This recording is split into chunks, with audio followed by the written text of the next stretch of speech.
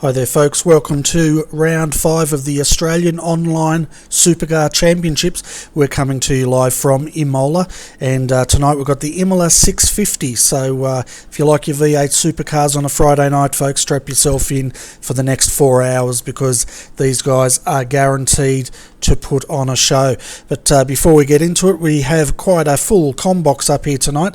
I'd like to introduce, so we've got Luke Emerton up here with me, as well as Bailey Hall. So welcome guys, it's going to be a fun night of commentating.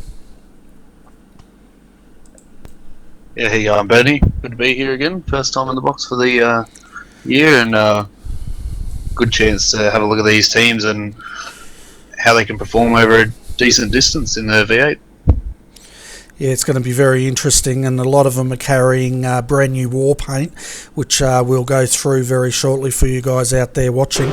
And we've got Bailey Hall down in the pits. He's going to be a busy young man tonight, so if you can hear me, Bailey, how's it looking out there? It's good to see all the cars out on track for, round 5, obviously. Going to be a good one, 650 pace, sorry. Yeah, it's going to be a long one, and definitely see some of the top teams out there, PTL, all those type of guys, PFR, all those guys. It's going to be a good battle tonight. Yeah, it certainly will be, and I know there's a lot of guys looking forward to it. I'm just going to turn down this volume a bit, and I know a lot of guys were looking forward to it, and I saw a lot of new paint schemes coming out on Facebook leading up to this round, so we might have a look at a few of them. There's some nice schemes out there, Luke.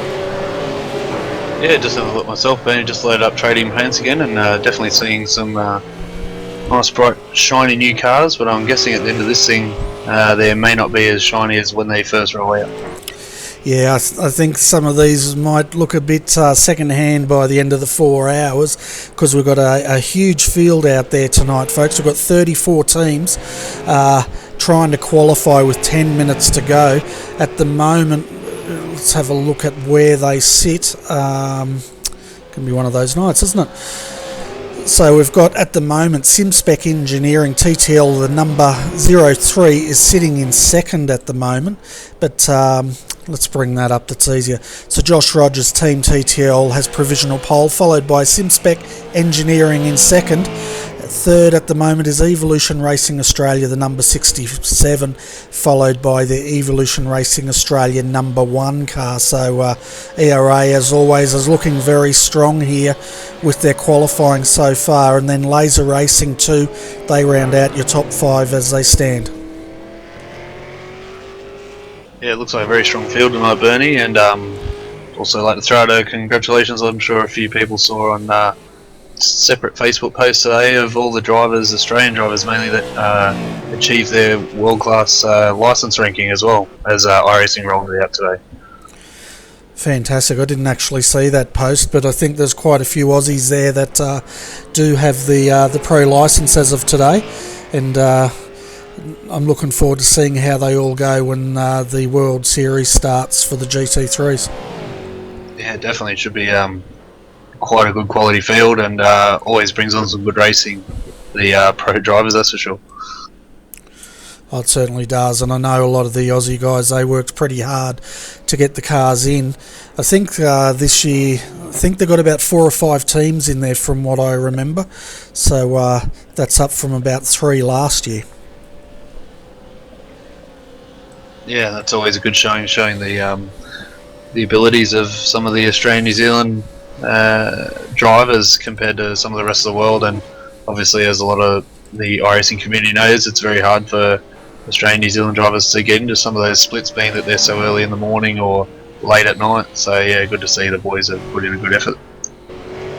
Oh, it certainly is, and let's have a look at our weather at the moment, folks.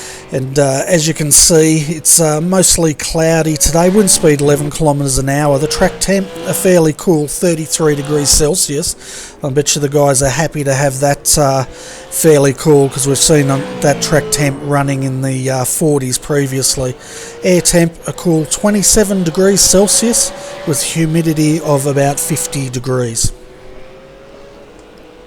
Yeah, so driver comfort level should be a bit better this evening, but still going to be some crazy action out there. And with the pit stops, strategy is going to play a lot into this, and also driver swaps as well. So yeah, good test for all teams tonight. It certainly will be, and we just saw Ian Ford there pushing the limits, and he's come unstuck on his quali lap, and he's had to go back to the pits and start again. He's currently sitting provisional second now. Riley Blythe also in the pits for ERA. They are now sitting provisionally fourth. The next one out there, we've got Gary Cousins. He's still sitting in fifth for Laser Racing 2, and we'll stick with him and see if he can increase his position here. His last lap was a 1:46.354. His target is a 1:43.918. So we see him now coming across the start-finish line, and it looks like that lap was not counted, so he's going to have to do it all again. Yeah, it's unfortunate when you get a slide off track, or you might get balked and get a 0 times, and yeah, nullifies your lap times. So, which is also a good feature to some in iRacing, where people obviously avoid cutting tracks, etc. But can also be a bit of a hinder when some of those cut tracks are not really any advantage to them, but you still get fined for it. Yeah, and some of these tracks are pretty inconsistent with the cut tracks, aren't they? I don't know about Imola, but some of the others on the service I've noticed that if you go off the ripple strip and just hit the grass on the exit, you'll find yourself with a off-track type penalty. Yeah, definitely, and also introducing the old slowdowns can be a bit longer than what you think advantage that you'd gain through some of the chicanes, especially when you tend to cut a chicane, and it gives you a time that you have to slow down for. So for anyone else new watching, if you do see someone cut a track and all of a sudden they jam their brakes on and start going extremely slow, it's because they've been given a penalty of a few seconds that iRacing deems that they would have made cutting the track, and then they can resume normal speeds until further notice. But if they don't heed to that, they'll get a black flag. Yeah, definitely. And you'll hear us occasionally talk about when a driver's slowing down that they're serving that penalty, and then all of a sudden they'll speed up. We're just having a look at Jason Dixon in the SimSpec Engineering TTL entry, and that's one of the new war paints. And I tell you what, they've done a fantastic job in turning that car out tonight.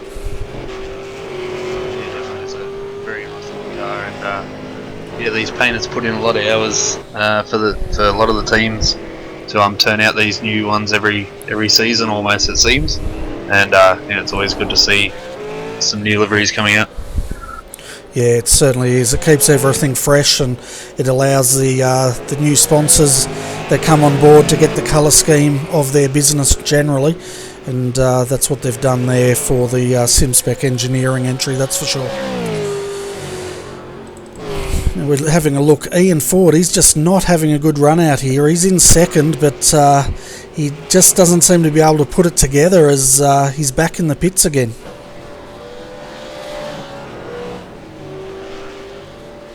Yeah, it's unfortunate. Ian Ford, normally a very consistent driver and quite good at qualifying the car, so yeah, it might just be trying to iron out a few bugs in that ERA Commodore and see if he can set a time with not much time left, in about 3.5 minutes he's got to put in, so it's pretty much an outlap in this traffic and one hot lap if he can get it in.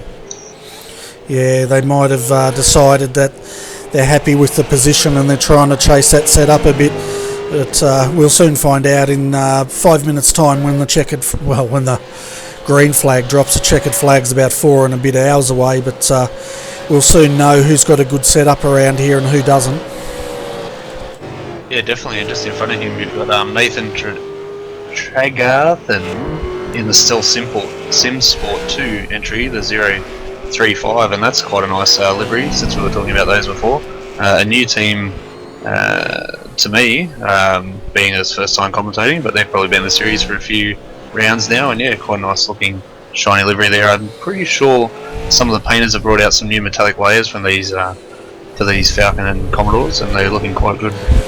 Yeah, they certainly are, and that's the Stealth Sim Sport 2 entry, and I think they've got the black might be black dog across the side of it, but yeah, that's a really racy looking livery, and yeah, what can you say?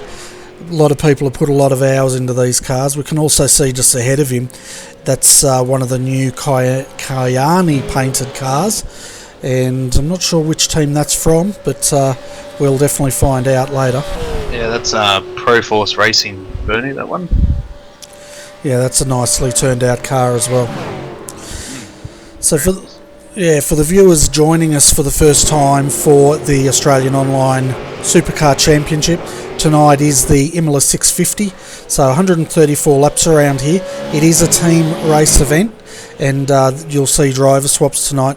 The other one, 132 laps, I've just been told from our pit reporter. The other thing to keep an eye on, folks, is what's unique to this series is the fact that you get 2 random safety cars, and so long as there's no other safety cars, we'll get 2 random safety cars, and only one person knows when that's going to come out, and it's a closely guarded secret. So generally, Luke, that spices things up a lot, doesn't it?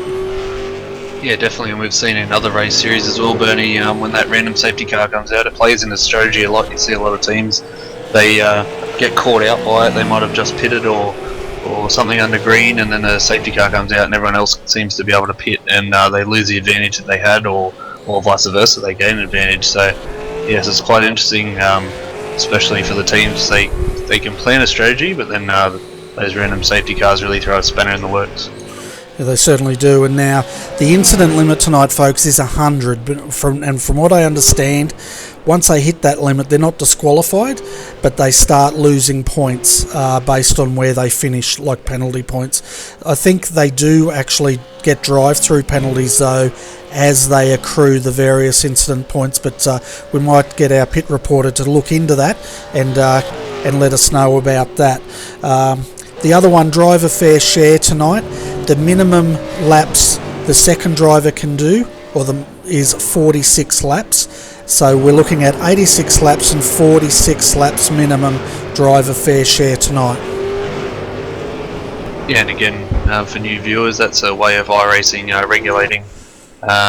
So you can't just put your top driver in for a team event and then only put possibly the slower driver in just for 5 laps or something like that. They have to actually drive a decent amount, so it's fair on all teams. Yeah, and it also ensures that teams try to match their drivers as closely as they can, doesn't it? Because it means if you've got a really fast guy and a really slow guy, and this really slow guy's got to do 46 laps around here, the fast guy's going to be chasing his tail to try to make up ground when he gets back in that car. Yeah, that's correct. And it looks like we're nearly ready to go with about a minute 50 remaining for these cars to finalise their last laps. Not many cars out on track on hot laps by the look of it. They're all just making their way back to the pits. Yeah, we've got Brenton Hobson out there. He looks like he's on a fast lap. He's in 8th at the moment, but we'll see how he goes. We've also, I think he's probably the only one really left out there on a hot lap. We've got also Redback Racing, the 350 with their new livery. Warren Pickering's on a flyer out there, and he's got a lot to improve on in this lap. They're sitting in 25th position at the moment.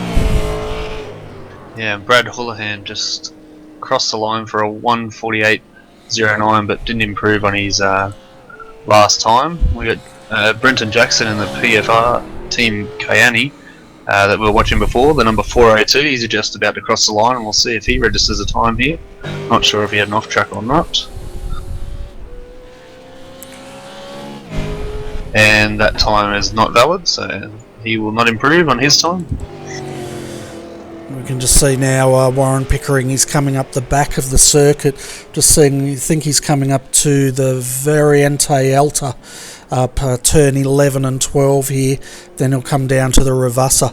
We did see Dave Oliver, though, practicing his drifting skills out there, and it amazes me how these guys can drift these V8 supercars.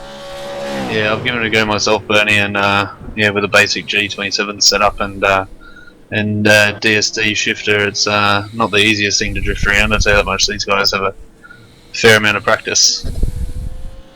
Yeah, we can see now Warren's pulled that car into the pit, so it wasn't good enough. So while we're waiting for the guys to grid, which is going to be very shortly, let's go through the grid so you can see where your favourite team will be starting tonight, folks. So Team TTL with John Latham was in quali of that car, takes pole with a 1:43.051, followed by Evolution Racing Australia, the number 1 car, out of second. Simspec Engineering got their car into third, followed by Performance Motorsports Chassis in fourth. Starting out of fifth will be Evolution Racing Australia, the number 67 car. Out of sixth is Laser Racing 2, followed by Simspec Engineering TTL in seventh, and then we have Synergy Sim Racing in eighth, followed by PFR Team GTI 1 in ninth, and rounding out your top 10 is Synergy Sim Racing 4. Yeah, and in 11th we got their teammates Synergy Sim Racing 3 in 11th, Performance Motorsport Chassis 1 in 12th, Laser Engineering in Racing 3, in 13th, ERA number 126 is in 14th, Progressive Racing is in 15th, TWC in 16th, Turkmena Sim Sports is in number 40, is in 17. Way South Racing is in 18th. Race on Oz 91 is in 19th, and rounding out your top 20 is your team being RRT in the number 032. Yeah, and we've got 36 seconds to go, folks, so we'll only read out the top 20 because it continues down the grid. How many guys? 40 teams have taken to the grid, so it's going to be a huge race into this first corner. And I tell you what, Luke, I would not want to be midfield at the start of this race. No, definitely not. It's a very big bottleneck into this first corner, and just going up to the blimp cam now to have a look at this field, and it is a very, very large field, as you said, Bernie, and it should be very, very exciting race, but definitely that turn one is going to be quite interesting. It certainly is, and we're under starters orders now, folks. We're going to be going green very shortly, and hold on to your hats because round 5 is underway here at Imola, and look at the field. It's absolutely crazy out there. That's right, Bernie, and one of the cars was very slow towards the rear of the field to get out, and there's a big bottleneck. Here we go. Yeah, so if we're looking up the back, and it's looking pretty clean, too wide as they go through, what's that, Trigado for the first time. No incidents so far, and it looks like a clean start, Luke. Yeah, I'll tell you what, the whole field did excellent to go through. They're too wide, and as I say that, Jeff Gucci has a tag with one of the laser cars that managed to straighten him back out at the same time, and there's a car coming across the track just before the hairpin, and he's managed to avoid everyone as well. Yeah, so Jeff was lucky there, and he didn't get cleaned up, and there's another car into the back there. It was one of the Synergy Sim Racing cars involved in that. They're banging wheel to wheel as they come up the back straight. It's very messy up the back of the field. Yeah, the boys up front looks like top 10, 15 and managed to get through pretty cleanly at the moment. Yeah, so it looks like Josh Rogers at the moment is leading the field, followed by Mitchell Kolak in second. Ian Ford's dropped down to third at the start. Fourth, we've got Fozan Al Nabi for Motorsports Chassis, and then rounding out your top 5, Riley Blythe for Evolution Racing Australia. Yeah, Josh Rogers has been having some solid results in the official online series lately, so yeah, he's doing well in the V8 and had plenty of practice and out in front and leads the first lap. Yeah, so we've got, another 131 laps to go here, and I'm sure they're going to pass very quickly at Imola. It's quite interesting to see the V8s at this track. I think this is the first time I've actually called a V8 race around this circuit. Yeah, it seems to have crept its way into the V8 calendar over the last few seasons, Bernie. I remember doing a OSR Dev Series race here last year, and yeah, it is an interesting car track combo. We talk about that a fair bit, with certain cars go good and bad with different tracks, and the V8 seems to be okay around here, but there's not a lot of time for rest. Yeah, I think it'd be quite a handful in a V8 as we see the cars stream down into Tumbarello here, and there's a few cars already, believe it or not, Luke, that are carrying a fair bit of damage on the front of these cars. Yeah, that's one thing you don't want in such a long race, Bernie, is any damage. I'm not sure if the guys get any fast repairs tonight, but yeah, one thing you don't want is any sort of wheel damage or steering damage around this circuit. Body damage, not as bad aero around here, not a super fast track, but definitely you don't want any sort of steering damage at all, because that can definitely hinder through some of these tighter turns.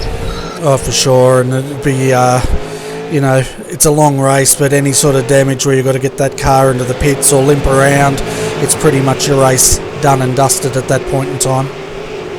Yeah, definitely right. And good little battle pack back here with Ben Twindale in car number 14 in position 24. There's a good group of 6 or 7 cars here, nose to tail, and just coming around the last couple of corners now. Yeah, and it looks like Ben's sporting look at he's got no bonnet on, that's the one I saw earlier, sporting a nice new livery, but as we said, as they go, who's that right behind him? That's Braden Bateman, is it? Yeah, so they're going to go 3 wide almost into turn 1 here. So yeah, they're having a bit of a battle here with David Baxter. He gets through, but then so does Braden Bateman. Ben Twidale, he drops down a position. And then we've got Matt Clowett sitting in 29th at the moment. Yeah, and just behind them also there's a bit of a battle happening as well. There's someone zigging zagging everywhere. That's Matthew Clowett in the 085 car getting followed by Ben, who we just saw get overtaken. He's lost a fair few, and that's Tyson Williams all the way back there in the what I see as an iRacing Liberty, but he's racing for A&L Motorsports, and he's got a fair battle on his hands there. Yeah, and we just had news Wayne Dixon has had a spin, and we're going to try and bring that replay to you if we can, folks. He's got underway again, but let's see if we can pull up that replay.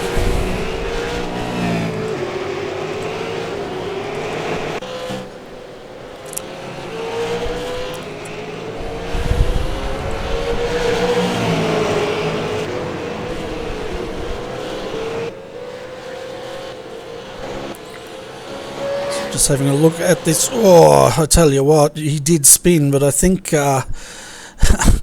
nerfed one of the Lenovo Synergy Sim racing cars, and they've come together. The SimSpec car's gone around. Oh, is he going to hit him again? That's almost like a double tap, isn't it? He does hit him again. So pretty messy out there for the SimSpec and Synergy Sim racing. Yeah, it's unfortunate, and again we're going to have 3 wide down into turn 1. Thomas Hinds and Braden is all over David Baxter as well, and these guys are going to go 3 wide down turn 1 again. But I'll tell you what, how long does their luck last doing this? But they seem to be keeping off each other, don't they? Oh, as I say that, there's an incident. That's David Baxter going around there. Unfortunately, he got tagged just slightly on the inside of that rear quarter and half sent him around. And sounds like David over the driver chat there is not too happy about that move. Yeah, it's just having a look here. We'll jump back. It's all happening here, and we'll try and get a super slow-mo of what unfolded. We were talking them up, and then all of a sudden they come together. You can see 2 wide into the chicane here, and try and get a different camera view here. They're already connected, and that's the 031 of David Baxter. I'm just trying to see who he's come together with there. It's one of the Kiani sponsored cars. I'm just not sure who that was. Did you get the name of the other driver? No, I didn't, unfortunately, Bernie. You're right, though. It was one of the county cars. I can't remember which one it was, though. Yeah, the 402 it was. Yeah, Thomas. That was PFRT county. I'm not sure who was driving that at the time, but yeah, they were back down there in 26 at the moment. Yeah, that was Thomas Hinds driving that, and he's just behind the TWC car, and I tell you what, it's both of those cars are looking pretty second-hand at the moment. Yeah, you're not wrong, Bernie, and as I said, contact like that this early in the race is probably not the best thing to do with 100 odd laps still. Oh, for sure. So looking up the front at the moment, folks, Josh Rogers continues to lead. He's got a gap. Let's have a look at the live scoring. 3.1 seconds he's pulled that gap out to. And Mitchell, is it Kolak in second in the Simspec entry. Forzan Al Nabi, he's driven that car up into third at the moment for Performance Motorsports. Fourth, we have Riley Blythe, and he's coming under pressure by... well, no, he's not. Ian Ford sitting in fifth. Yeah, I've got Ian Ford's just dropped some positions, and he's gone from third to fifth now, and Riley Blythe has overtaken him for fifth. And Falzan is into fourth, so Ian Ford must have made a mistake or possibly had a slowdown that bit when just before he cut to him, Bernie. Yeah, I'm just having a look. He had no major off tracks recorded, so I don't think he's had a spin unless he kept it on the tarmac while he spun it. But yeah, it could have been a slowdown. He's dropped a long way though. 6 seconds. He lost 3.2 seconds that lap. Yeah, might have had a bit of an excursion or something like that, Bernie. It's yeah, not enough time to kind of for a spin, but yeah, enough time to maybe drop a couple of wheels on the grass and have to slow down to try and gather it back up. Yeah, that could have been what it is, and we're riding with Adam Zeidinger at the moment, sitting in seventh, doing a great job, and it's good to see Adam up there in the top 10, battling for PFR Team GTI. Yeah, that's right. GTI just coming on board with those guys a couple of seasons ago, and yeah, good sponsor, and a lot of the guys, including those guys, will be running their springs for the G27 and 25 pedals. So yeah, definitely doing a good job there, Bernie. Yeah, it's great to see these sponsors coming on board and supporting our virtual motorsport here and or our e-sport.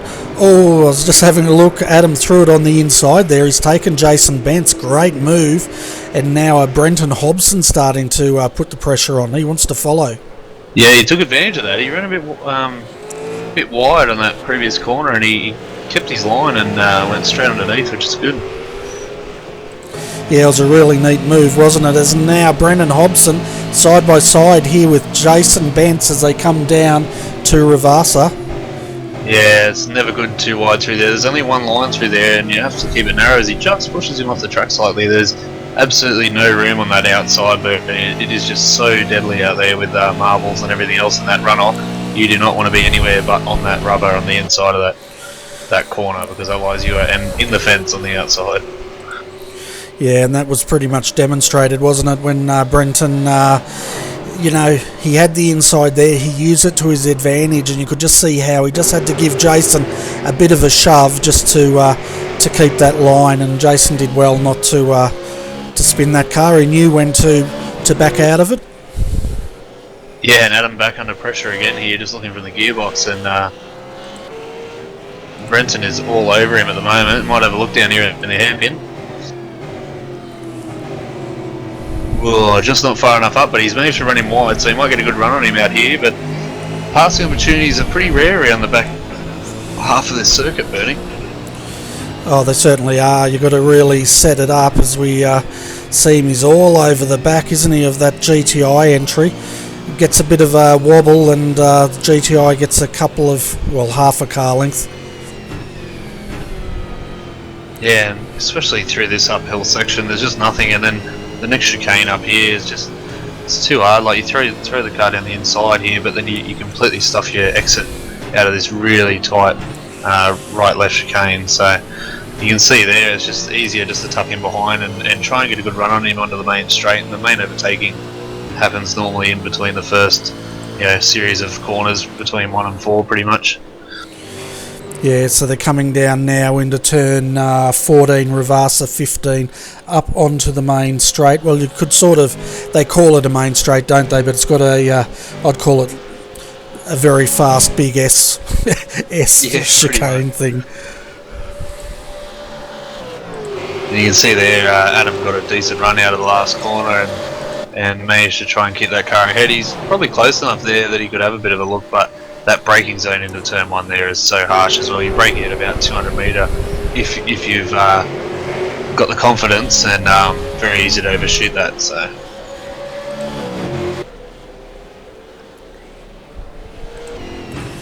think it plays up a lot here though, Bernie, through 3 and 4. Yeah, that's up through Tumbarello. They're coming down to Villeneuve. No, they're not. Where are they? Tosa? Yeah. I'm really good with this track, folks. I'm just going to call it turn 7. Yeah, that's what I've just been calling turn numbers. My Italian's bad at the best of times.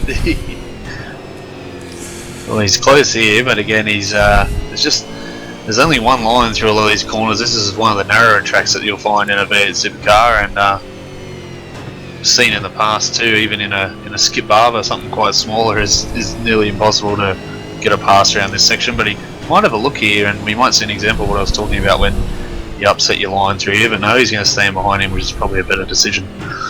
Yeah, well, that's pretty much. He might get a run here though, because Adam just got it a bit squirrely out on exit. But yeah, I was going to say that's pretty much a 1-car line through there. We'll see how he goes this time though. He's going to have a look on the inside, and what he really will need to do is get a great run off turn 15 here and set it up for coming down to Trigado, if that's correct. Yeah, and the hardest part there, you got that green AstroTurf on the outside of the exit and the outside of the turn-in point, and it's very, very difficult once you're out on that to get any sort of drive off the car to get it in and get a good run down this straight. But he seems to have tucked in now, and he'll have a good, decent chance here.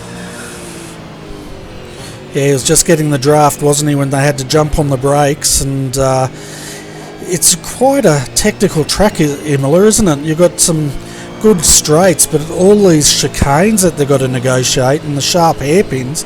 I bet you this definitely will be testing the drivers and the cars over the 132 laps tonight.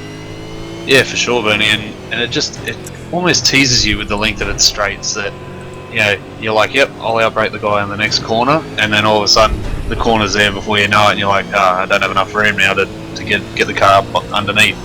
So yeah, it's a bit tricky, and that's why we see a lot of passing early on when the field's nice and bunched up. But even now with a 2-car battle or a 3-car battle, it's quite hard, and there's a bit of a battle going up ahead of them too.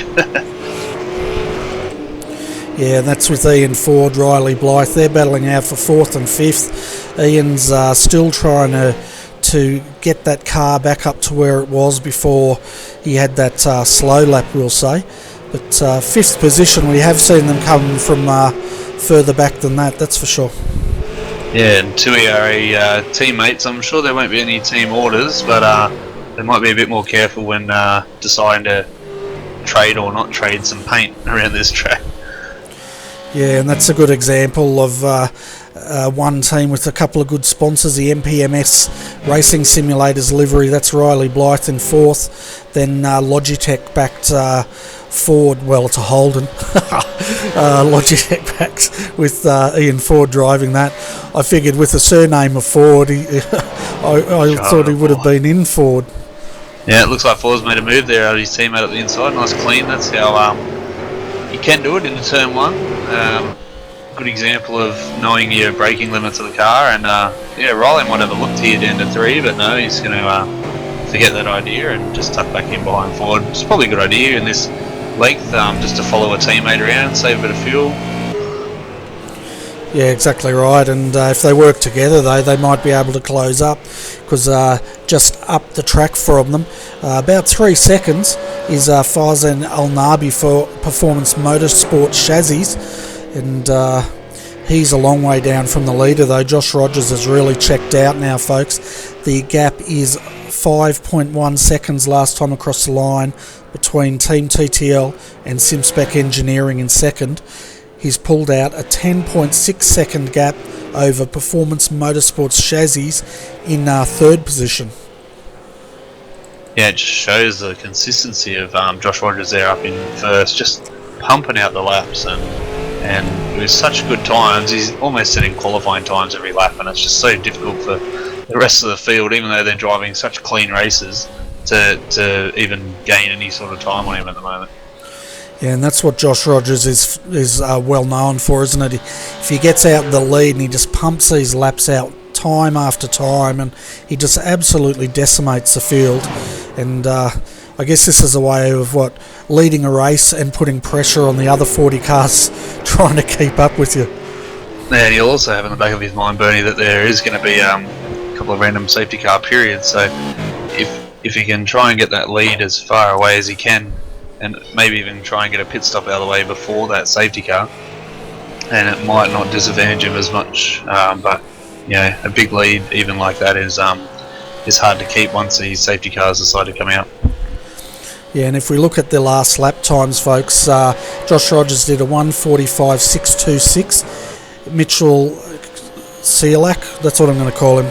Just call him Mitchell. He said a 1:45.152. Fozen El Nabi did a 1:45.660. Ian Ford a 1:45.690. And then Riley was in the 1:46s. So they're all sitting around about the 1:45s at the moment. Yeah, and that's a good race pace, that 45, and Rogers being a bit of an alien can go a bit quicker, but yeah, it's we'll see how it goes, especially with the first round of stops. It'll be interesting to see once the second drivers are in, to see what kind of pace they can keep up, and along with, as I said, the field being compressed with a few safety cars. Yeah, and as I said earlier in the broadcast, we have no idea when those first safety cars are going to come out, so it always keeps these guys on their toes. But I guess one thing is that'll be on their back of the minds when they come up to serve the pits. Some of them are going to serve a penalty and then hope the safety car doesn't come out at that point, where others will probably be praying for a safety car. Yeah, that's right. It's just a risk that it's almost calculated, but yeah, sometimes you just got to bite the bullet and say, look, I'm going to have to pit here, otherwise I'm going to run out of fuel. And yeah, you'd rather take that risk, and being such a long race, there's time to be able to make it up if you do happen to pit at the wrong time, or just be unlucky enough to have it happen just before or after you've made your stop. So yeah, ideally you'd want to be trying to get your first pit stop out of the way before the safety car comes out, and then have all the other teams have to pit while you can just plod along outside the safety car period once it comes back into the pits. Yeah, because the safety car can play a massive role in the outcome of these races, and I really like it. But I tell you what, Brendan Hobson has, it looks like he's got past Adam Zeitinger, so he moves up to 6th. He's 18.3 seconds down from the leader, though. His next target, Riley Blythe, who's, let's get a live split there, 3.1 seconds up the track. Yeah, it seems like Riley's just dropped off in forward there at the moment, and so yeah, he's still in the 1:45.7s, but yeah, it'll be interesting to see if Ford starts to pull away, and if Riley can maintain that kind of pace, or if he does start to get caught in the car behind. Yeah, well, I reckon Ian's got a target at the moment, and that's Fozen El Nabi. He's trying to chase him down, and 4th and 3rd at the moment. Fozen is in 3rd, Ian in 4th. The gap between these two guys, let's have a look here, is 1.8 seconds. Yeah, that's not a lot in terms. That's almost within drafting range along the long straights here, and yeah, Ian will have the eyes forward and not worry about his teammate behind him. Yeah, we'll have to keep an eye on these two, because I'm not insinuating, he's got to slow down. Oh no, we're under safety car. So this is going to allow the field to compress. So our first safety car here, folks, lap 13. Yeah, well, this will be interesting, Bernie. The caution flag is out. Yeah, so I was about to say we'll keep an eye on these two cars, because there is a little bit of history between these two guys, and hopefully it won't continue tonight. No, and just looking at the laps, it's now on lap 13. So I'm not sure what these guys are doing on a full tank of fuel, but I'm sure that's like right in the middle of their stint. It's I think they might get about 25 odd laps of the tank, so yeah, it should be interesting here. I don't think you'll see anyone pit unless they're going to go for a backward strategy where we see teams do the short fill first and then work out the race backwards in terms of laps. Yeah, and I think what I've seen with this safety car, they normally get 3 laps. The first lap is getting up behind the safety car and compressing the field. They get one opportunity to make a pit stop on the second one, because on the third we're back to racing. So a lot of guys are going to be looking at their slide rules and calculators, and probably some will be looking at the stars to see what the astrology's got for them, to make up their minds on what strategy they're going to run with tonight. Yeah, and I'll tell you what, this is the first time I've seen the rough pace car out on track, Bernie, and I must say it's quite a neat looking pace car. As most of you know, the Porsche has been brought out now for iRacing, and yeah, I think they made the rough the pace car just before they released the Porsche. Yeah, they did, and I tell you what, I much prefer seeing the rough as a pace car than the what was it, the NASCAR Mustang I think we had previously. Yeah, that Mustang, I think they must have retired that, and also the driver that went with it, because he was pretty good at hitting walls around Bathurst and a few of the other tracks. So hopefully the new driver they got for this rough is a bit more educated. Yeah, we'll soon find out when and if we do get back to Bathurst. So it's going to be interesting to see who does pit. I'm just having a look down the field here. There's a number of cars that have already dropped a lap. One of them is the team James Cordwell in 36. He's dropped a lap. Henry King for Synergy Sim Racing 2. That car has found itself a lap down. So has HTR4, Adrian Zelli driving that car, and it's looking very second hand indeed. Peter Simmons for Could Have Been Champions in 39th, they are a lap down, but it looks like we've also had some retirements. Glenn Postlethwaite in the 668 looks like he has retired from this race, and the 2 drivers did not take to the grid. One was Scott Butler, the other one of course was Bailey Hall, and he didn't take to the grid because he's busy in the admin room at the moment. Yeah, and I'm just hearing over a few of the team chats now, Bernie, that a few of the guys had just entered the pit lane as that caution came out. So I might be wrong with how many laps they can do, or again I could be right with the different strategy that these guys are playing, but it looks like for some reason Josh Rogers is sitting right up behind the pace car, which is fine, but the car in second position back there is really back in the field up, Bernie. James Caldwell is down in 36, but he's caught in between Henry King in 37th, and Michael Cielek is 2 cars behind, but yet they're about 10 cars behind the actual leader himself, so this will make a real big difference if they decide to pit.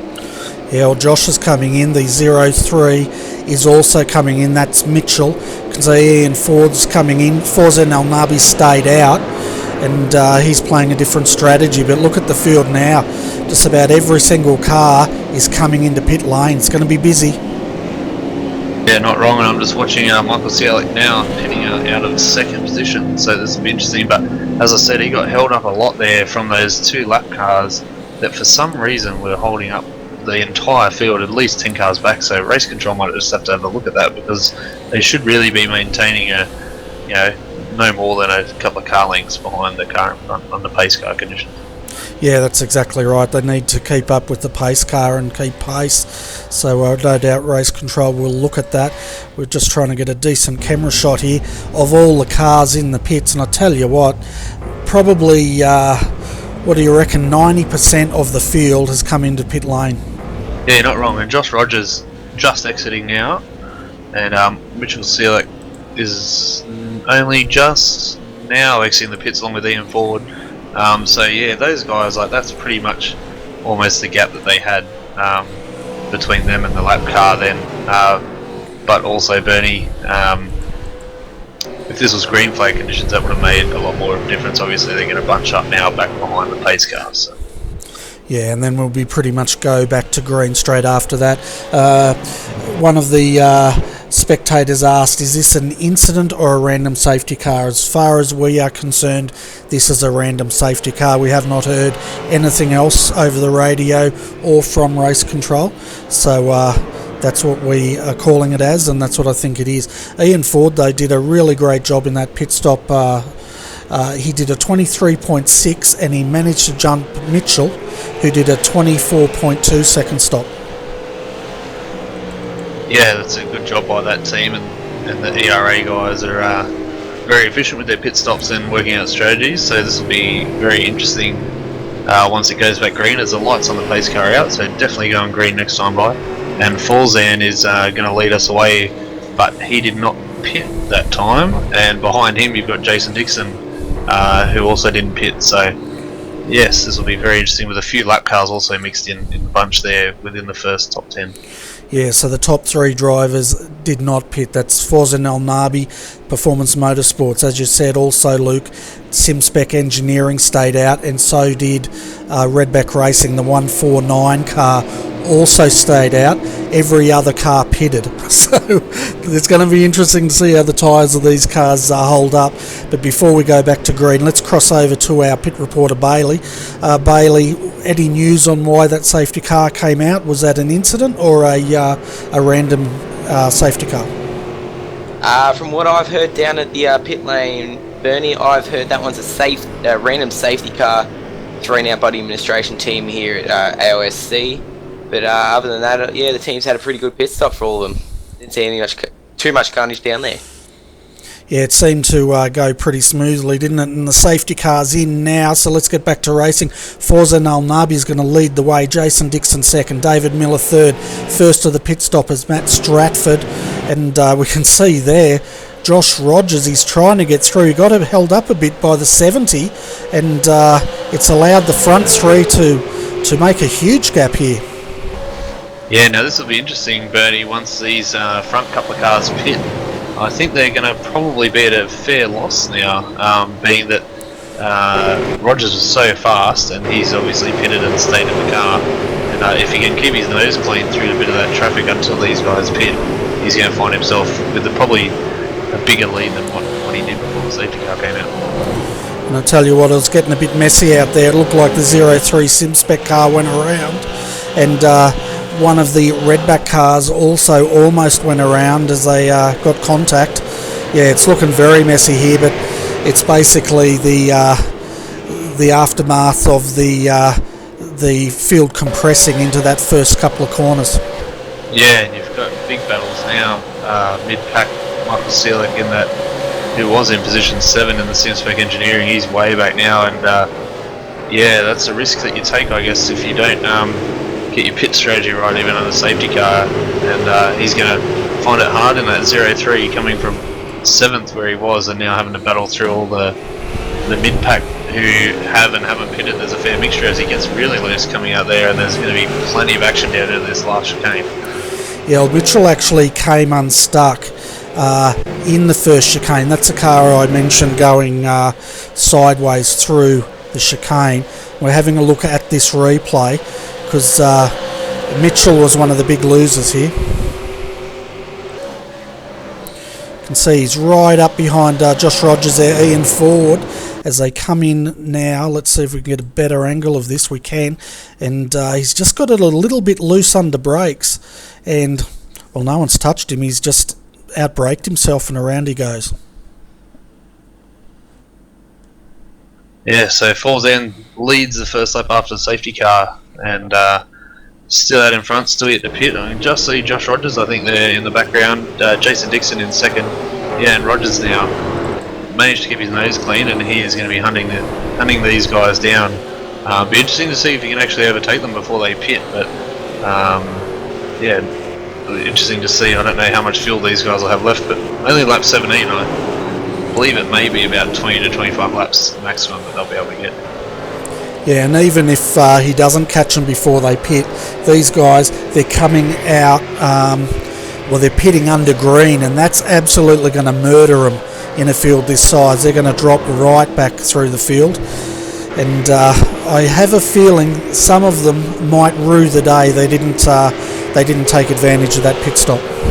Yeah, I mean, if that was myself in a single race, I think once I started seeing the leaders come in, I would have been jumping on the radio and getting the pit crew out in the bay ready to go, because you'll be able to see how much disadvantage. Like, they'll pretty much almost go a full field length down to Josh once they are pit in. So these guys are going to be out of contention for a bit until the safety car comes out again and compresses the field. Yeah, and I'd say normally when you don't pit under the safety car, you're pretty much gambling that there's going to be another safety car soon, and you can pit at that point. But looking at the tempo of this race, 18 laps in, we haven't seen any huge incidents, touch wood. So the chances of a safety car coming out because of an incident, I would say, would be fairly slim. But saying that, we probably lost half the field into the last corner. Yeah, and let's just say there's plenty of runoff and everything around this track as well, and you don't tend to see safety cars very often around here, but we can just physically see now, watching the leaders, that Josh has already pretty much caught these guys after 2 laps after the safety car's gone in. So these guys are in deep trouble, because if Josh can get far enough out in front before these guys need to pit, they'll almost go a lap down. Well, exactly right, and Josh would love to do that. I tell you what, anytime you can put your competitors down a lap is a good day, isn't it? Yeah, definitely. It makes your job a lot easier too, being out in front. You've got that bit of a cushion that even if a safety car comes out, that a few of your top contenders are a lap down and need to really do something silly to be able to throw it away. Yeah, that's for sure. And I just heard on our chat channel there, one team that did benefit a lot from that pit stop was the team of Adam Zeidinger's. He just tweeted out there that just as he got out of the car in his pit stop, his internet failed. So they're very lucky they had another driver in that car. Otherwise, it could have been disastrous for that team. Yeah, definitely. And we just see now Jason Dixon covering the inside line from Josh Rogers. Josh Rogers on the outside coming into the braking zone here, which isn't a bad idea because you've got a left hand first and then a right, but Josh has already got round him, and I think Jason might have realised there that no real point fighting for that spot, being that he still hasn't pitted yet. So yeah, Josh did that pretty easily, didn't he? He did it so quickly, by the time we got onto the roll bar cam, the move was already done. Yeah, now he's hunting down Forzan, and I wouldn't give this too long before he's around him as well, I reckon, unless Forzan puts up a bit of a fight, but yeah, being that he hasn't pitted also, smart thing to do would not fight too hard for it. You don't really want to wreck your car, and we're not really in the race at the present time. Yeah, well, that's it. As a driver, what do? You pretty much know that you hung out to dry because you missed that pit stop window, and you got this guy breathing down your neck. If you battle him too hard, you could bin your car, but if you let him go, you're buried. Yeah, I was just on board with Josh then, and I was putting my foot straight through my brake pedal then, because that was ridiculously late that he left that braking manoeuvre to get back to position 1. Yeah, and did you see Forzan? He tried to match him under brakes, and Josh managed to somehow get through, and the PMC car, it got all wriggly there under brakes. He was just trying to hold on to it. Yeah, and as you say, Bernie, it's quite hard as a driver. Fair's fair, he's still fighting for position, technically, but in the grand scheme of things, you're behind really in strategy. So yeah, your driver instinct tells you to just drive normal and fight it, but the smart side of things has to come out and say, all right, let him past, and we'll try and get him on the next round of pit stops. Yeah, well, there's a long way to go still. The main thing they've got to do now, which is going to be incredibly important, is when they do come into pits, they've got to make sure they don't go down a lap to Josh, because if they do, it's pretty much game over. If they don't, they're going to have to wait for the safety cars and go from there. Yeah, I tell you what, Ian Ford and Brenton Hobson, which are technically second and third once these other two pit, they're still a fair way behind Josh, but that gap hasn't really gotten any bigger since the pit stops. I would say that's due to the fact that Josh had to come through a little bit of traffic, and then also the pit stops as well. Yeah, so we're just going to have, as we've lost Ian Ford, what an amazing save. Is he doing a Shane Van Gisbergen there on a slide? I was expecting him to go around, but somehow he kept it on the shiny stuff and continued. What I was about to say is, take you through the top 5, folks, and then we're going to jump over to Bailey, our pit reporter, for some news of what's going on in the pits at the moment.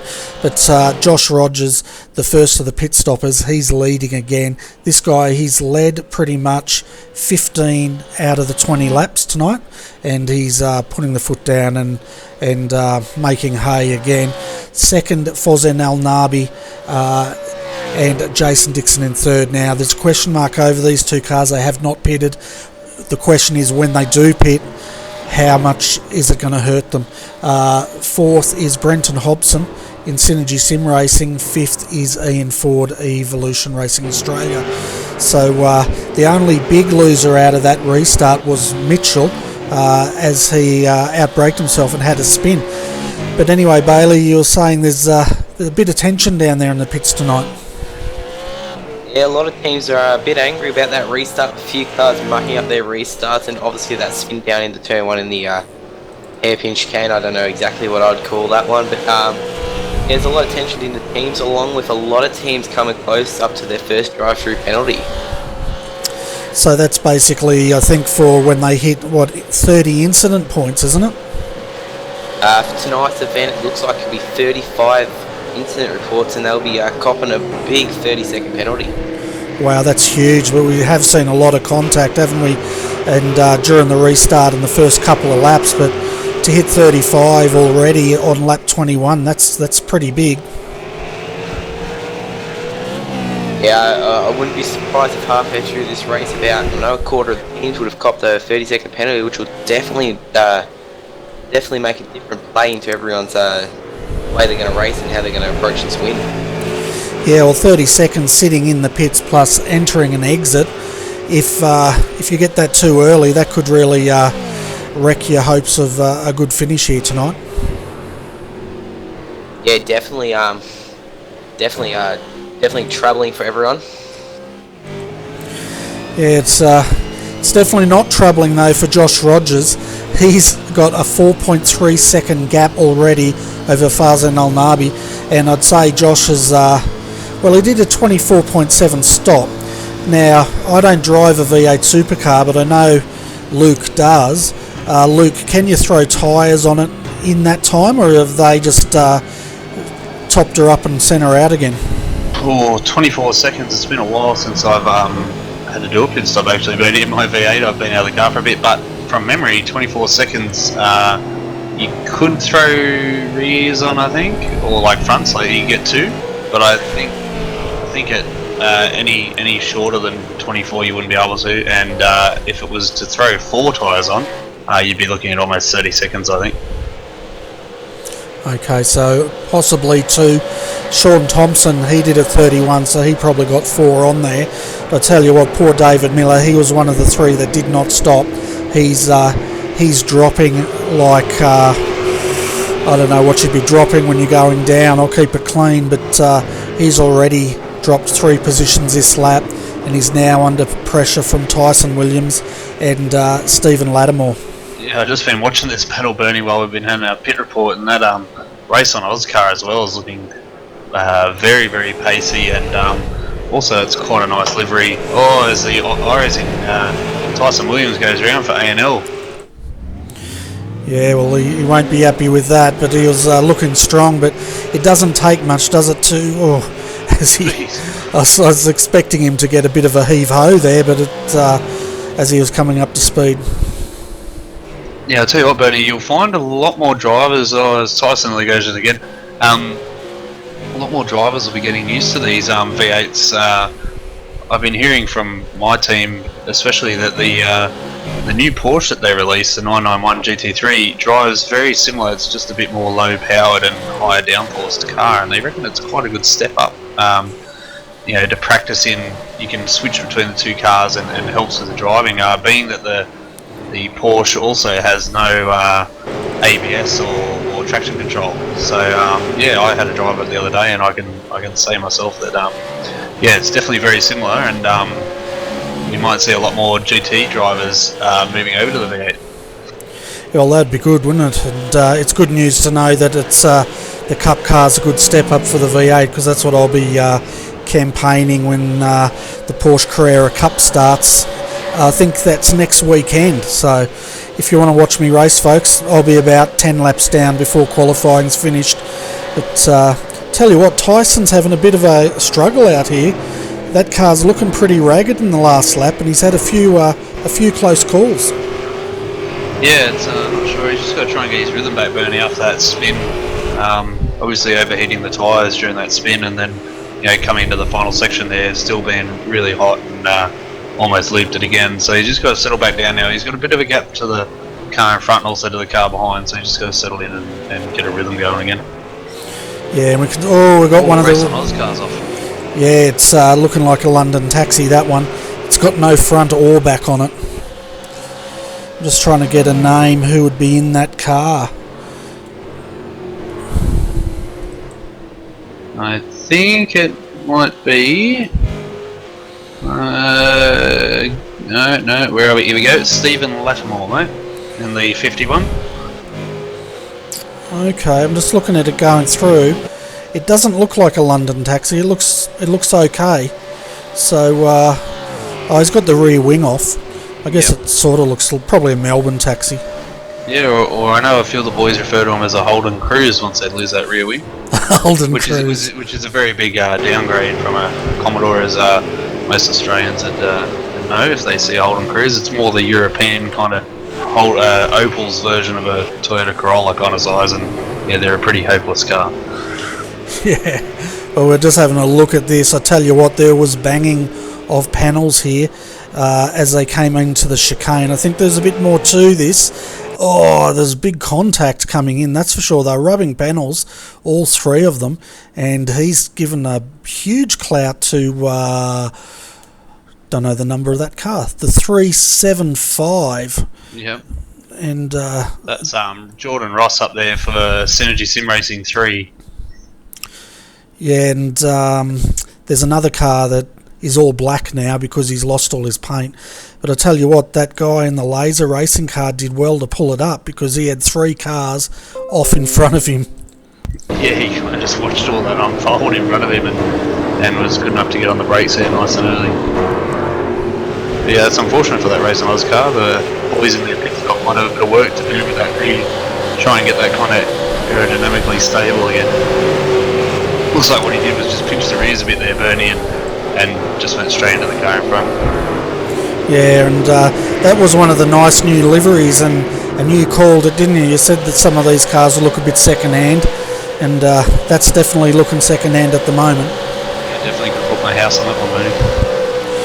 And the other car that's looking second-hand, Dave Oliver, Synergy Sim Racing 5, that was the, as I double-quote, the black car with everything hanging off it, and he's having a hell of a race out there at the moment, sitting in 21st on the lead lap, but looks like his pit crew are going to have to do a bit of work with the high-speed tape. Yeah, not wrong, plenty of race tape out on sale today, and yeah, it looks like Stephen Lattimore, which is the driver of that 51 Racing Oz car, is not doing too bad. He's still in the middle of this battle pack at the moment, chasing down Braden Bateman and Peter Sattler in the Stealth Sim Sport car, and yeah, he's doing quite well even though he's got no aero. But as I mentioned at the start of the broadcast, Bernie, being the track not so high speed and more technical, the aero not as important around here. Yeah, well, it doesn't seem to be affecting this car. It's probably a bit lighter than the others, but we're just riding with Stephen here. He's working the wheel, but you'd expect that in a V8 supercar. He's definitely not losing anything coming out of the corners. Yeah, that's right, and he's gone nice and close to where he had the accident last round and taken that line much cleaner, but yeah, it definitely doesn't seem to affect his driving at all, and doing quite well here now. Only about half a car length back coming into the last sequence of corners. And he has a big look down the inside, and he actually opened the door for him there, the the 28 in front. Yeah, he definitely did. I guess, you know, if well, the 21's looking just as beat up, but if you saw a car that beat up trying to come on the inside, you'd probably give him a wide berth anyway. Yeah, and coming down to turn one, he might have a look here. He's about half a car. He's probably a bit too far back, and with the car already damaged, might not want to. Or we're scared, as I say, that he puts the car down the inside and makes a beautiful move, actually. Yeah, well, that car's not suffering from any downforce problems, that's for sure. So let's have a look up front, folks, though, because we've got Josh Rogers at the moment still leading. He's got that gap out to 8.7 seconds now. He's lapping in the 1:45.594. Forza Nalnabi, he's still sitting in second. He's down in the 1:46s now, though, so his tyres are definitely playing up. And we can say his strategy has not paid off, because before the pit stops he was pretty much in this position, but he had Ian Ford catching him, and now again Ian Ford is catching him, and he's catching him at the rate of 0.6 per lap, and right behind him is Brenton Hobson, making sure he keeps Ian honest here. And then rounding out your top 5, Jason Dixon, and in 5th position looking for Mitchell. He, from that spin, he's managed to get his way back up to 10th, and he's 31 seconds down, so a good recovery there for the SimSpec Engineering number 3 car. Yeah, Jordan Ross is under a bit of pressure from David Miller here, 10th and 11th. It looks like Jordan might have made a pass, as my overlays haven't updated, but that's 10th and 11th definitely there, with the Dave Miller for the Redback Racing looking possibly for a move up the inside of this black 375 Ford. Yeah, we're riding on the gearbox cam here, and we could see David looking, but Jordan was really good under the brakes there and just did not give him an opportunity to make good on that pass. Just having a look at the chat channel, there's a bit of discussion going on about how long it takes to put 4 tyres on this. So some of the guys in there reckon they can do it in about 16 to 20 seconds. Or as we just had one of the GTI cars go around. Yeah, and that was Jordan Ross. Looks like. Oh no, it wasn't. Sorry, I had Jordan Ross on my screen. Hang on, let me find it. Yeah, I think it was Sean's fault, that one. Yeah, it was Sean Thompson in the PFR Team GTI 1 car having a bit of a spin. Yeah, so he's got that back pointing the right way. He's sitting in 11th position at the moment, and he's got Phil Piggott right behind him. Then Tyson Williams. Looks like Tyson's he's starting to look a bit cleaner, as well, neater should be the word, because he was hanging on for dear life a few laps ago. Yeah, that's right, Bernie, and he's found himself in the middle of a nice little battle here with Philip and Sean. And Tyson's definitely got the pace. He's done quite well in the V8 as well, in Scots and other series.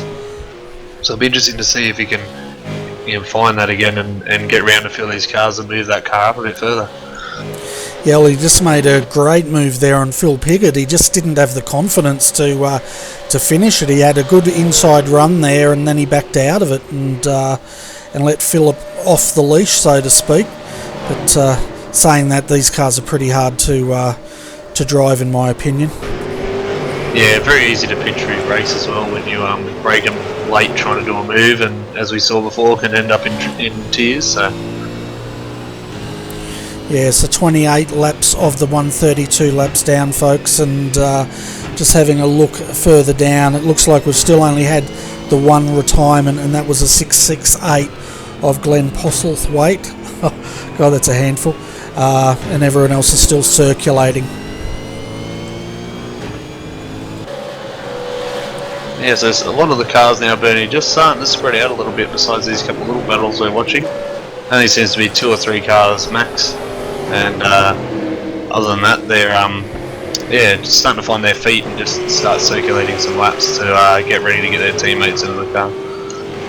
Yeah, that's right, and it'll be interesting. I'm assuming all the guys out there are the primary driver for the team, but saying that, some of them might have their slower driver in for the start. Yeah, sometimes the teams like to start.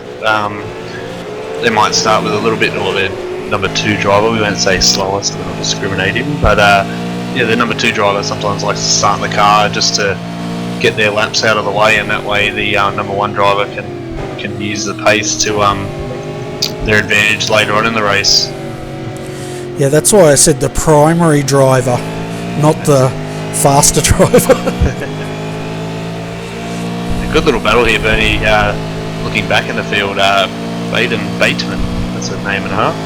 In position 19, he's got a battle on his hands between Ben Twiddale and Ian Bird.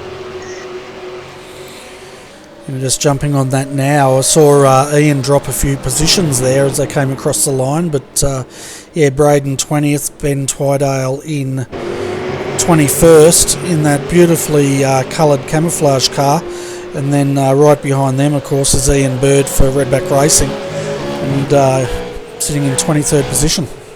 Yeah, fresh new livery for that one too, and new sponsors all over it, Bernie. You can see also Nick Hausler out there and sitting in 23rd. It's great to see Nick having a run in this series. He puts a lot of work in getting this series going, doesn't he? And it's great to see him out there competing.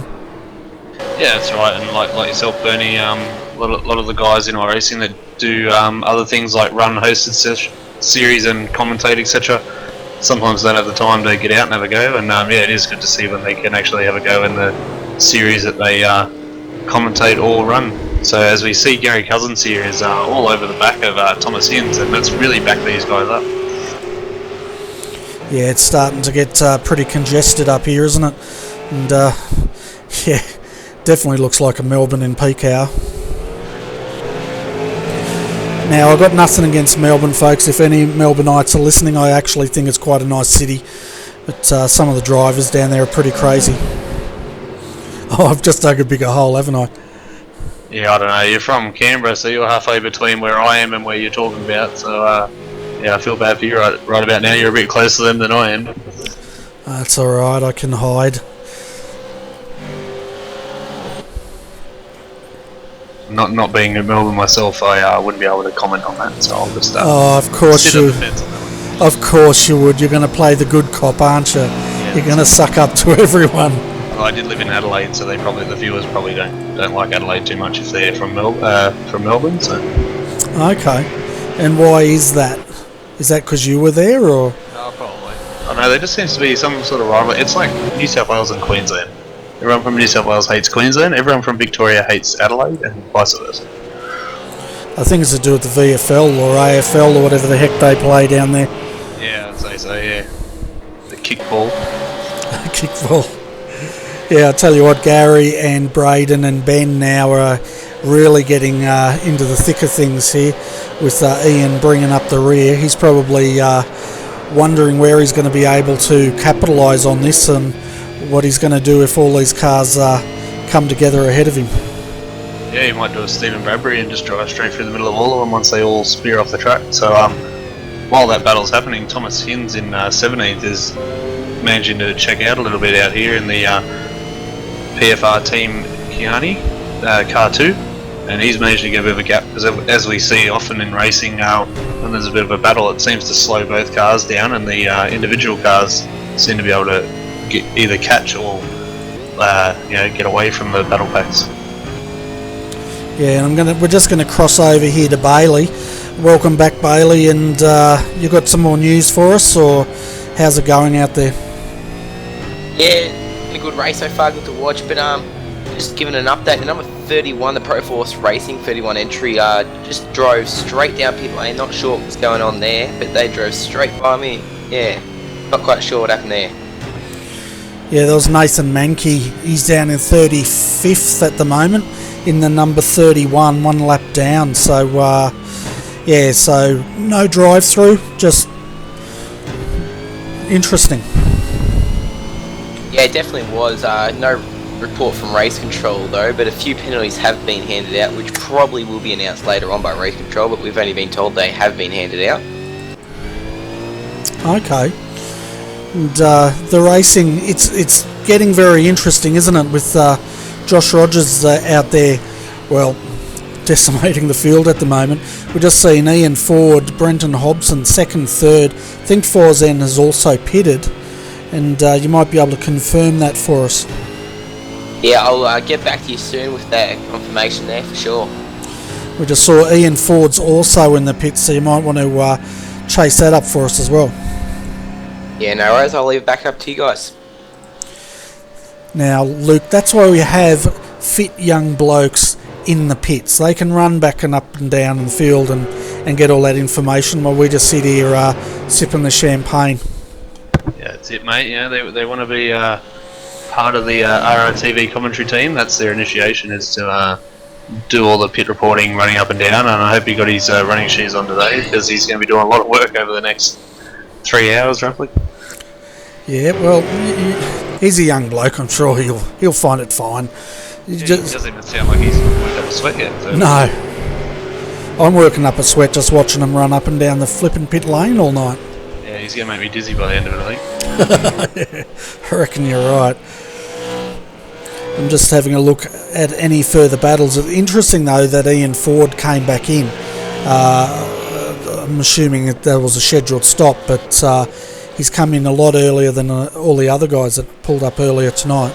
Yeah, we're just watching Josh Rogers now. He's just come out to a lapped car in front, which is Matthew Clote in the PFR Team County 1. And he has a bit of a lock-up behind him there and managed not to hit him. But that County car looking very second-hand, and is going to come into pit lane now, actually. So yeah, Josh is way out in front at the moment, and about 16-second lead he's got there. Yeah, he certainly does. We'll try and get on the blimp cam and see if we can actually show the viewers how big this gap is. So Josh is down there into the first chicane, while second place is just coming across the start-finish line now. So quite a big lead indeed. Yeah, I'm needing the second of my 3 monitors to actually see the 2 cars in the one shot. So yeah, definitely a fair large gap there, and I didn't even realise that there's a soccer pitch in the middle of this track, Bernie. A soccer pitch? Yep. I didn't even notice either. No, I just noticed that then out on the blimp here. So there's a useless information for our viewers that there's a soccer oval in the middle of Imola. Well, that's why we pay you the big bucks, so you can inform the viewers about all these all the minutiae of the track information. That's right. If everyone looks to the right there, they'll see a nice house on the hill and another house on the left of the hill. Tour guides, $10 a pop. Yeah, and if you look really closely, you might see a nice Italian lass having a bit of a sunbathe. Yeah, that's it. And then once they go past the pits, you'll see our pit reporter running up and down like a don't know, like a pet rat in a spinning wheel. Yeah, we're just riding with Warren Pickering here. He's on the outside there, getting past one of the back markers. He's having a battle with Phil Piggott at the moment, and that's for 9th and 10th. So Warren was having trouble earlier tonight qualifying. I think they were right down in 25th, so he's in the top 10 now. Yeah, that's a nice effort, and he's all over the front of that, the back of that laser car, sorry. And a little bit of panel damage there on that Commodore, but yeah, he's all over the back of him. Yeah, he's looking strong, isn't he? And he'll want to make this move go. And this is another one of the cars that were bright and shiny about 34 laps ago, but you know what it's like. Throw a racing driver in these cars and they really don't care what it looks like. It's more as how it goes that pleases them. Yeah, that's it. And sponsors might have to be getting a bit more money forked out shortly if the cars could get bashed up like that every round. Yeah, that's for sure. The panel beaters will be working pretty hard for next week, that's for sure. Yeah, so Philip Piggott there with a 147.5 and Warren behind him 147.7, so he dropped 0.2 that lap, but not too much of drama there. And you've got Nathan Mankey in 34th in front, which might bunch these two up a little bit, but he's going to have to get out of the way here. You'd be wanting, he's blocking that inside line. This is going to be hard coming into here, Bernie. Oh no. Oh, he saved it? No, he's gone around. Tell you what, he is not going to be happy with that. Unfortunately there, Bernie, Nathan should have backed out of that, and I think Warren there just needed to give himself a little bit more room with that lap car, and once he saw him there not backing off, maybe he should have just tucked him behind. Yeah, to live another day, I think. We're just having a look at the replay. Oh, sorry, folks, I hit the wrong button. It happens. What can I say?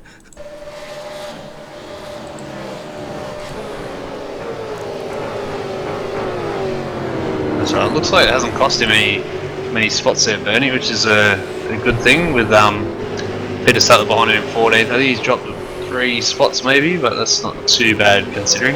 And managed to keep off the fence.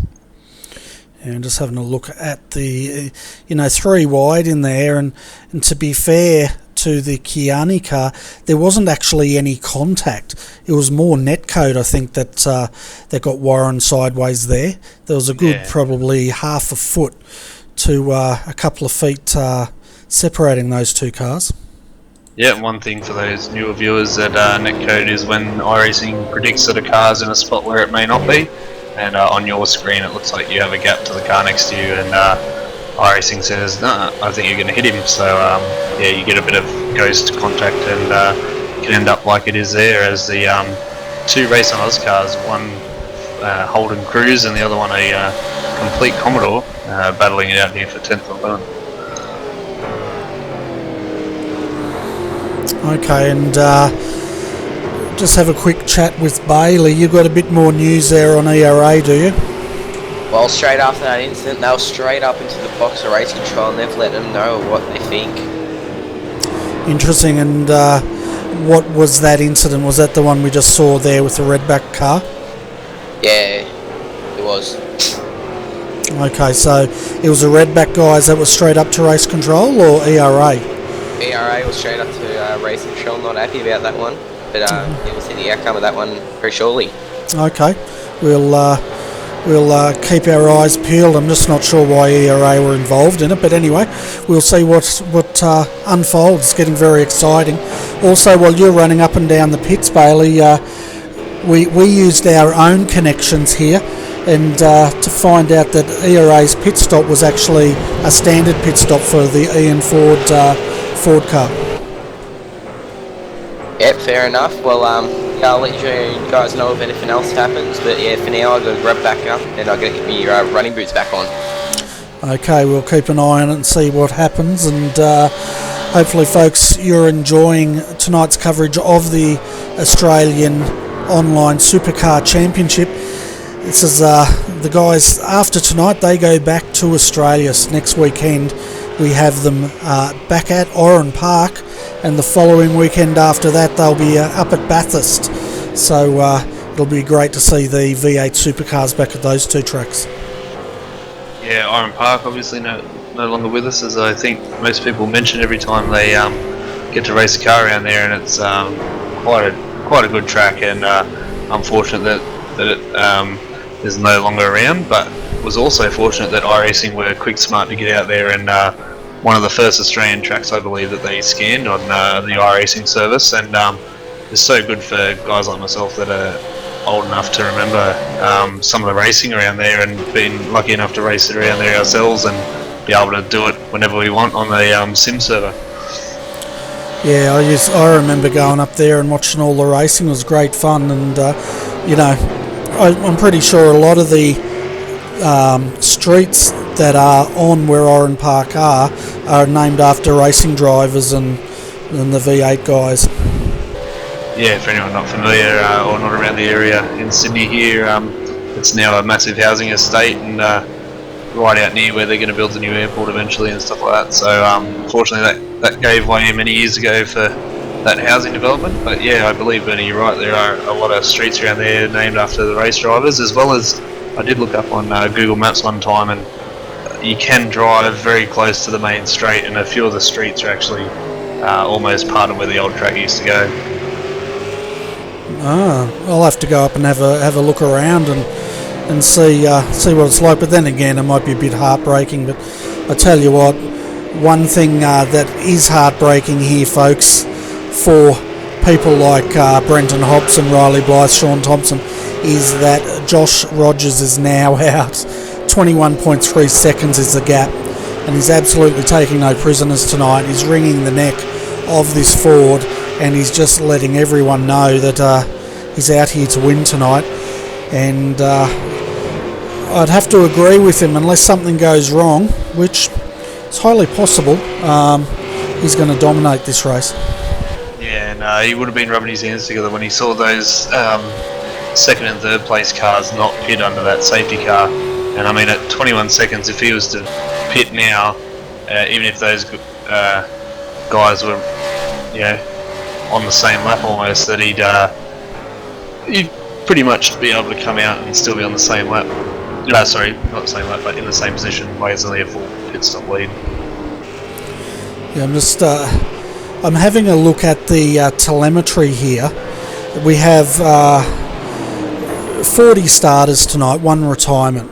But the interesting thing is 38 laps down, the pace that Josh Rogers is setting out there, he has lapped pretty much every car. The last car on the lead lap is a 21st car, Sean Chappell in HTR2, but he's not that far up the track from Josh, and probably 5 seconds, but that's just about half the field, or at least a lap down. Yeah, that's amazing. I mean, you see stuff like that in the really long enduros that we tend to watch, like 24-hour races, 12-hour races, 6-hour races. But I mean, we're an hour into a V8 supercar race of 135 laps, and he's already put most of the field down. Be it that it's a shorter track, but still, that's an amazing effort. It certainly is, and a few of the people in the chat channel would just, it sounded like someone blew an engine back there. Might get another safety car in a minute.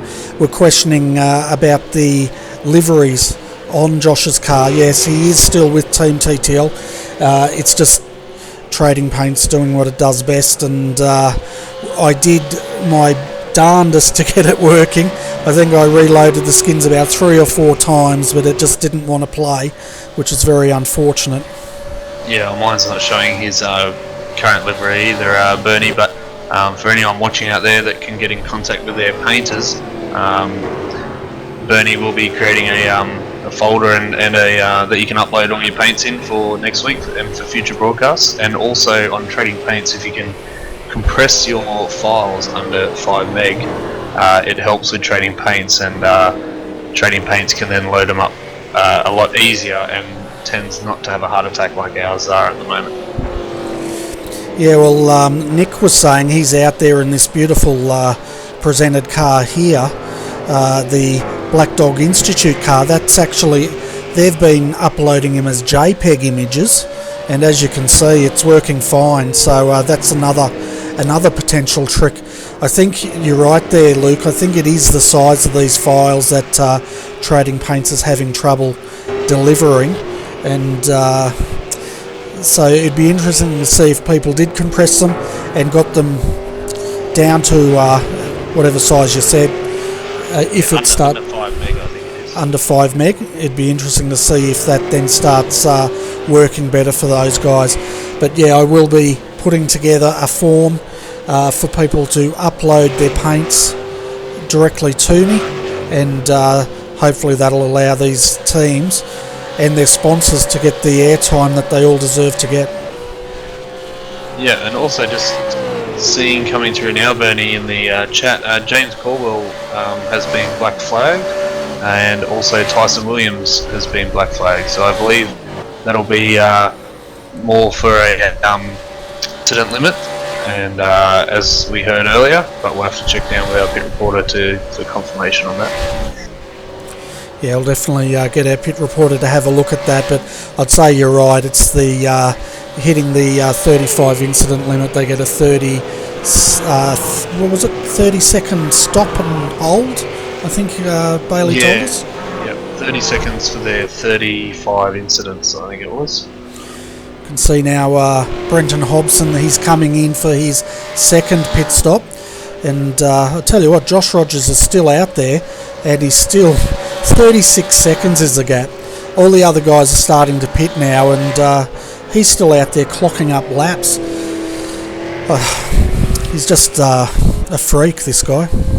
Yeah, I don't know what else to do. He's just, I'm sure the other teams are exactly the same. They don't know how to handle it. I mean, he was given a little bit of a lifeline, as we've said before, with the pit stop strategy there, but Riley Plythe here is only just coming into the hairpin now, and in second place, and yeah, he's got his work cut out for him. But again, if we can get this, if this safety car comes out and Josh hasn't pitted yet, and these guys then might be in with a bit more of a chance.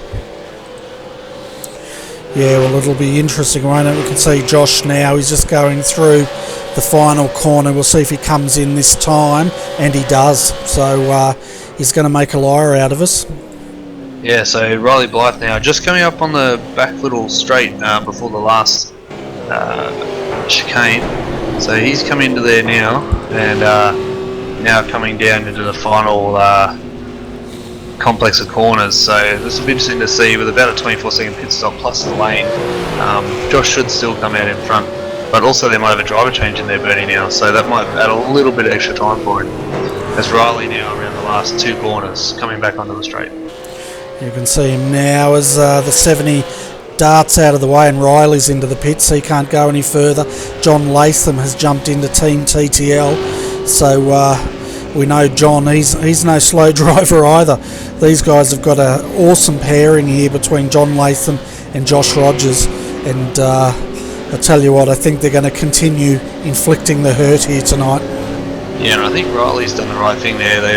They've maybe got a call from their spotter to tell them that Josh is in and they're making a stop, and this way it covers Riley now, puts him back on the same strategy as Josh, and so when that safety car does come out, they'll be able to bunch back up and then they'll be racing for the position again.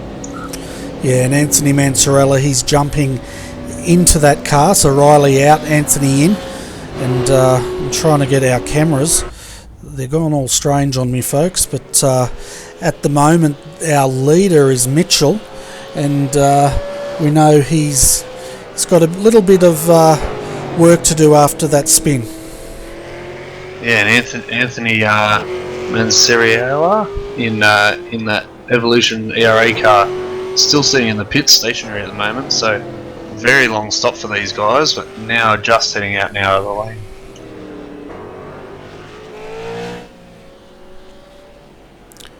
He's currently showing fourth position at the moment, but again, those cars in front besides Josh haven't pitted yet. So okay, no worries. I was just having a read of a paint tip, but the little chat window disappeared. But yeah. So if I can find it again, I'll definitely relay that, because that was a good tip by Kent Walker there, who's a very well known painter. Does a fantastic job with his paint schemes. I was going to say that name sounds familiar. Yeah, if you ever want to see great paint schemes, go to iRacing Down Under. Often Kent puts his paints up there, and I tell you what, they're very nice, aren't they? Yeah, definitely. Yeah. And again, a lot of these painters can do commission work for teams and stuff. You just got to ask quite nicely, and yeah, normally if they don't have too much on their plate, they can get something organised for your team. If you're in a new team or even a privateer that just wants a really nice looking paint job. Yeah, and good painters are always in high demand, aren't they? Because as more sponsors coming on board, teams have to step up the game and have these cars looking professional. As we can see tonight, a lot of these are very professional in the way they're turned out, and I can only see as our esport grows and hopefully more sponsors come in, the need for really top-end painters is going to increase. Yeah, I'd love to see the day, Bernie, where we have a room full of 30-odd simulators like the Counter-Strike and Dota tournaments, and with a big stage, and 30 sim rigs sitting out there with a field of V8 drivers or something like that, with a big broadcast over Twitch or YouTube would be excellent. Yeah, that'd be my dream as well, and to actually have that where the public could get in and look at what's going on and experience it. That'd just be absolutely brilliant. But we've also got a bit of a shout out to make here, and I'm sorry I'm going to mispronounce it, but I think it's Seo Fei is saying hello. He's actually watching our broadcast from Korea, so welcome. Seo, I'm going to mess up your name. Glad you're enjoying the broadcast, and we're glad we've got a bit of an international audience tonight. That's great, Bernie, and I'm sure being Korean, they're always very popular with those online tournaments with Counter-Strike and Dota. So yeah, good to see they're also spreading out into sim racing as well. And yeah, once it gets big over in those countries, like some of those crowds are just absolutely ridiculous. Oh yeah, Korea's leading the way as far as the esports go. I think they were on board well before it really hit the Western world, didn't it? Yeah, you're not wrong in it. And yeah, you go back and watch some of the earlier tournaments and stuff, and yeah, it's quite good viewing actually to just see how enthusiastic they all are with different teams and stuff like that. Yeah, well, I saw the other day, I think Fox Sports 5 had one of the Dota tournaments on. Yeah, and they've also had the Counter-Strike tournaments, which come on every 3 or 4 months. They have a major and pretty big. They normally have them in America and different spots. They normally travel almost like a world tour, and yeah, you get massive crowds and big prize money too, Bernie, for that. And yeah, I quite enjoy watching some of those tournaments as well. Yeah, I don't understand it, but then again, you know, it could be the age gap thing going on. We can just see now Brenton O'Brien in the 226 is coming in to get that limited edition, MS limited edition sponsored car, a bit of a service. That car, they were sitting in 12th when they came into pit, so not too bad. Having a bit of an update though on who is in the cars and who is out. So John Latham, as I was saying, Team TTL, he's in to give Josh Rogers a rest. Luke Harvey has jumped into the Logitech #1 car and replaced Ian Ford. They're currently sitting in second. The 88 car, the Synergy Sim Racing, they have Michael Schreier in that car now, and I tell you what, he's 17 seconds down, but don't discount Synergy because they've been in a lot worse positions than this, and they've come back to absolutely win the race. Fawzan El Nabi, he's still out there driving, and he's sitting in 4th position. He's only done the 1 pit stop, so he's pretty much off the schedule, I guess you could say, or off sync, and he's right up behind Michael Schreier now, and they're battling for that position. Mitchell has got this car back to 5th after their spin. He's still in that car, and this car's had 2 pit stops, so it looks like Mitchell will probably do the majority of this race, and then he'll throw his teammate in to most likely do the minimum laps needed. Yeah, it looks like with Brenton's stop there, mate, the car didn't go up on the jack, so it might have just been a splash and dash for Brenton there, just to get a bit extra fuel in the car, just in case to make it through. They might be thinking there might be a safety car coming out soon. So yeah, it just didn't seem like that thing got on the jacks at all, so we might have to get our pit reporter down there as well and just have a chat to the area boys and see if he did take tyres there or not. Yeah, well, his stop was 22.7 seconds. That's his actual pit stop time, and it's actually put him a lap down in taking that stop, so yeah, it could be an expensive splash and dash, that one. Yeah, you're right, especially with the leaders having now pitted, so he won't be able to get that lap back with no wave rounds in advanced supercars, unlike NASCAR that some of our viewers might be familiar with, watching broadcasts of that as well. Sorry mate, I just heard blah blah blah. Oh, just saying with the no wave around, so you won't be able to get that lap back. Oh, okay, no worries.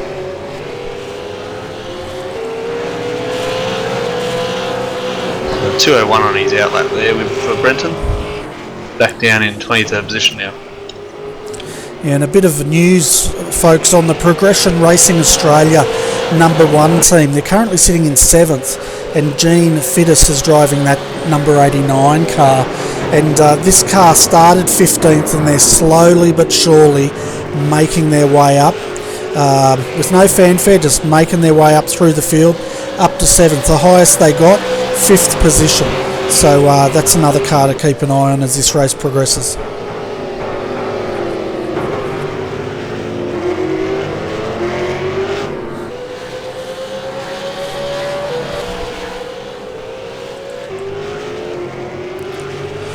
So yeah, it's getting a bit quiet up the front because they're getting very spread out. I'm having a look further down.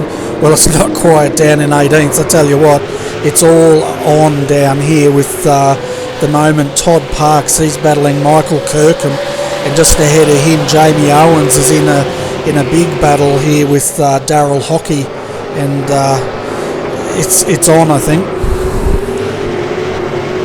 Yeah, that's right. And as you say, some of these cars now starting to find a bit more of a gap once a few of these pit stops have sorted themselves out, and a few guys on fresh tyres, and all sorts of battles can happen now. As Brendan Jackson for 13th and 12th there, or 13th and 14th, sorry, and Mitchell McLeod having a big dice into turn 1. Yeah, and hold your breath. Whenever I see a big battle pack like this, we've got 6-7 cars battling here. I always wonder how long it's going to take to one of them tangles, but to be fair, a lot of the V8 supercar drivers, they're pretty clean drivers, and they tend to behave themselves 90%, 95% of the time.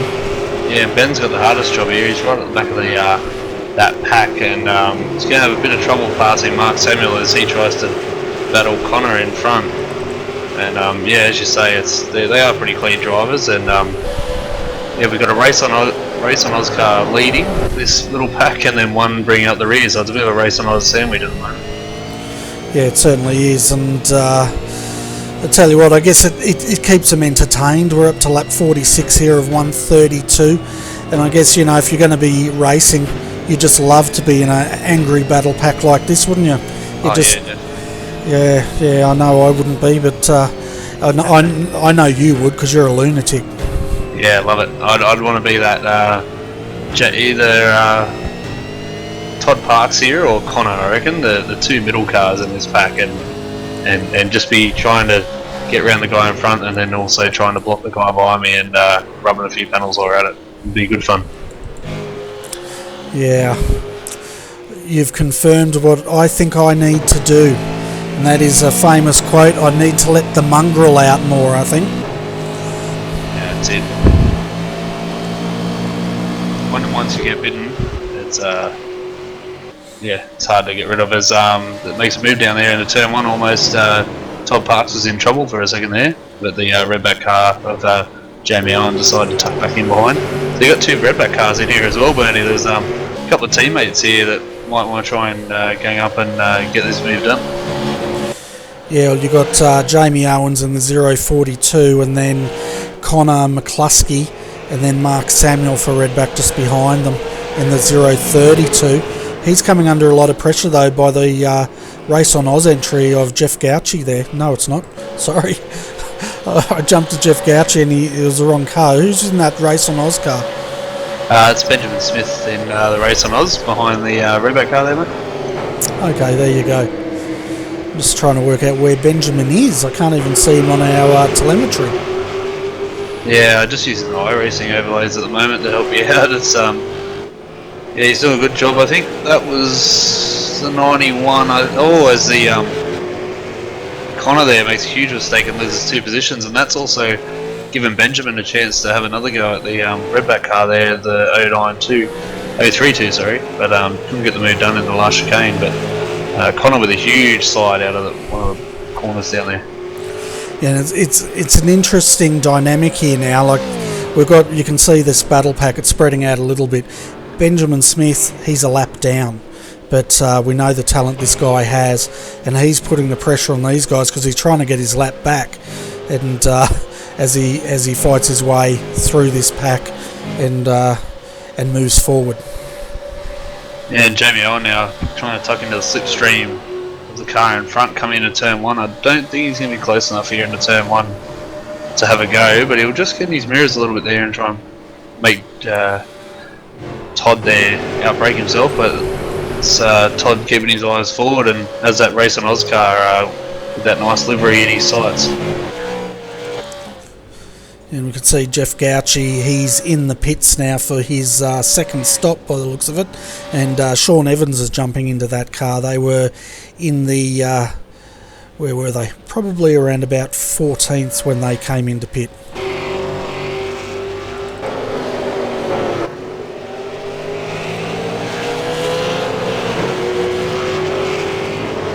Top Parks now under a fair, or putting a fair bit of pressure on Michael here on the Race Oz as they come down through this nice little complex. Very tricky little set of corners here. This the second apex really tightens up, and then the cars like to get nice and squirmy coming back up the hill. No, he's got a good run on him here, Bernie, so might try and make this move. No, he tucks back in. Sorry, I wasn't listening yet again. I'm just going to have to pay more attention, aren't I? I don't know. You asked me to come in and then not get to listen. It's alright, two redback cars that you're having a battle with. You might want to listen in for that one. Yeah, I'm listening now. That's it, got your attention. Thinking, my, we're getting a little bit precious here tonight. Well, we got Jamie Owens and Mark Samuel in those two redback cars having a battle for 18th and 19th, and that's allowed Benjamin Smith now to try and catch him, to try and get a lap back on these guys as well. Yeah, so you can see Jamie Owens there on the outside, coming up on the inside. Mark Samuel, he does it. Benjamin Smith, he wants to join in the party, and too wide. I tell you what, that was pretty close. Yeah, we've seen a few little accidents there tonight already, Bernie, and that was almost asking for trouble again there. Yeah, and it's a tough one, isn't it? Because if you're a lap down, you got the speed, but you don't want to contact the cars that are a lap up on you, do you? Because then all of a sudden, but you're a racing driver, so what do you do? Yeah, and it's so frustrating when you're a lap down and you know that you've got a lot more pace to the guys that you're trying to unlap, and that you know where you should be if you weren't to have that incident. So yeah, it's a bit hard to keep a level head, but yeah, sometimes if you're the car on the lead lap, you just gotta let them go, because now, as you can see, Craig Jones has taken advantage of that. Not Craig Jones, sorry, Connor's taken advantage of that and actually gained a position on Jamie following that Benjamin through there. So yeah, sometimes you just got to bite the bullet and just let that car get his lap back, and because it's going to be a long time till he gets back to you anyway, and that way you don't lose positions to cars that are actually in your race at the same time. Yeah, that's it. And I know from experience, years ago I fell a lap down and I had the pace, and I got so frustrated because the guys that had a lap up on me, they weren't going to let me through no matter what. And I can see how frustrating that can be if you've got the pace and you just can't get the break because the guys want to battle you. Yeah, and I mean the cars in front aren't getting shown blue flags either, obviously because you're not on the same lap as them. So yeah, it's very difficult and sometimes they're that concentrating on their race so much that they don't even realise that you're actually a lap down. They think you might be battling for a position. Yeah, that's right. And the other side of it, we're all racing drivers, and sometimes, that's where the mongrel comes in. And if you've got someone a lap down, well, I know real world racing drivers, they try to keep them a lap down. Yeah, that's right. And just in front of that battle, you got Daryl Hockey and the Stealth Simsport and Todd Parks in a bit of a battle now, and Michael Kirkham has managed to catch these two as well. Yeah, it's a good battle pack, this one, isn't it? That starts with 15th and ends all the way back in 18th there. So yeah, it's definitely a good little pack going. Certainly is, and this will be the battle of the race as far as what's going out on the track at the moment, folks. As far as statistics here, John Latham now has a 3.3 second lead over Luke Harvey for first second. Michael Schreier is sitting in third, 12.6 seconds down. Fauza Al Nabi, well, he's still out there, and he's sitting in fourth at the moment, still to do that second pit stop. I tell you what, Bernie, that lead has gone down to 3 seconds up top. Team TTL to the ERA number 1 car. Something's happened there, and Luke Harvey has just made up a ton of spots, and John Latham in the TTL car is under a bit of pressure here. He's only 3.5 seconds back after Josh Rogers had built such a massive lead. Yeah, I saw him have a bit of a wiggle coming out of the Tosa hairpin last lap, and I thought he was in trouble, but he seemed to continue. But you're right, he dropped about 0.8 of a second that lap. This lap through, he's done a 1:46.770, Luke Harvey did a 1:45.899. So ERA are on the march here, and they're down at 2.4 seconds on John at the moment. Yeah, and he's just run wide again there, and he's got a whole bunch of traffic. He's actually caught up to that pack that we were just watching, Bernie. So this is going to get quite interesting here. We'll be able to watch the battle pack and watch the leaders try and get through these guys. Yeah, for sure. I have a feeling John might have chewed his tyres out, but the way I saw that car squirming earlier.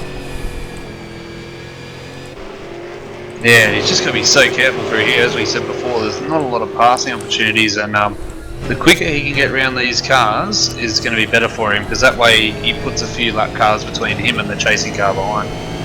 Yeah, and that's putting the pressure on, isn't it? If you can clear all these cars as quickly as you can, it puts a pressure on Luke to do the same and to take risks to keep up. And if he doesn't, well, you get a get out of jail free card and go off into the sunset again. Yeah, that's right. He's already got a couple of cars between him and him now, but again, coming up to these next kind of half of that battle pack, and maybe not find it as easy, because these guys seem to be seeing a pretty good pace, but you can see the exit speed of John there compared to that 032 car, and that's the difference it makes between the really quick drivers and the normal kind of drivers, the non-aliens, if you will.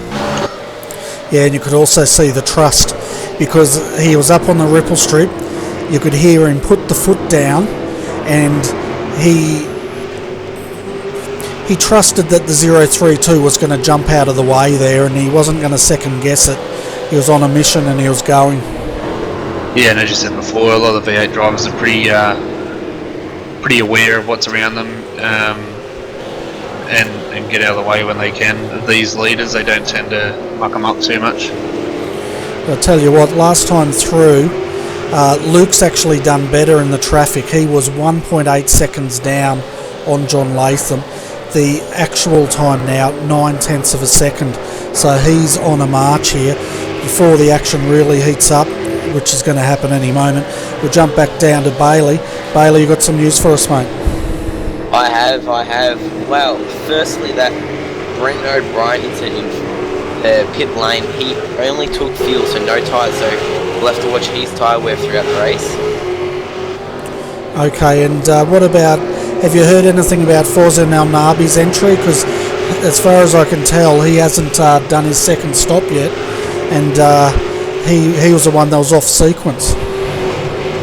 Yeah, he'll be definitely getting ready to make some fuel anytime, and possibly tyres, definitely, as it is coming up to the 3rd lap now, and we should be expecting a random safety car within the next 20 laps, I've been told, from race control. Okay, you don't want to tell us that. They have told me to tell everyone. I've been told. Oh, well. Race... Oh, man. They're just letting the cat out of the bag here, aren't they? I would have said in the next 72 laps, there's a possibility of a random safety car. That's well, it. it's going to be an interesting finish. Oh, it certainly is. It's on, isn't it? If we look at Luke Harvey at the moment, Bailey, he's all over the back of John. Oh, definitely. It should be an interesting couple of laps here, as they... Luke Harvey's definitely got the speed on John at the moment, especially through lap traffic. Yeah, it was amazing to see that difference that he made up, being able to clear those cars so efficiently. Yeah, it certainly was, and I tell you what, ERA, they always come good, don't they, as the race progresses, and Bailey, they're definitely showing it now, but I tell you what, I think John's got tyre problems the way that car's squirming out there. It's definitely not happy. Yeah, the only thing I can think of is that he forgot to take tyres in that driver change, maybe, but I doubt it very much, but maybe. Yeah, well, the only other option is he's hit a curb wrong or something and it's pushed in, but just looking, Luke Harvey's all over the bottom of him, and he looks like he can get past within the next few corners. Yeah, it definitely has that feel about it, doesn't it? And you can see now John just covering off. Luke's right on the back of him now. He's got better traction coming out of the corner. It's going to be interesting when they get to the end of the front straight here. Oh, easy. He's got a massive run out of there, and you just see the grip difference. Just riding on board where he could get on the accelerator. Although this Ford's got some straight line speed, I don't mind saying. And they both go deep under brakes. There's going to be contact here. Oh, geez, I'm on board at the moment with Luke Harvey, and that Falcon just disappeared. Yeah, well, we were on the roof cam, and we saw all the action from there. And I tell you what, they rubbed panels, but they somehow got through it, Bailey, and they both lived for another day. Yeah, another day, another lap. Already he's out to 2 car lengths on him. Yeah, and a bit of statistics here, folks. We've run now 53 laps of the 132. John Latham, who just lost the lead, he's led 48 of those laps. The only other cars that had led a lap up until now was the Performance Motorsports chassis entry. They have led 4. The SimSpec Engineering TTL 03, which is now in 5th, they led 1 lap, and this will be the first lap for ERA leading this race.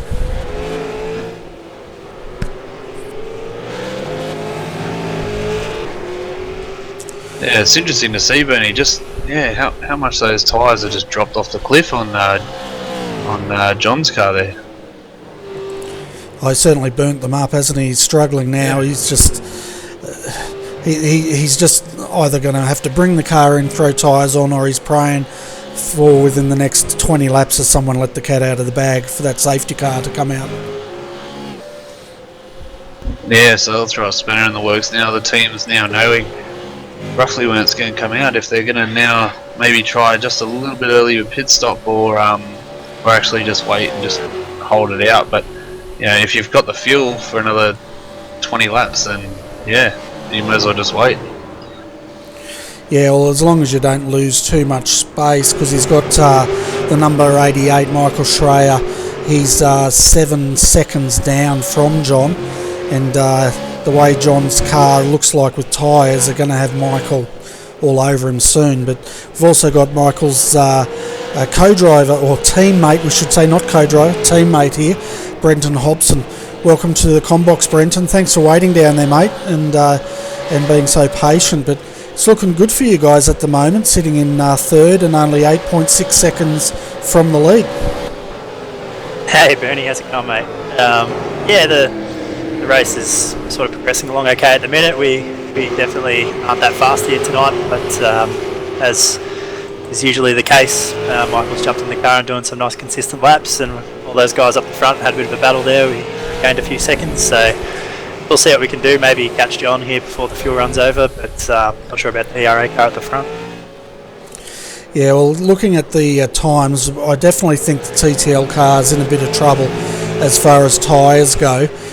Their last lap they did was a 1:48.930. Mr. Schreier, who we know, I've told everyone previously he's not human, he's actually a robot, but he did a time of a 1:46.550. So he's the fastest. Well, he's not the fastest. Mitchell's the fastest, but he is the fastest of the top 3 at the moment. Yeah, it could be traffic, it could be a few different factors in that. John doesn't seem to have awesome pace at the minute, but I'm not too worried about that car for their sake, because once he's done his laps, Josh will get back in the car, and really there's no reason why those guys shouldn't win this race. So we'll see what happens a bit later on with Josh. I presume we'll get back in, but really we're sort of racing to maybe end up on the podium if we do okay, but we'll see how it pans out. Yeah, well, at the moment you're in a pretty strong 3rd position, but we're not even halfway yet of this race, so anything can happen. I guess you're probably keeping an eye on the SimSpec Engineering car. Even though they had a spin on the restart, they have worked their way back up to 4th, and they're putting in some pretty good laps. Those guys, ex-ANZ, so ex-teammates of ours, so we know them pretty well, and they are very fast, so assuming they can keep 4 wheels on the track for the rest of the race, they'll be definitely at the front near the end. We'll have to wait and see on that, but we've also got Luke Emerton up here. I'm going to pass you over to him because I just want to make sure he doesn't doze off. So he's already dozed off. Yeah, he's gone off to sleep. Yeah, I tell you what, you give him a second and he's just curled up in the corner over there. But what do you think of the race so far, Brenton? It's been an interesting one, to say the least. Yeah, well, it's been a real struggle, really. We're not having excellent speed here this week. Probably not up to the usual standard that we would have for one of these enduro races. But we've had our moments. We had contact twice earlier in the race with one other car, and both times it damaged ours and put some steering damage in it. So we sort of limped around a bit there towards the start. Both of the first stints were a little bit that was close. Both the first stints were a little bit hampered by that, and then I'm also, anyone who watches my YouTube channel will know that I have pretty significant pedal issues, and I've been having huge troubles with the sticking throttle, so I've been having trouble stopping the car everywhere, which is causing me a lot of dramas. And then so it's been a battle, but we're sort of just pegging away, really, like we usually do, and see how it pans out. We're not the quickest car again this week, and far from it, really, but if we can pull some of our usual strategy work and just stick around till the end, we might end up with a decent result. And just real quick as well, how about Michael Schreier? This is his first race in the V8 Supercar since the new build came out back in 2016, I believe, and he can count on his own hands and feet how many laps he's done in this car since that build came out before tonight. So he's jumped in and he's already quicker than me, out-qualified me, so he's doing his thing like always, like I said. I told you, I've told you before, I'll say it again, he's not human, he's a robot. He thinks in ones and zeros, that's why he's so darn quick. And anyway, I'm not going to go on about that. I've got a young pit reporter down here, wants to ask you a few questions, so I'm going to hand you over to him, and while Bailey, while you're having a chat, I'm going to start kicking Luke to see if I can wake him up. Yeah, no worries there, thanks Bernie. Brenton, since a new build, mate, how have you found the tyres?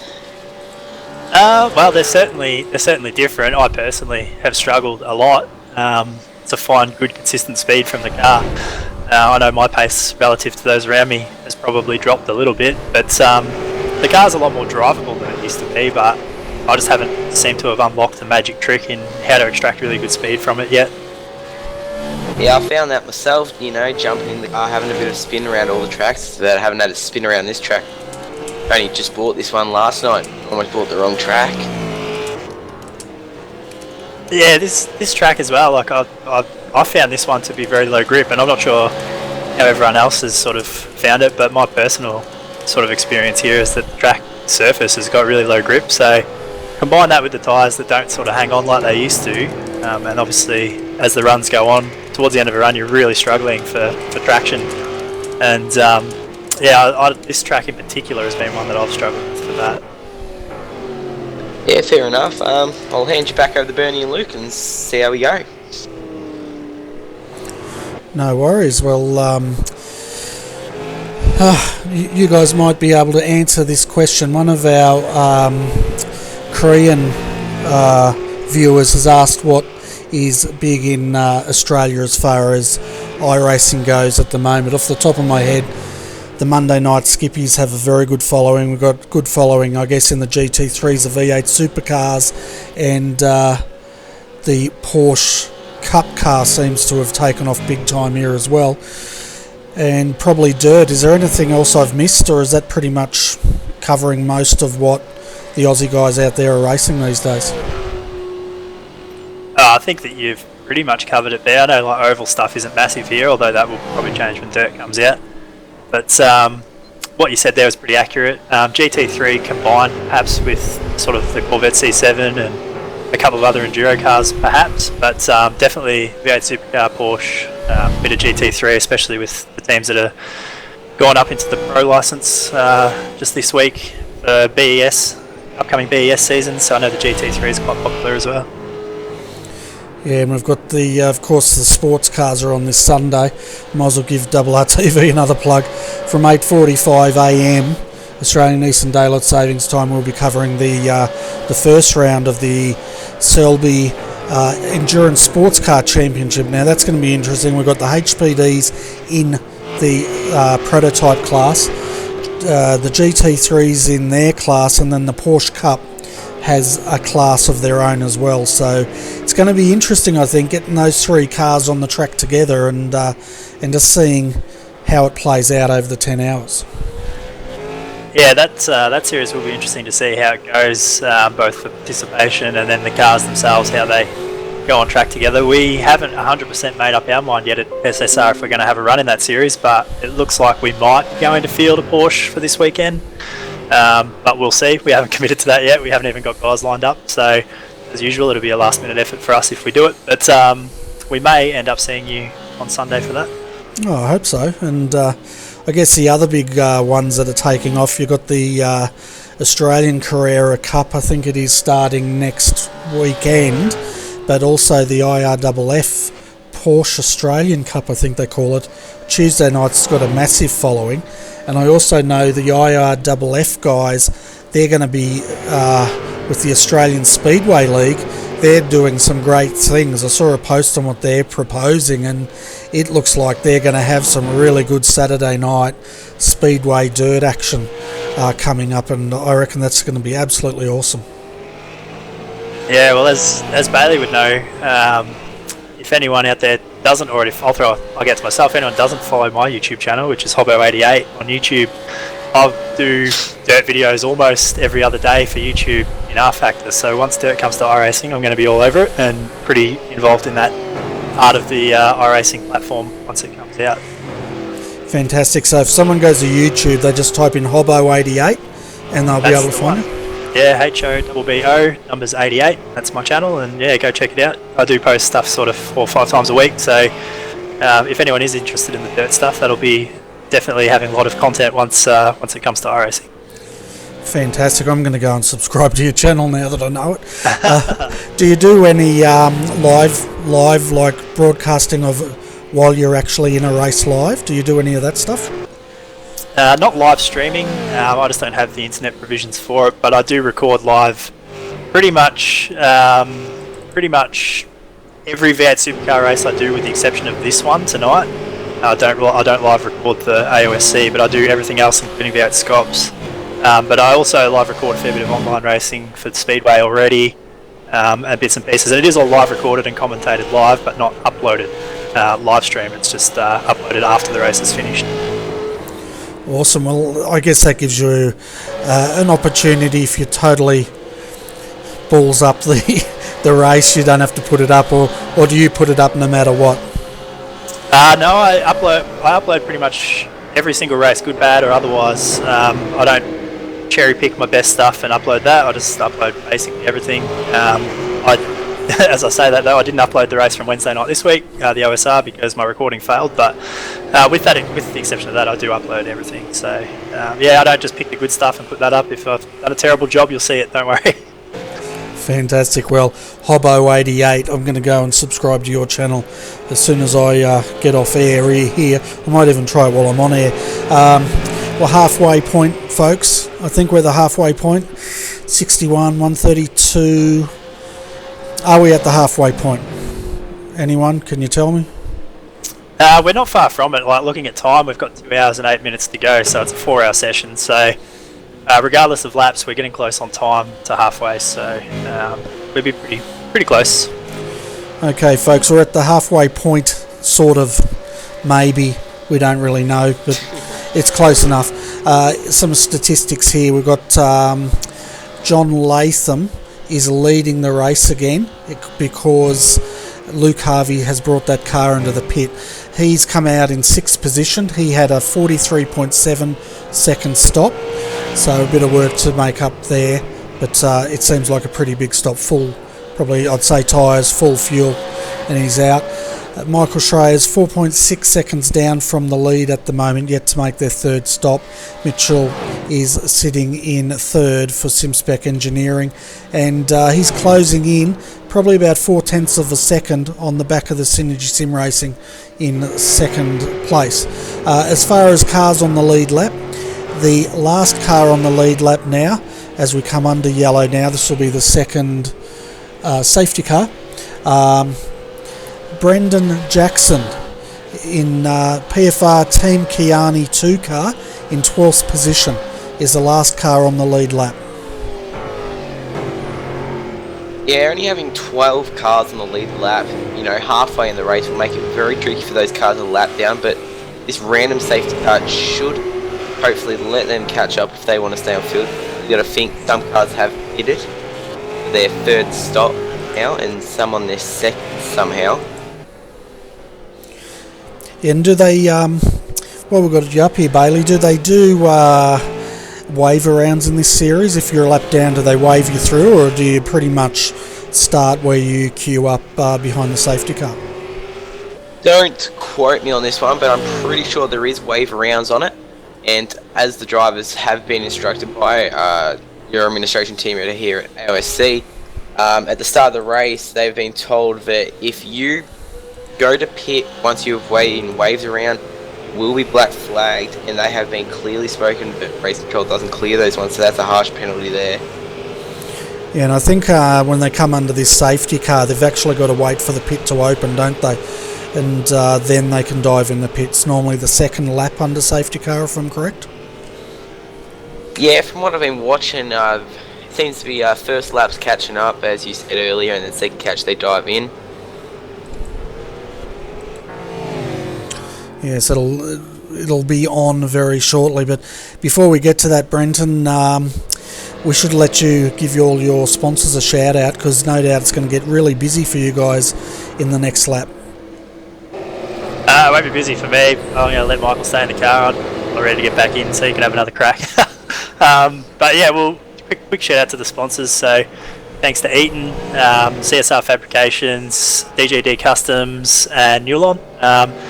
And yeah, that pretty much covers it for this. But I will just say this race is going to be very interesting coming towards the end here, because the other thing we didn't talk about is incident limits. So I know that this track is extremely tough for incidents, so it'll be interesting to see how many guys end up getting penalties for that. I think we'll see a lot of the front running guys get penalties. Yeah, well, Bailey might have some more information on that. I know last time you spoke, Bailey, lap 34, some of the guys are already looking pretty dangerous as far as that incident cap went. Yeah, back on lap 34 it was just James Cordwell and Tyson Williams, but now lap 63 there has been a load more drivers. David Oliver, we've also got Jamie Owens, also copped one, Braden Bateman, also Shane Rayner, Matthew Clowett and Aiden Zeal have all copped one. Yeah, so I guess as this race goes on, Brenton, you'll be right, there'll be more drivers getting clobbered with that. How's your car going with Mr. Schreier in there? Were you guys suffering too much in your incidents, or is it something you don't really want to share with just me and yourself, because there's no one else listening to us? No one else at all.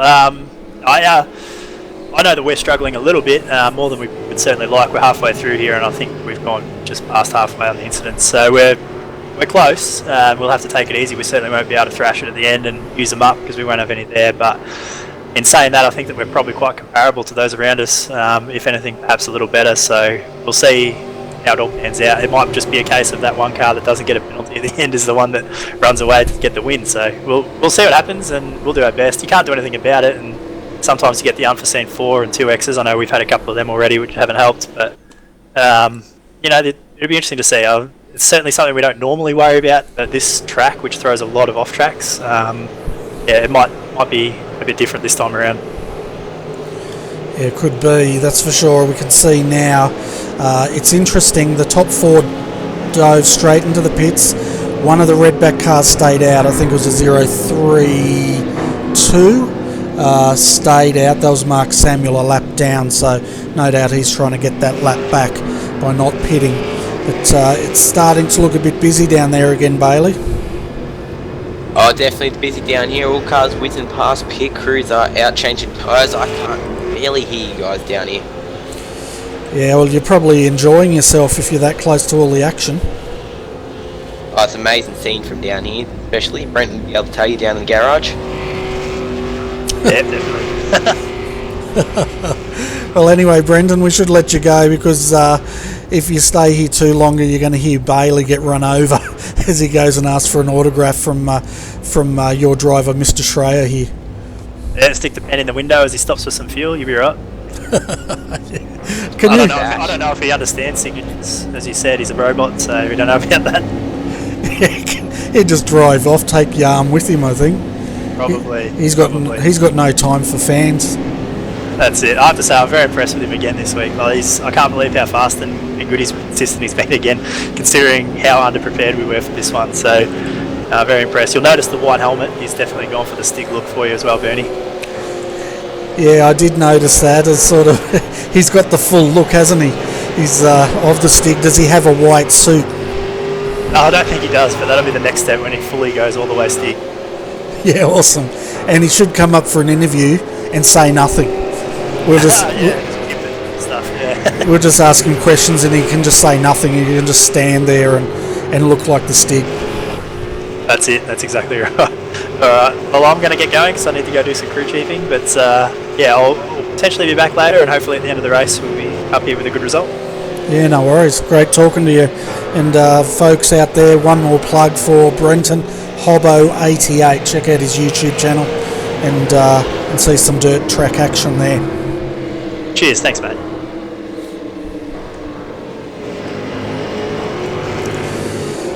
So guys, I'm going to go and have a quick pit stop, so I'm going to leave Luke and Bailey. You guys are in charge until I get back. You might want to bring Benjamin Smith up and have a bit of a chat with him. Yeah, when he jumps into the on box, I'll grab him on the mic and see what we can do. Oh, there he is. How we going, boys? I'm doing good. Yourself, Ben? Yeah, alright, mate. Thanks for jumping up in the box. Me and Luke up here at the moment. How's your race been so far? Not so good. I don't even know how many laps I'm down at the moment because I had a few internet issues. But yeah, just out here lapping for fun now. Yep, fair enough. Who's in the car at the moment? I can't exactly see you guys on the list. That would be me. Oh, you're jumping in. iRacing, you're about to go green. Oh, this guy in front of me better hurry up then because I want to get to the back and get in a battle pack. So you driving and talking at the same time? Sure am, Bernie. Should we throw you back out so you can focus? Nah, I'm a few laps down, mate. I'm here to have a chat with you. Okay, fair enough. We're under green light here again, folks, and looks like a cleaner start than the last time, Bailey, and hopefully less action as they come into the first chicane here.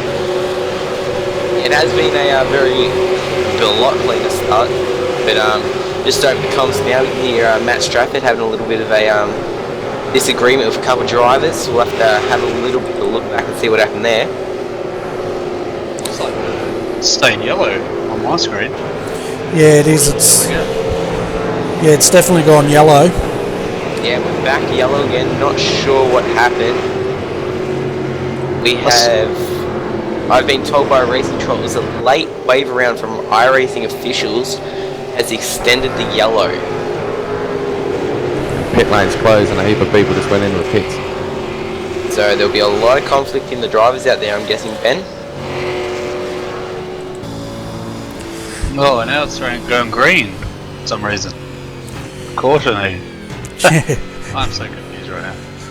Yeah, so am I. We're actually driving in the gyro cam with you here, Ben, so if you give the viewers a bit of a wave, I'm sure they'll appreciate it. Well, that's sort of a wave. It's sort of a weave wave.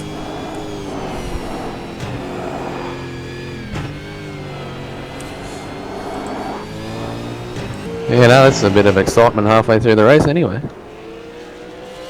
Yeah, it certainly is. I tell you what, the livery on your car looks pretty awesome. Yes, there's another one of Stephen's masterpieces. Basically, it's the same livery that we always run, but it's just a new chrome base colour. Okay, so you can actually put chrome in the iRacing paints now, can you? Or is Steve just a legend and he knows what he's doing? I think it's a lot of highlights package sitting on this car at the moment. It's probably why we're going so slow. Well, it looks the business, and I guess that's Steve Lattimore you're talking about. Yeah, mate, sure is. Yeah, very nice presentation.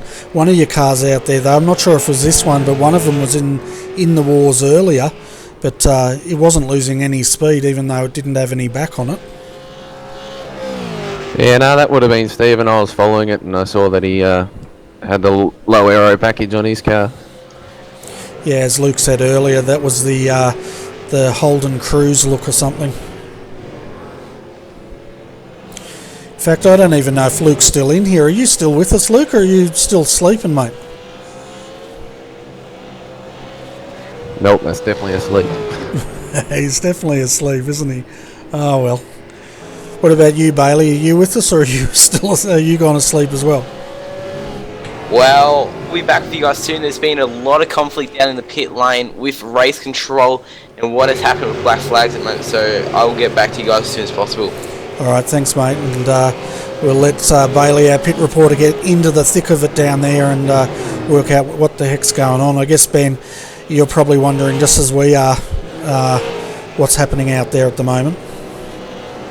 Yeah, no, I've been out for about the past 10 minutes, so I jump in and I'm under yellow, so I haven't even had a chance to do any fast laps yet. I'll give you a bit of time to warm up to it. We did see you earlier on, I think, having a great battle there, trying to get past about 6 cars. It was a fair while ago, but there was a battle pack of 6 and you're tagged onto the end of them. That must have been a bit of fun for you.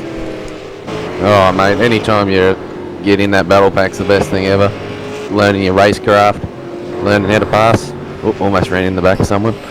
And yeah, basically. Yeah, it's a lot of fun. Better than sitting by yourself like I did for 15 laps. And that car you nearly ran into was a redback car. That could have got really awkward really quickly. Yeah, I'll try to avoid that one for you, Bernie. That's all right. No, they're on their own these days. So I've retired from running teams. It's too much of shenanigans for me these days. But it must be really tricky when you're like laps down and you're in that battle, and you see guys ahead of you battling. What do? Do you still try to get through them, or do you? Is there something in the back of your mind that says, "No, I've got to just follow these guys"? Nah, mate, I'm not here to basically stuff around. I just throw it up the inside and hope they see me. Okay, that's good to know, because it's one of the hardest things I've found when racing. If you got the pace, like if I had the pace in a race, I often like go, okay, stay well out of it, and I just end up cruising around the track basically to the end of the race. But it's good to know what a real race driver does. Yeah, you're not out here to basically drive around. You want to have some fun, so yeah, just get out there and do it. Fantastic. Well, your car's definitely looking the business. I see you're up behind one of the laser racing boys there. Just not sure which car number that is. Well, there's a few of them ahead of you. Yeah, just cruising land behind the safety car still. Yeah, when we go green, I'm going to get you to talk the viewers through a lap here, and we'll get on the gyro, and we might even do it as you go green, so as you pile into the first corner and there's carnage and arms and legs everywhere, you can tell us what it's like. Oh mate, it's going to be exciting. Hope Gary Cousins is up to it. Yeah. Meanwhile, folks, we're under yellow at the moment. Quite a bit of confusion going on with the safety car, and race control's trying to get to the bottom of that. But meanwhile, your race leader is SimSpec Engineering. Kane Kujimiya has jumped into that car, and this car was down to 15th at one point, fought its way back up. Now it's in the lead, and Michael Schreier, Synergy Sim Racing, is still in second in the number 88 car. Sitting in third is John Latham for Team TTL. They had some tyre issues earlier, but I'm sure they've during that pit stop they've thrown a new set of boots on that car. Sitting in fourth we have Performance Motorsports Chassis. That's the car Forza El Nabi was driving. We have Daniel Trim in that car now, putting in his laps. Then rounding out your top 5 is Evolution Racing Australia, the number 67 MPMS Racing Simulator's entry. Anthony Mansarella is driving that car.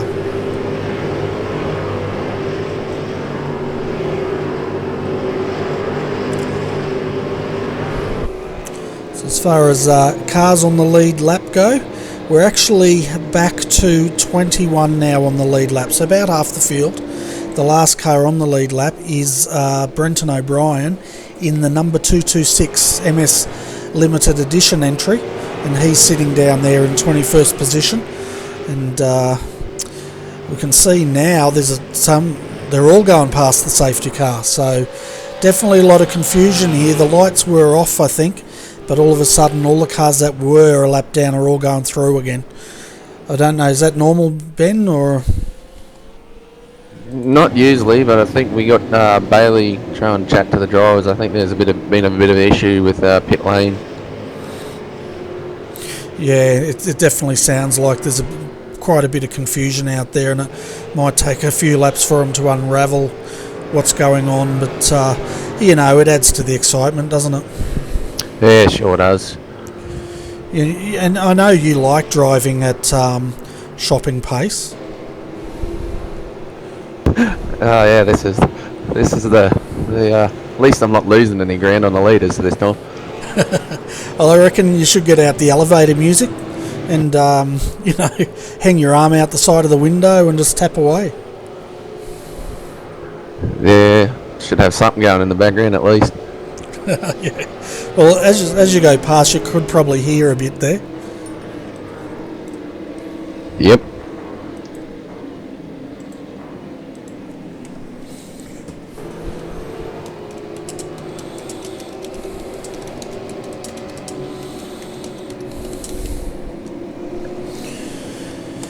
Yeah, so while we're on the safety car here, I'd just like to personally thank Luke Emerton. He has to leave us now, but Luke, thanks mate for jumping in and commentating the first half of this race with me. It's been a pleasure, mate.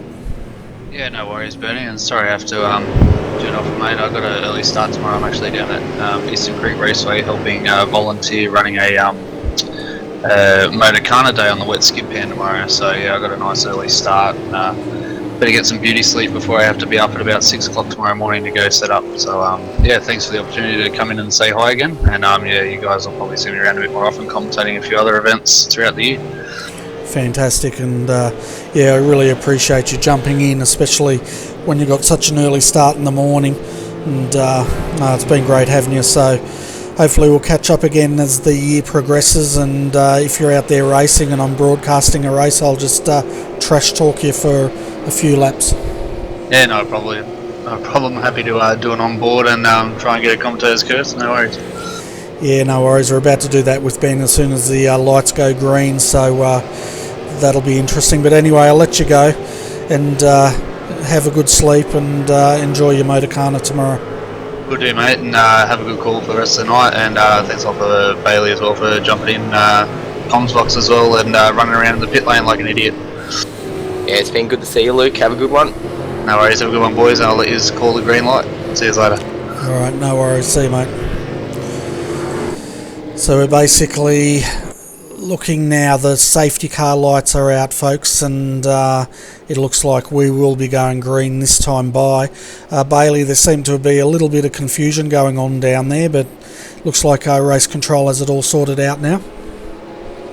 Yeah, well, been speaking to him personally. I jumped up in the race control box for just 5 minutes while I was out, and it seems like it should be all sorted. They have been sending out messages of what will happen if it is not followed correctly on this restart, but we are hopefully going to have a clean restart this time by.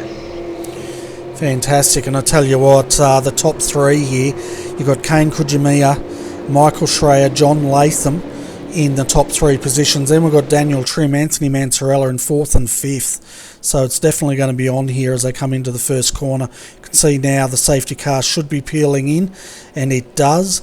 And Kane Kujimiya will be in control of this field, and he's just going at a leisurely pace at the moment. We'll see when he puts the foot down, and they're going to be underway here.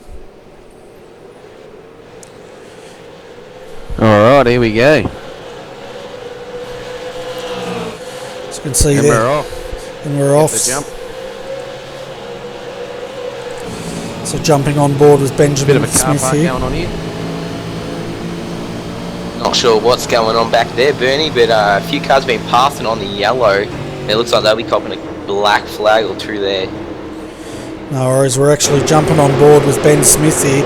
Oh, looks like there's a bit of contact going on there. Yeah, he hit the side of my car as I was up on the curb, so not quite sure what happened there. There's massive carnage behind you there. We'll have to jump back, have a look at that replay after this lap, Ben. Alright, come up to another bit of a battle back here. I'm going to get on the power early out of the turns, try and catch up to the back of it.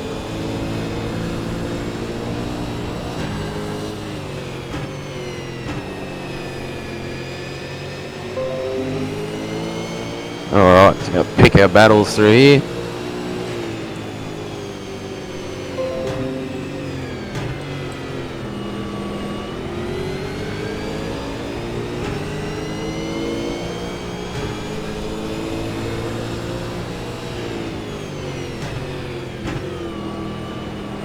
Nice tight chicane there.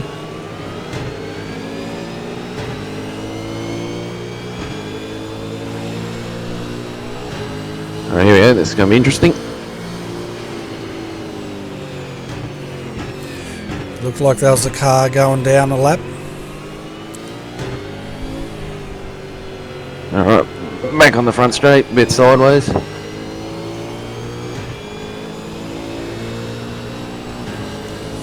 Fantastic. Well, that was a lap around Imola with Ben.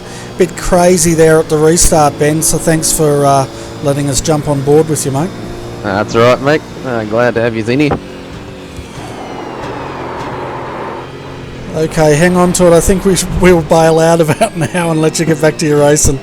A bit of dirt, she'll be right. Alright, mate. Before we let you go, do you want to give a shout out to your sponsors?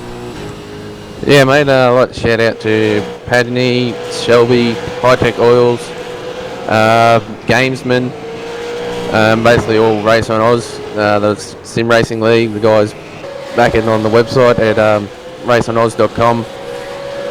Yeah, shout out to those guys. Fantastic. Sure they're tuning in.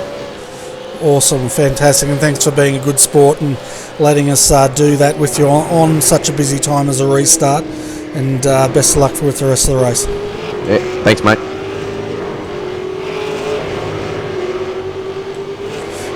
Well, I don't know, Bailey, if that was a good idea or not, because there was a bit of carnage going on behind Ben at the restart there.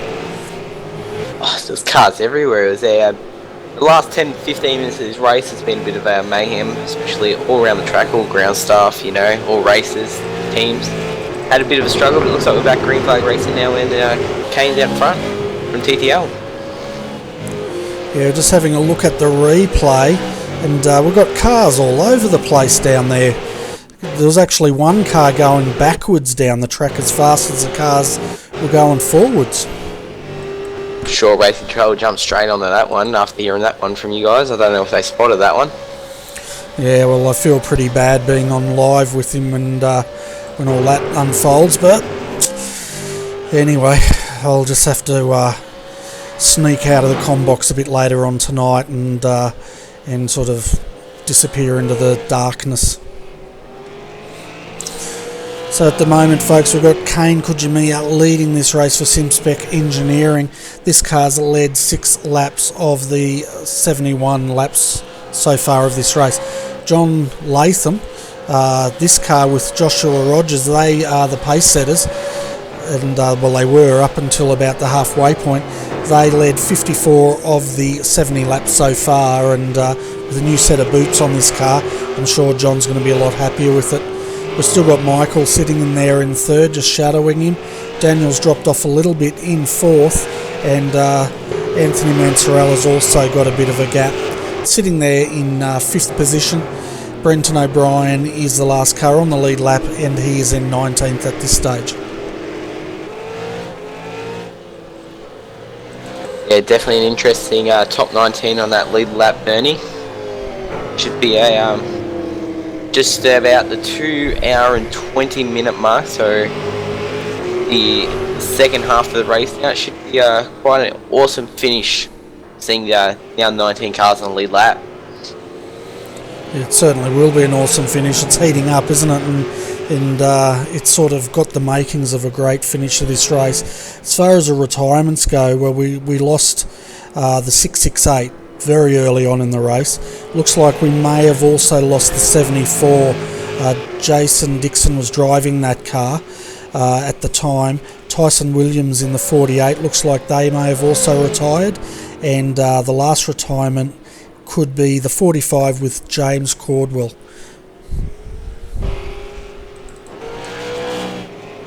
Yeah, just from memory and having a look at being down there and now back up in the comp box properly, just down there, it looks like James got a 30-second drive-through plus hold, and he never ended up coming back on track, sorry, for not unknown reason, but yeah, he's still in his garage sitting down there. Okay, well that's interesting. Oh, as we see John Latham there get the car a bit squirrely. So is he actually in the car? Because we did see in a previous broadcast a bug where they can't get a gear in the car and they just sit there clunking away forever. Yeah, from what I can see, all retired cars you just said are still in the garage, stored up, must be ready for the next round of the AOSC. Yeah, well, the next one we go to is Oran Park next Friday night, I think. Yeah, that should be a awesome, nice little track there. The 8 Supercars have a bit of a whiz round. Yeah, and then the week after, it's going to be Bathurst. Now, that's one I'm looking forward to. Ah, an Aussie favourite, Bathurst. You cannot go wrong with it. Oh, exactly right, and so we're looking at the moment, Kane's got a bit of a gap going here of 3 seconds, but John Latham, Michael Schreier, they're still having a fairly good battle as they follow each other around. And Daniel Trim's now up to 4th. Just looking further down the field though, there's, as it always is, there's some good battles going deep in the field. We've got Stephen Varga here 15th. Making a few moves. He's got his teammate and team owner, one of the team owners ahead of him, Aaron Lee. So I'll tell you what, Stephen, you don't want to be tangling with your boss. It could be a career limiting move. As he goes side by side with the 015 there through 035 there through the chicane. Now, sitting behind him now, he's a bit of damage on the side there, but as he gets that position back now to Sim's stealth sport cars. But yeah, he's driving very well tonight. Yeah, and we've got that was Nathan Tregarthen going off on the dirt there, and he's recovered. Chad Viggers also in there. I think Chad is one of his teammates there. They've got the same livery for Black Dog Institute, that's for sure. And then just behind them and a few laps down is the Way South Racing entry. And not sure who's driving that tonight. I thought it might have been Craig. Yeah, it is Craig Jones. Yeah, Craig Jones, not a new driver to the V8 scenes, but definitely an up-and-coming driver to the V8 scene. Seen him in some of the dev races and the OSR races. He's got quite a bit of speed on him. Yeah, and this car has had a bit of trouble tonight. It looks like it's been in a lot of trouble, but they're 4 laps down. But he's definitely got the pace. He's hanging in here with these cars, and doesn't look like all that damage is causing him too much grief. Yeah, definitely wouldn't want my car to look like that this late in the race. With he needs those 4 laps back on top of catching, Kane up in front, ERA, race, Synergy, and Performance Motorsports up there within 10 seconds of each other for the top 4. So he's got a lot of work ahead of him to get back in front. Yeah, I have a feeling Craig's just focusing on getting this car to the end now. I think even getting 1 lap back with the likes of Kane and John and Michael up the front there, that's going to be mission impossible. Yeah, definitely. I'm pretty sure the outside the top 20, you would be looking at bringing this car home, nice points in the championship, and coming back next week for a better result. Oh, I'm starting to yawn now. Oh, sorry. I think I need... It's not that late. Oh, it is for me, mate. It's like 11 o'clock. It's 2 hours past my bedtime. Yeah, it's coming up on 11 o'clock here for me also. Yeah, so we're at 74 lap marker in the second half of this race. I'm predicting we'll probably see the checkered flag tonight in about an hour and a half. What do you reckon?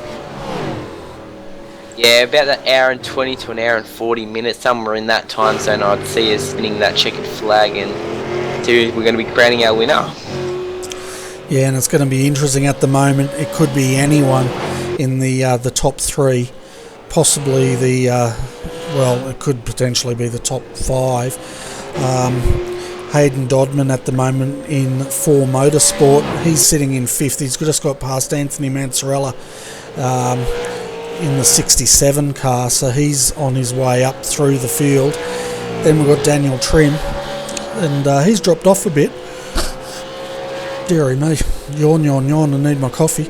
Then Michael Schreier, of course, well, he's now starting to put the pressure on John Latham because he knows Kane is stretching that gap.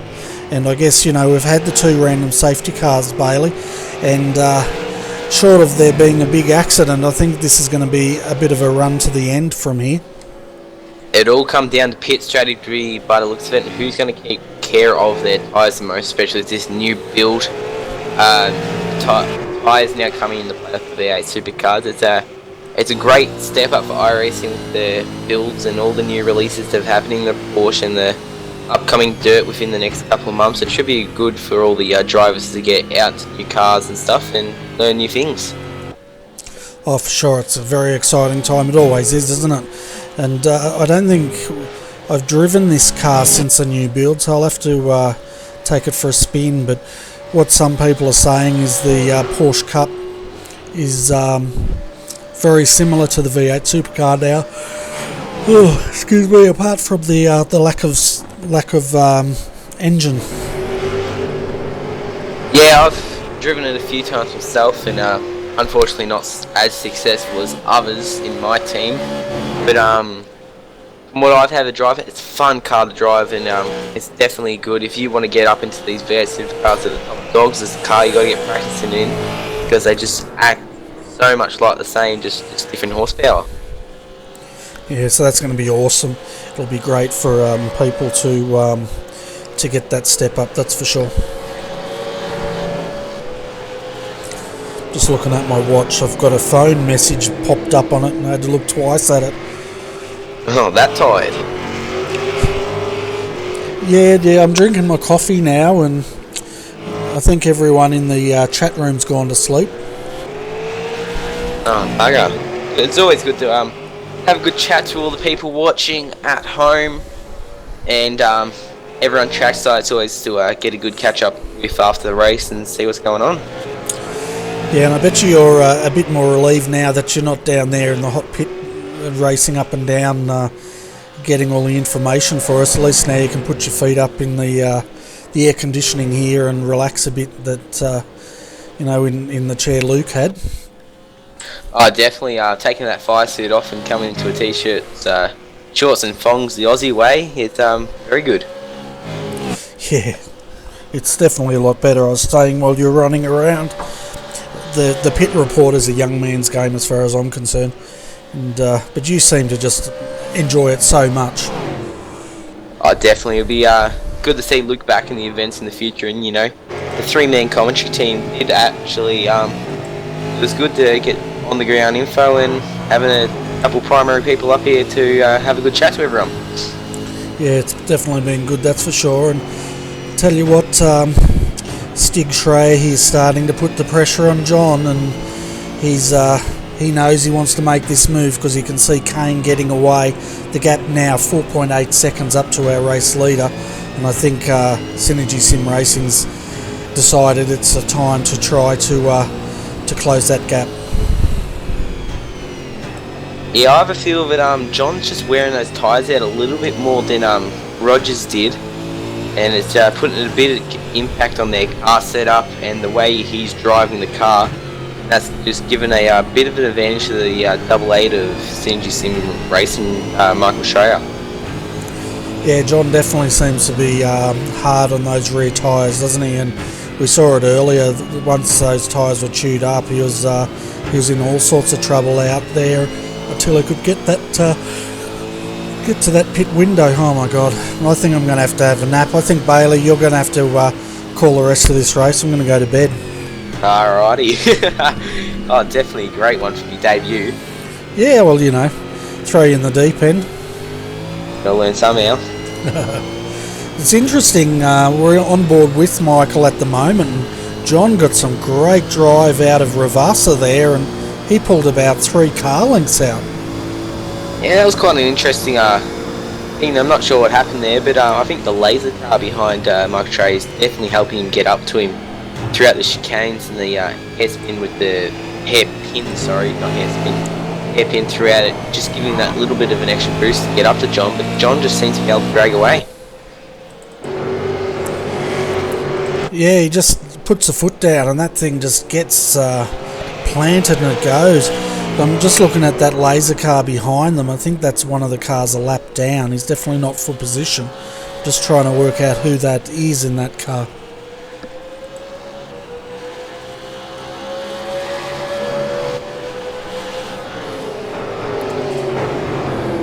Just can't get the number. That's I sort of got the number. It was a blur. Are you looking for number? No, wrong number. Don't worry. Are you looking for the laser car behind Mark Schreier? Yeah, I'm trying to work out who that is. 017 Laser Racing 3 is what I've been looking at, and that looks to be in the car at the moment, Brian Borg. Yeah, Mr. Borg's out there and having a good time, and I tell you what, he's keeping up with them, isn't he? He's not off the pace, and this car's 2 laps down, but I tell you what, they're not down on pace, that's for sure. Yeah, I think if he had another crack at this on the lead lap, I reckon he could put it in the podium spot here tonight. He's definitely got the pace at the moment. He definitely does, and nothing must be more frustrating than being a lap or 2 down, being stuck, like not stuck, but being behind the leaders and knowing you've got the pace and you've got the car to actually, if things were better, potentially be fighting for a podium. Yeah, it'll be interesting to see what he does with his pace here, if he will get past them and try to battle on a position or 2 back. But yeah, Mike Schreier seems to be lagging behind a little bit. There is who is it in the TTL? I don't even remember now. Sorry, John, who's pushing away again. Yeah, John just gets that drive out of the corner, doesn't he? And if anything, Michael's are just struggling a little bit getting that car off the corner. We're riding here with Brian Borg at the moment, and it'll give us a good indication where these cars are good and where they're not. Definitely. So coming back down towards, where are we? Trying to work out on my little thing. I think we're at, Variante Alta. We're coming up to that now, then straight down the hill into Ravassa. I would have no idea what all the track names are. I haven't had a really good look at this one to take trip. I'm a commentator. I turn up on the day and I commentate. Yeah, well, I have a little track map here, a cheat sheet, but yeah, down into the final turns here. And this is turn 16 is where John's really good. And you'll see just as he gets off the corner, this is where last time he got like 3-4 car lengths on Michael. This time Michael's a bit more awake to it and he's not letting him go. But to tell you what, Brian's right on the back of these guys. Yeah, sure is. He definitely got the possibility of getting round 1 in the coming laps. He's definitely got the pace at the moment. And the gap at the moment, folks, out to our leader. We're watching 2nd and 3rd here from Brian Borg's cockpit. The gap is 7.2 seconds now. So Kane's slowly but surely pulling out that gap, and if there's no more safety cars, it's going to it's going to put the pressure on these guys if that gap keeps on increasing.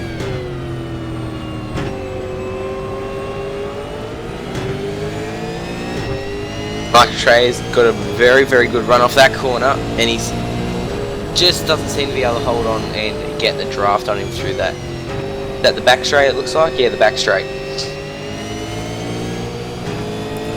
Yeah, so they're coming down now. Here we go into the Aqua Minerale. That sounds like a drink. And then up the hill up towards the Variante Alta, and then back down the hill into turns 13, 14 and 15 to complete another lap. Yeah, I'll have to grab the track map up right now just so I can have a quick look here at your names for this track. Well, if you don't have a track map, I'm just going to look really, really smart as I try to read this Italian.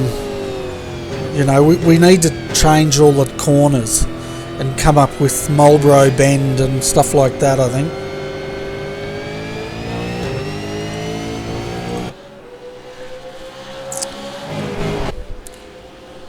Yeah, so it doesn't look like at the moment, I think John has Michael's number here, but saying that, Michael is looking on the inside, but he pulls back in, thinks twice of it. But I tell you what, he's got Brian breathing down his neck, and he's trying to fight for second here. I'm sure he's not appreciating the fact that Brian's so close behind him, but you know, racing is racing, and Brian's trying to get that car back a lap, and he's definitely got the pace, and he's definitely doing a fantastic job out there.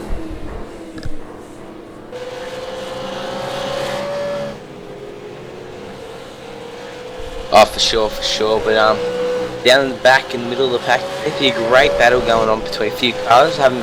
Can't seem to get any numbers at the moment, but definitely have to look out for them to see what they were able to do. Yeah, we've got Daniel Ackland, Aaron Lee down here in 13th, 14th, having a great battle here, and Daniel's trying to get past Aaron. Then we've got further up the track, we've got Henry King for Synergy Sim Racing. He's having a battle with Luke Harvey at the moment. So interesting, this number one car, he's actually had a pit stop. That's why he's down in 12th position. But as these pit stops play out, I can imagine he's going to be back up battling it out in the top four again.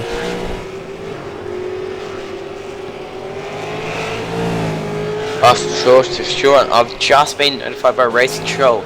The race on Oz number 91 will be receiving a 15-second pit lane penalty for a bump pass on that last restart. So who was that again? The number 91. Race on Oz. I'm trying to get the name for you right now. Yeah, it was Benjamin J. Smith, who was in the combox. Ah, so was that the restart that we were riding with him? Yeah, it seems to be. What I've been told by Race Control. Okay. Well, he's sitting in the pits at the moment, so 19 laps down, so I'm not sure if they've pulled the pin or not. Yeah, I'll definitely have to look in the car right now and have a look at him. He seems to be in pit lane still.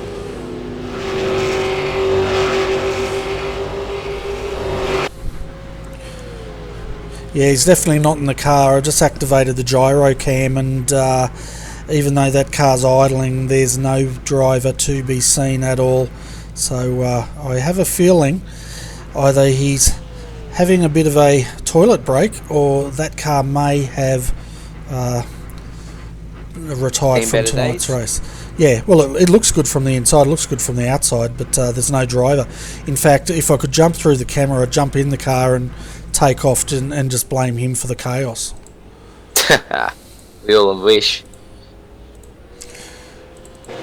Yeah, so looks like the Race on Oz car may have retired. As far as the retirements go here, folks, the number 28 is the latest retirement. That was Scott Clark was driving that car, and that retired probably 5-7 laps ago. We also lost the 402. Brendan Jackson was driving that car at the time of retirement. The number 91 Benjamin Smith Race on Oz question mark over whether that car has called it a night or not. It's still in the pit lane, engine running, but no driver. James Caldwell in the 45's also retired. We've also lost the 48, Tyson Williams, as well as the number 74. Jason Dixon was driving that car. And our first retirement of the night was the number 668, Glenn Postlethwaite, retired some 74 laps to go, and we're down to 50 laps remaining. So I always like it when it starts counting down the laps, because it starts feeling like the race is shorter. Definitely. Great to see the laps counting down. Can't wait to see that checkered flag, see who's going to get that win. Definitely going to come down to fuel strategy and tyres from here on out. If only allowing 2 random safety cars for the race, and it's only going to be on a major incident, and I think the rules say that it has to be 4 cars pile up or crash, you may call it, for a incident safety car. And we saw this sort of dynamic once before. We called a race, and it was a fair while ago, where both safety cars came out in the first half of the race.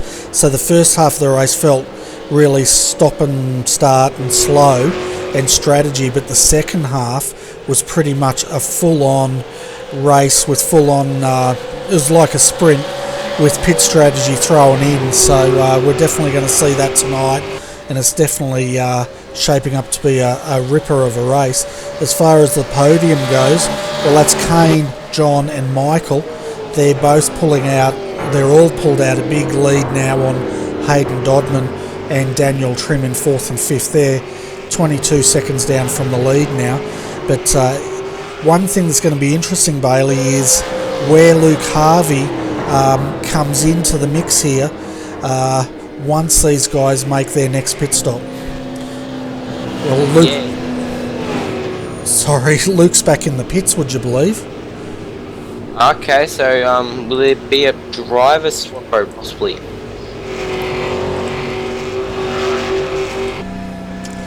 Not sure. We're jumping into the gyrocam now as we see Luke coming into the pits, and we'll see if he jumps out and another driver jumps in. Doesn't look like there's going to be a driver swap at this stage. Just having a look at what they're doing. Mate, do you think he's serving an incident cap penalty here? I'll just have a look through race control reports back to me. It looks like they recopped a 30-second for penalties, for incidents out the track, so they may be serving that one along with getting fuel, but there doesn't seem to be getting any tyres. Yep, no tyres, possibly fuel on that stop. Means they're not going to have as much speed as those top guys up in front to keep up. Yeah, this is really going to cost them big time, isn't it? Because they, I was wondering where they were going to come out, and you can see him now just leaving the pits. And I was wondering where they were going to play into the mix, but they're 56 seconds down, and it's going to be hard for them to come back from that, considering no safety cars are planned at this point. Yeah, I think it will be a survive to the end at the moment, or that could have been a short pit. They're trying to get that catch back onto the lead, possibly put it 10 seconds to 15 seconds behind them once they come in the pit lanes and try dash it to the end, possibly. Yeah, they might be trying something. I'm just trying to get to our blimp, the blimp cam here, because these guys are the last ones on the lead lap. They're 56 seconds down. Well, they were when they left the pits, and we can see now our race leader Kane Kujimiya is not that far behind him. In fact, the blimp has both of them in the view at the moment, so there's probably only about 7-8 seconds, maybe 10 between them, and ERA is going to go down a lap.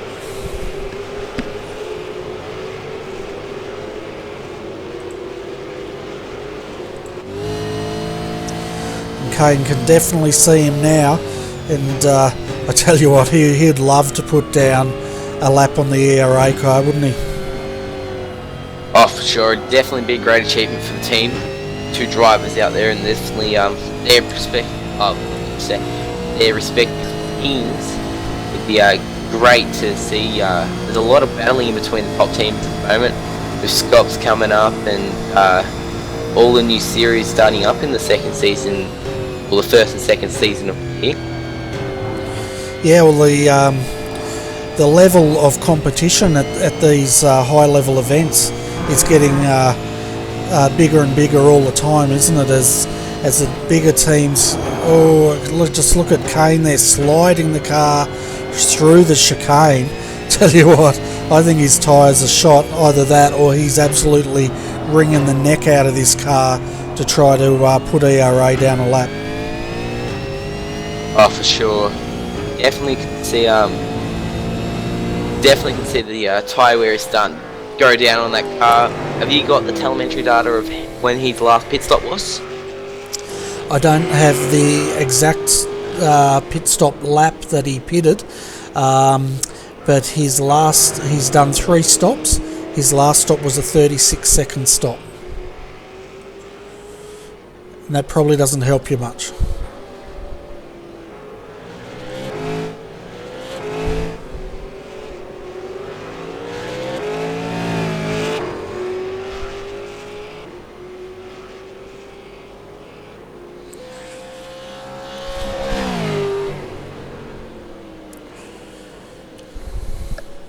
Just having a look at what our chat screen have to say here. I can see Mr. Smith's in there having a bit of a chat, so I don't think he'll be back out tonight.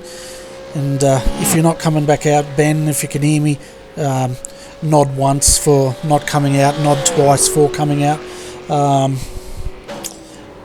Yeah, so nothing going on too much in the chat room down there, Bailey.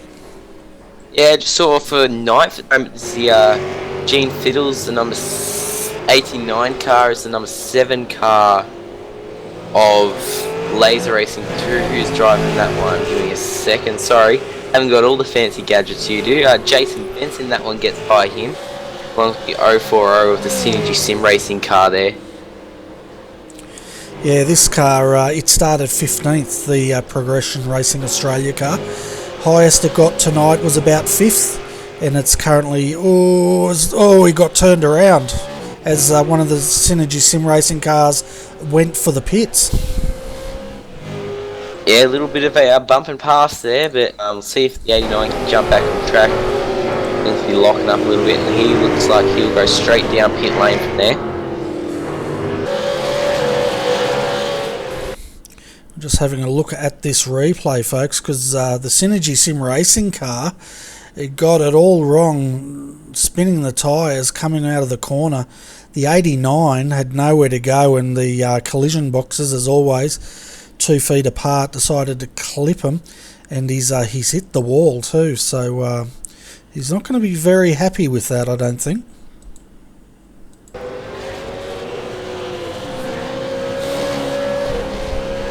Jumping back over to John and Michael Schreier. The Laser Racing are still holding in there, but John seems to be getting a little bit of an upper edge now, Michael Schreier. He still trails behind there, looking to get that pass, but John heads down pit lane. Michael Schreier stays out. Yeah, and this is when the strategy plays, isn't it? Now, Michael's going to want to absolutely do some flying laps here to try to jump John when he comes in the pits. It'll be interesting also to see how long John Latham's pit stop is, and I'm trying to get the camera onto it. It's oh my goodness me. Drone cam. Finally we've got a use for drone cam. So Josh Rogers jumping back in that car, as we can see him, John Latham out, Josh in. We'll keep an eye on the times. It doesn't look like the car's going up, but you'd think they'd throw a set of boots onto it, wouldn't you? Well, having a look at it before he jumped into the car, it was a bit messy on the track there, but got a lot of work to do to get back in positions now, and he will go off. No tyres, possibly only fuel. Yeah, so as Josh Rogers comes back out on the from the pits, that stop was a 36.7 seconds. Yeah, Yeah, so you got to factor in the driver swap over, which is about 14 to 18 seconds, give or take. Don't count me on that one though. But he already seems to be going a bit sideways and having a bit of trouble coming out of corners. So don't know if taking no tyres was a good choice for them. Yeah, I think I would have chucked a set of boots on it so Josh had the tyres under him to get the most out of it, because he's going to need this as this race comes down. I guess they're going to have one more pit stop before the end. 44 laps. How long do these cars go, do you reckon? 20 laps on a lot of fuel? With lap times and what they're pushing out now with the tyres they're on, they probably could stretch it out to about 25 laps, give or take 2. But yeah, if they're out on their own, they're trying to push hard, it will take a lot more fuel and probably push it down to about 21, 22 laps. Yeah, so they're right on the bubble now of coming in and doing a one stop to the end. So Josh Rogers, I'd say he was a first in, so he's right on the edge as far as making it with one stop. He should do it. Kane Kujimiya, he's the leader, and he's still circulating out there. Where's Michael Schreier? Well, he's still out there as well. So we'll keep an eye on the front two and see when they come in, and then we'll see where Josh Rogers comes out after they all have their pit stops. Yeah, for sure. I'm just trying to get this JRT working at the moment so I can get that telemetry you're getting.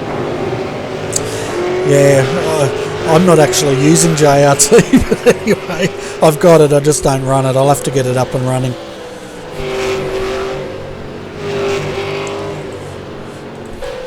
So now we can see Kane Kujimiya, he's staying out once more and putting another lap in. 8.9 seconds was the gap as he crosses the line.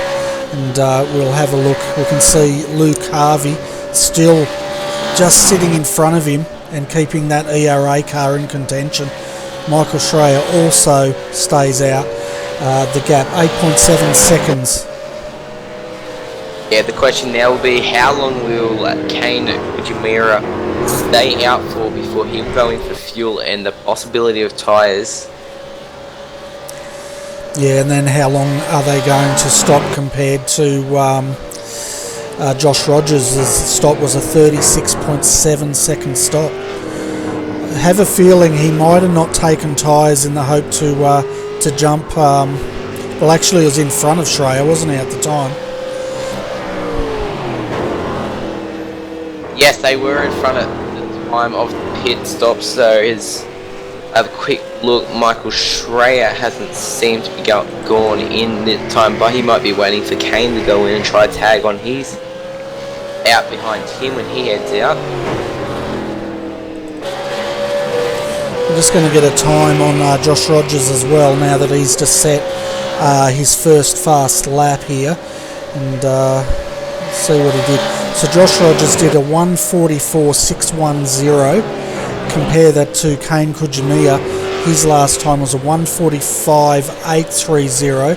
Michael Schreier's was a 1:45.698, and Hayden Dodman, third, was a 1:45.875. So Josh is definitely gaining time on the track.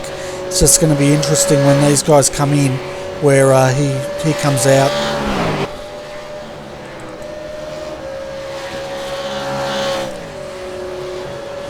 I'll tell you what, either Josh stopped very early, or these guys have decided they're going to go as deep as they can into this stint.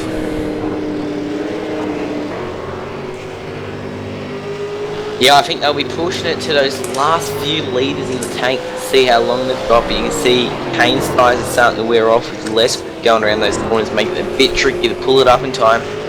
Making those lap times go a bit slower, giving the chance for Josh Rogers to catch back up to that lead spot. And looking at Kane's last lap was a 1:46.293. That's the slowest he's done, and that could be, as you were saying, the tyres are now shot on this car, and he needs to bring it in. In fact, he's behind Luke Harvey. the ERA car, and Luke's time was a 1:45.922. So Kane is off the pace a bit. Yeah, I wouldn't be surprised seeing Pitt in the next couple of laps due to those tyres being a bit shot, and just getting that fresh pair of wheels on there will help him get those lap times back up. Oh, for sure, and as he gets a bit of a slide going there coming into turn 15, and we'll see if he comes in this time. It's definitely unstable, but he stays out for another lap. You'd think the way that car's handling, the longer you stay out, the deeper the hole is you're digging yourself. Yeah, and just saw in the background there, Luke Harvey is down pit lane again. Unknown for the reason this time by, but we'll see what he has to do. I'll keep an eye on him for you. Yeah, well, let's just put him a lap down now, so if you get any news on what's going on with that car, definitely let us know. Yeah, there seems to be a driver swap over in the Ian Ford, and they are off track by the looks of it. No, it's back on track now, and it seems to be only taking fuel, so tires are not a worry for teams apparently at the moment. And we are now, with Luke pitting that car, we're down to 8 cars on the lead lap. Guess which car is the last car on the lead lap, Bailey? Is that Mr. Rogers? That is Mr. Rogers. He's 72 seconds down and on the lead lap, so it's going to be interesting, I think. Lock and load for a final 33 lap finish. This would be amazing. Yeah, I have a feeling at the moment we're in the lull before the storm, and hopefully these three are going to get in together and get these gloves off and give us a race here. Don't count me on it, but I reckon Rogers just a little bit too early, considering it was just over 30 laps to go now, and it goes out to about 25, 28 laps. Yeah, I reckon he was really early in his stop. Now Kane's in, so it'll be interesting, and Michael Schreier follows. So these guys are taking it to the limit. Now we need to keep an eye on where Josh is, and their time is a 36.7. That is their target. So I'm just having a look at where Josh is now. He's just coming down through Minnesota or whatever, up towards Variante Alta now. So he's still got a fair ways to go. After this he'll come down the hill into Ravassa. Yeah, Kane's still in pit lane at the moment. Not sure if he took tyres, but I think everyone's just holding off the tyres now and making them last as long as they can, just get those few extra seconds out of pit lane. Yeah, well, we can see now Josh Rogers is coming onto the main straight here. Where's Kane? Kane's still in the pits. Kane's just left his pit stall. Okay, so Josh is coming through the start-finish line now, and we'll see where he comes out with... so he's got him. Josh Rogers jumps Kane Kujimiya, and through the pits. Kane's still exiting the pit stall. Yeah, it's going to be quite an amazing battle to the race, and see if Kane can hold on now, as Rogers has got quite a little bit of a lead on him now, with a car in between them also. That will make it very tricky. So this is going to be interesting now, right? Because we both agree Josh pitted very early, probably right on the bubble as far as getting this home in a one pit stop strategy. His time was a 36.7 second stop. Kane Kujimiya did a 42.3 second stop, and he stayed in the car. The Michael Schreier number 88 car, 47.2 second stop. Brenton Hobson's back in that car. So it's going to be interesting to see if TTL have got this right as far as fuel strategy goes, and if they can hang on to this, because I don't think they put tyres on that car, did they? No, they didn't. None of the top three, top four now put tyres on the car. Well, sorry, top three. I'm not sure on Brenton Hobson if he put tyres on the car. But just getting a little bit of knowledge from the number 88, I'm just going to quickly ask them and sneak down into their garage quickly, see if how much fuel is in a tank, see if we can get our predictions correct for the end of the race. Yeah, no worries. Have a look at how much is left. You know how you look. I guess you know what you're doing. I don't. But yeah, it'll be interesting to see.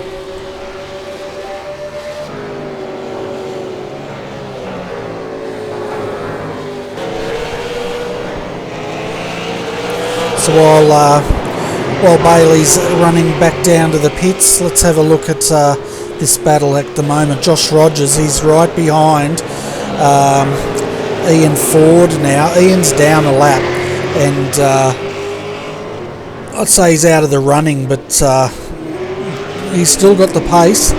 It's just not been ERA's night tonight.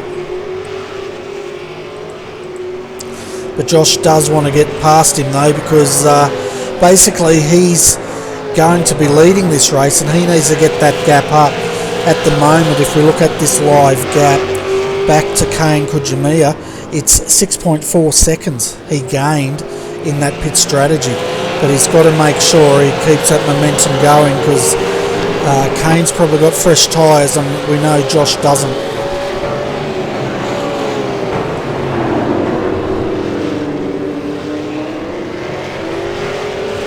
Alrighty, just in a full tank of fuel takes 27 laps. Okay. So, with my quick math predictions, the top three will not make it on a full tank of fuel. So they're all going to have to make a pit stop, aren't they? Or are you saying they're going to have to make two? Well, they will now need to take one more pit stop, so they've, from what I saw, they all took a full tank of fuel last time, so I think they're hoping for one more safety car to happen and a splash and dash. Okay. Now the question is, with Josh Rogers, he was the first one to pit, and we reckon he pitted very, very early. How do you reckon he's going to look, considering he had the shortest pit stop? Only having a look at the lap breakers, so not the live breakers of how far apart everyone is. It looks like Josh will have a bit of trouble. Before he needs to pit, I reckon he's about a 10-second gap between M-Spec Engineering TTL number 303, sorry. I think he'll need about a 10-second gap and then pit for enough fuel, and then come back out and run it to the end. Okay, well that could explain why he's got the hammer down at the moment. He was having a bit of a battle getting past Ian Ford there, and he had to give him a little bit of a heave-ho, but could explain why now he's trying to get that gap up. It's 6.9 seconds back to Kane, and it's still sitting there, so he's got a bit of work to do. Yeah, I'm not sure why none of them took tyres on the last stop. If it was me, I would have taken tyres on the last stop and left no tyres for this splash and dash, because I think it's going to come down to tyre wear now. And fuel. Obviously fuel, but yeah, tyre wear is going to kill someone at the end of the race at this point in time. I certainly will. If you're into the splash and dash territory and you've got to throw tyres on it, it's pretty much game over, isn't it? Even if the others do have tyres that are pretty much shot. Yeah, pretty much. Even if you just chuck two tyres on it, you'll be screwed. I know for a full tank of fuel, it takes 1 extra second for the pit crews to put a full set of tyres on. I know that one.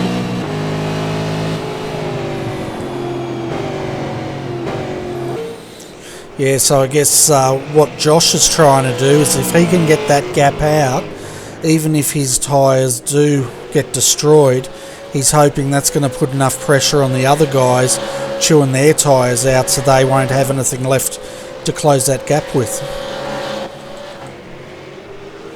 As we just reached the 3-hour mark 3 minutes ago, this is going to be one hell of a final hour of racing. It certainly will be, and can you tell I've had most of my coffee? I'm awake again.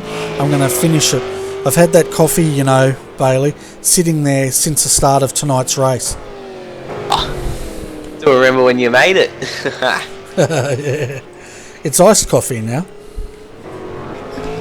I love a good old Macca's iced coffee too. Oh, don't say that. I'll leave you by yourself while I go down to Macca's and get an iced coffee. I'll come back in an hour just so that I'll see if you're still going. See if I've done all the interviews yet or not. Yeah. It's actually been pretty quiet up here tonight as far as driver interviews. I think we've only had about 3. Yeah, we've had... Oh, what have we had in? We've had the double 8 car of Brenton Hobson. We've also had Benjamin Smith in the box tonight. Yeah, we had him doing the talking. Just having a look. One of the viewers said that tyres were taken at every stop. So maybe we got that wrong there, Bailey. Yeah, maybe just the graphics side of iRacing physics stuff. We're just unable to see the spectator if they've gone up on the jacks or not. Yeah, well, the camera views aren't the best, are they? And at one point we've had to resort to the drone cam, and even then we got a blurry image of the cars. So that's my excuse there. But at the moment, folks, your top 5 are Josh Rogers leading tonight's race by 7.4 seconds back to Kane Kujimiya. Third is Brenton Hobson in the number 88 Synergy Sim Racing. He's 23 seconds off the pace, but holding that third one. An interesting one though is GTI PFR. We saw this car earlier tonight. Adam Zeidinger's back in this car. He's back up to 4th in it, 38 seconds off the lead. So this car is going gangbusters at the moment and looking good for a strong finish tonight. Riley Blythe is the 5th car for Evolution Racing Australia, the number 67. They are 45 seconds off the lead. We might as well go the top 10. Mitchell McLeod, he's sitting in 6th at the moment in the number 40. He's 49.5 seconds off the lead. Then we have Wayne Taylor for Performance Motorsports Chassis.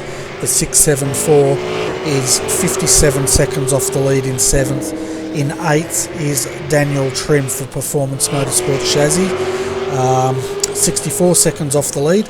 9th, Jason Bentz, Laser Racing 2, and they are 77 seconds off the lead. And rounding out your top 10 is Daniel Ackland, Synergy Sim Racing 3, and they're 88 seconds from the lead.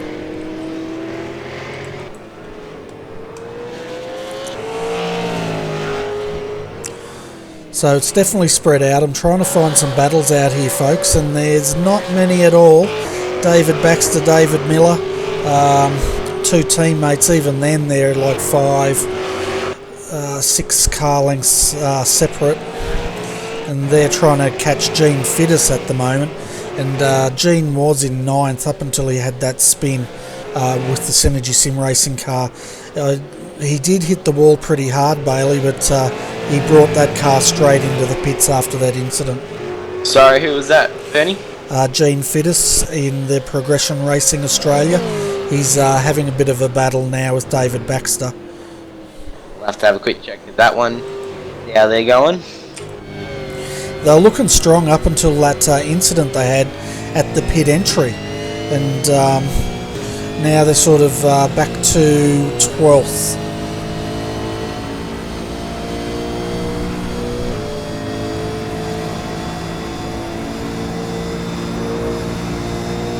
I just love watching the cars come around that bend in turn 1. Sorry, turn 2. Just love watching them whiz around there 3 wide. Yeah.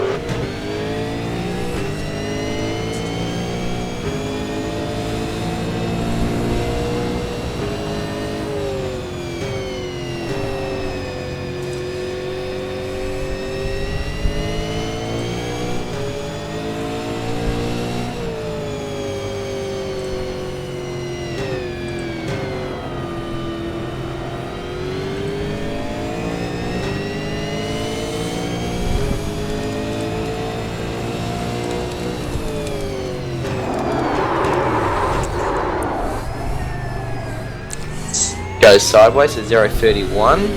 Yeah, we're actually on gyro cam there, and it made me look up for a minute. That would have been an awesome view on top of gyro cams. Seeing that.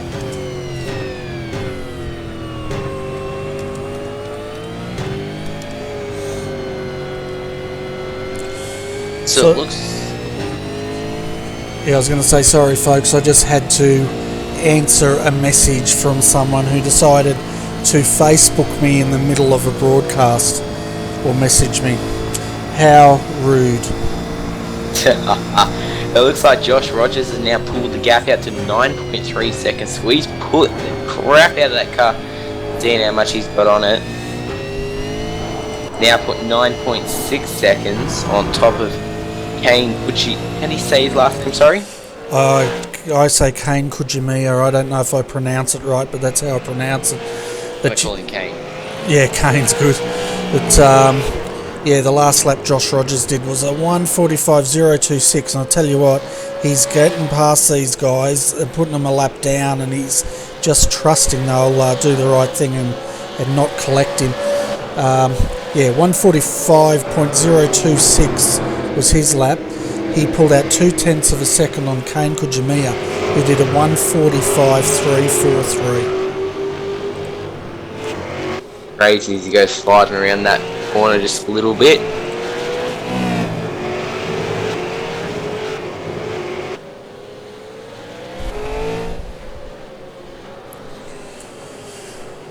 Yeah, so don't know about you, I don't think I've got much more energy to call this race. I think I'm ready to go to bed. Yeah, it's been a nice long race. There hasn't been as much action as and was it back at the Phillip Island, wasn't it? Is when the last massive broadcast we had was. Yeah, that was the big one, and there was a lot more action. This is it's just very spread out, I guess would be the word, and the pace of the race tonight I think's taken its toll as far as decimating the rest of the field. They're just strung right out. We've only got how many cars on the lead lap? Gene Fittis is the last car on the lead lap, and he's about to go down a lap to Joshua Rogers now. So we have 11 cars on the lead lap. Yeah, not far behind that's the two Synergy 2 and 3 cars. They have the possibility of being lapped in the next few laps. But we've hit the 101 lap mark now.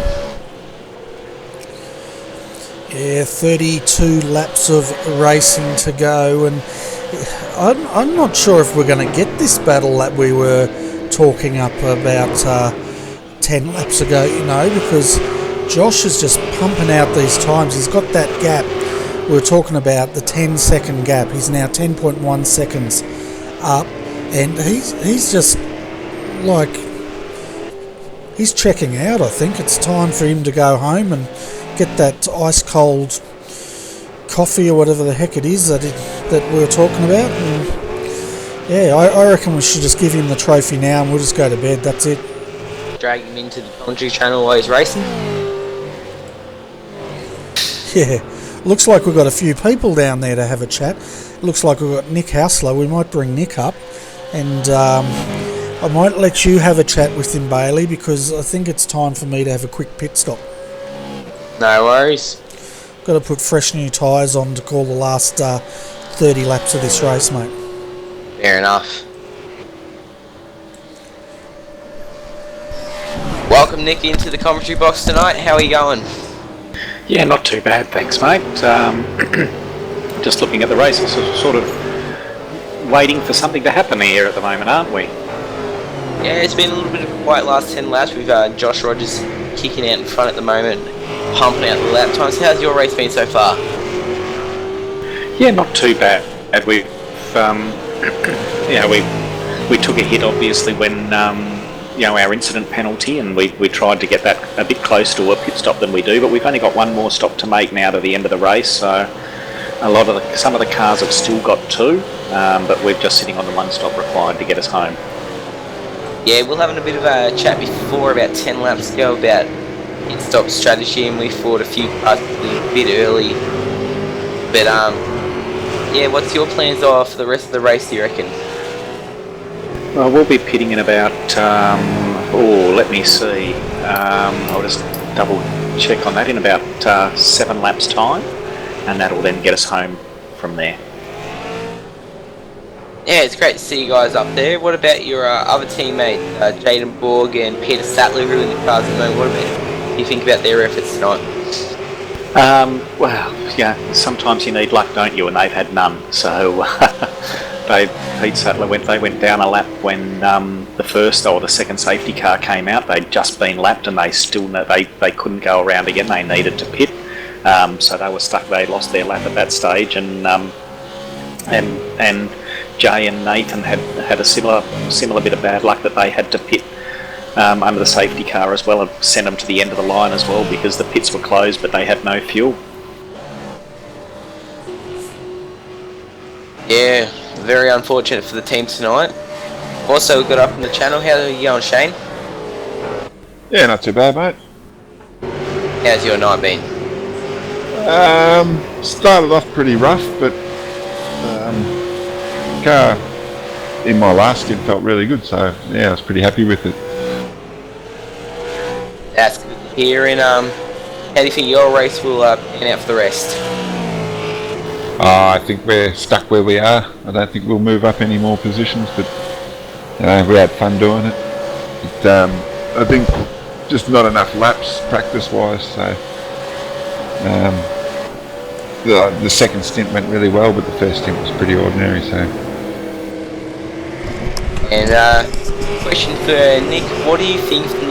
I've been asking everyone all night. What do you think of the new tyres, and how do you think it's come into play tonight?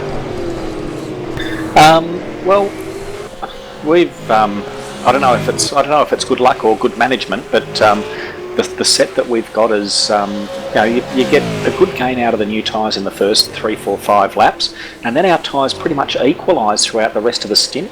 So we find that at the end of the stint we're still pumping out lap times that are within 8/10 of our best laps of the race. So we're really happy with how we're going with the tyres in the moment.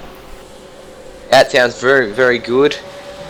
Yeah, I'd agree. I think the tyre's pretty good. It's just hard to get it right initially, but once you've set it up, it tends to wear pretty well.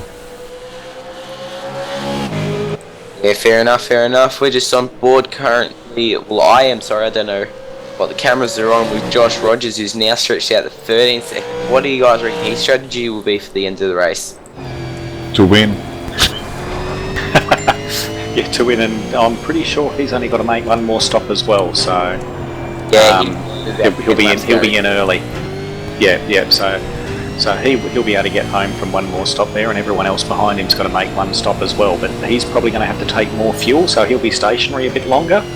And I don't know how the TTL cars look after their tyres, but you never know. In the last 5 laps it might close up, but it looks like he's doing it fairly easy at the moment, but I would expect him to be stationary for about 15 seconds longer than everyone else.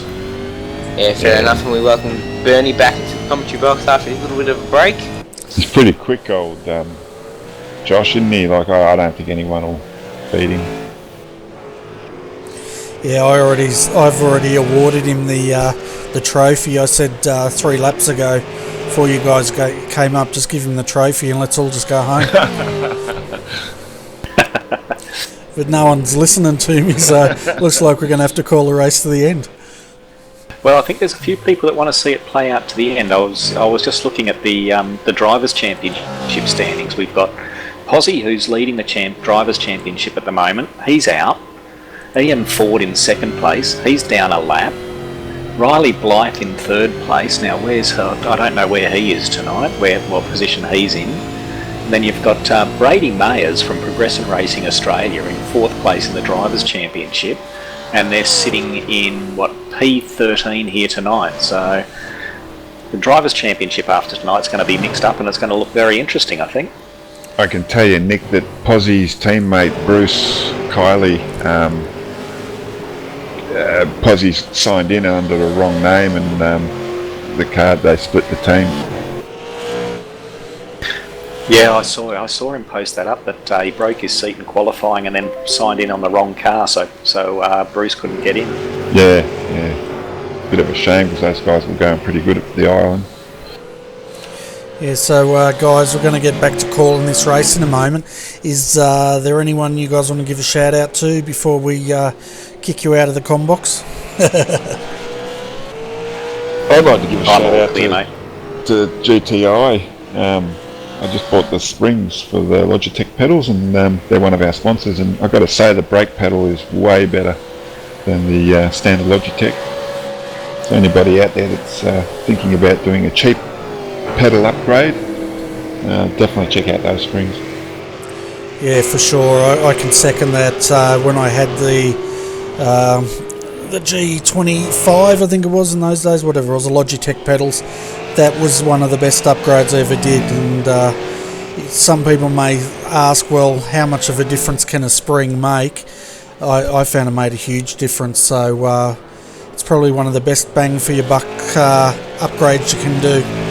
Yeah, the brake pedal's way better. It's just so much better than the standard Logitech. Yeah, and I went further. I bought all the upgrades. So I had the load cell for the Logitech, that cost quite a lot of money. I had all the different springs, and I always came back to the GTI as the best upgrade for me. It gave me the best feel. The load cell was good, but it just didn't give me the feel that I was looking for. Yeah, I'm finding that it's really good. I'm still getting used to it, but you can just push the brake more, and it just feels better under the brakes.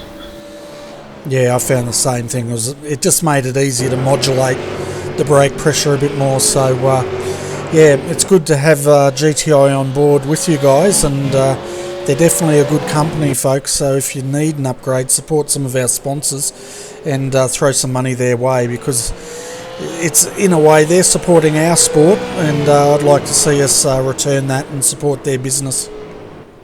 Yeah, and they're a good Aussie company too, so it's good to see an Aussie company out there in the world of sim racing.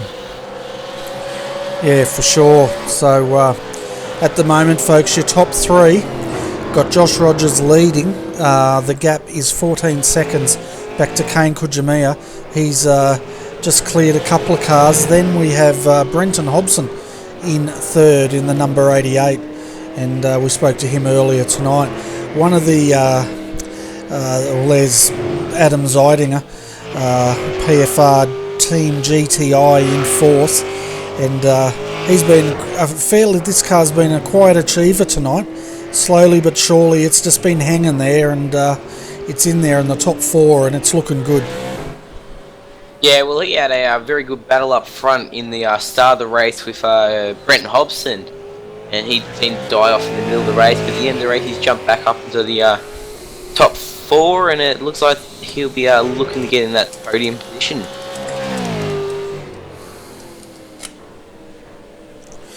Yeah, definitely. It's definitely starting to play out here, doesn't it? Yeah, for sure. And just over the last 4 laps, Bernie, Josh Rogers has gone from a 9-second gap to a 16.5-second gap. So it looks like everyone else is starting to look after the tyres, and he's just still pumping out those lap times. Yeah, well, if you look at the times he's setting, he did a 1:44.899. He's the only car on the track in the 1:44s. Kane Kujimiya, 1:46.798. Brenton Hobson, 1:46.202. Adam Zeidinger, he's in the 1:45s, and then Riley's down to the 1:46s. So, there's only 2 out there that aren't in the 1:46s, and that's Adam Zeidinger in fourth and Josh Rogers. Yeah, and Adam's got a lot of pace on him at the moment, and we'll see how that one pans out for him. I'll definitely see if we can close that gap. And if we're looking, what's happened to Adam here? Just trying to find him. Here he is. He's got a lot to gain though. It's up to Brenton Hobson. The gap is 15 seconds he's got to pull in 25 laps. So he would have to be doing, what's he doing? He's only pulling in 0.3 of a second last lap.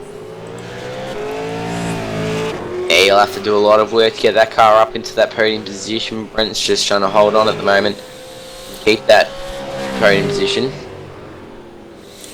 Yeah, well, at the moment, I think Brenton's looking pretty safe for the podium. Kane is looking, I think, pretty safe for second. And that gap has increased now, 17.7 seconds to Josh Rogers.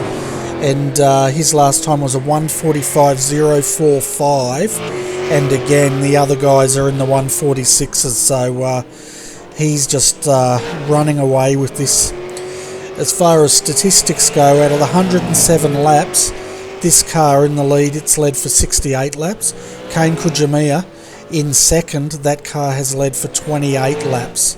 So between the two of them, they've led the majority of these this race tonight.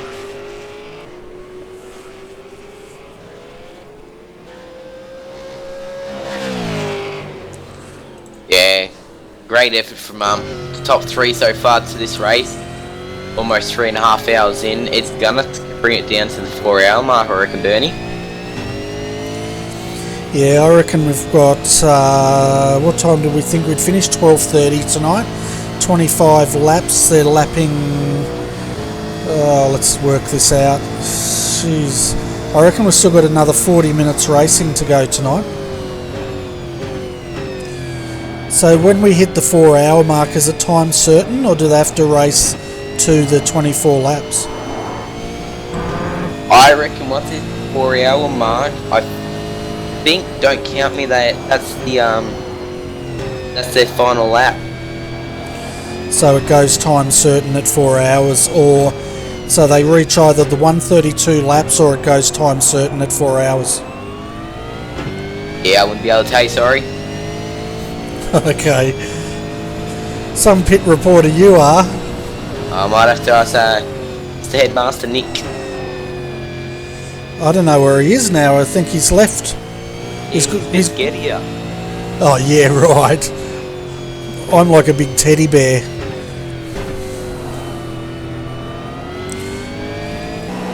We're just riding on board there with Josh Rogers, folks, just to see how he's dealing with his tyres, and it must be said he looks like he's pretty kind on his tyres, if anything. He seems to be getting a lot out of this car and not putting a lot of pressure on those on the 4 bits of rubber, keeping him to the road.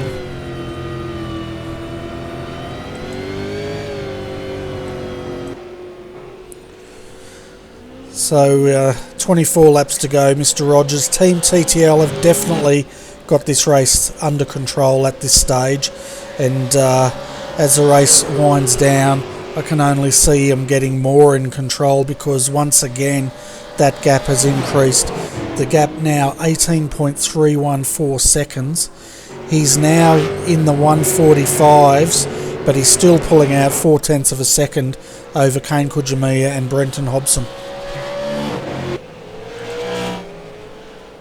I just started talking without even pushing my mic button. Okay, I just had a bit of feedback from our chat room there. It's definitely time certain from one of our viewers. Said that 4 hours it becomes time certain. So is that what you got from your sources? I haven't had a chance yet to have a chat to him, but yeah, we'll agree with the chat room. Oh, we've got one of the Race on Oz cars off the track here.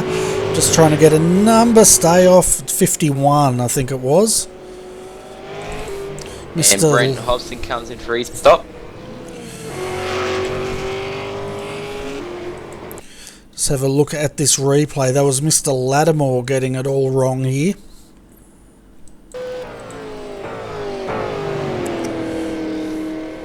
Just having a look at the replay, and to me it looked like he lost it. Oh yeah, he's lost it coming into the corner, and that's whereabouts is he? Coming down towards turn 9, and let's see if he keeps it off the fence. I was just having a quick look of the live chat room at the moment, and then the live feed come up, and it's sitting 42nd position B Hall. Yeah, that's right. You're doing well out there. You didn't even make the grid, mate. Oh, mate. Amazing. Just having a look at Steve Lattimore here recovering. He did hit the wall, but he didn't hit it too hard, and he managed to get the car back on the track. So he survives for another day, sitting in 17th position, 2 laps down.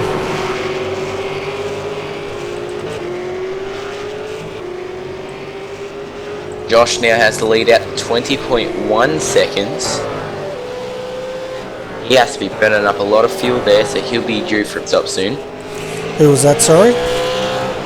Mr. Joshua Rogers.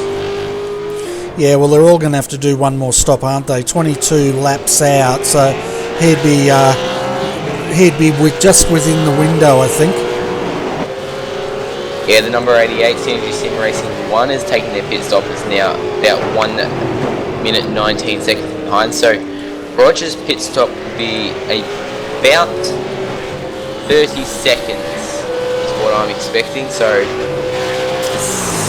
Synergy Sim Racing can get a lot of speed back and get that 19 seconds back when he pit stops. They might be in a chance of winning this one. I think it's going to be a bit of a tall order. The gap's now out to 20 seconds, and they're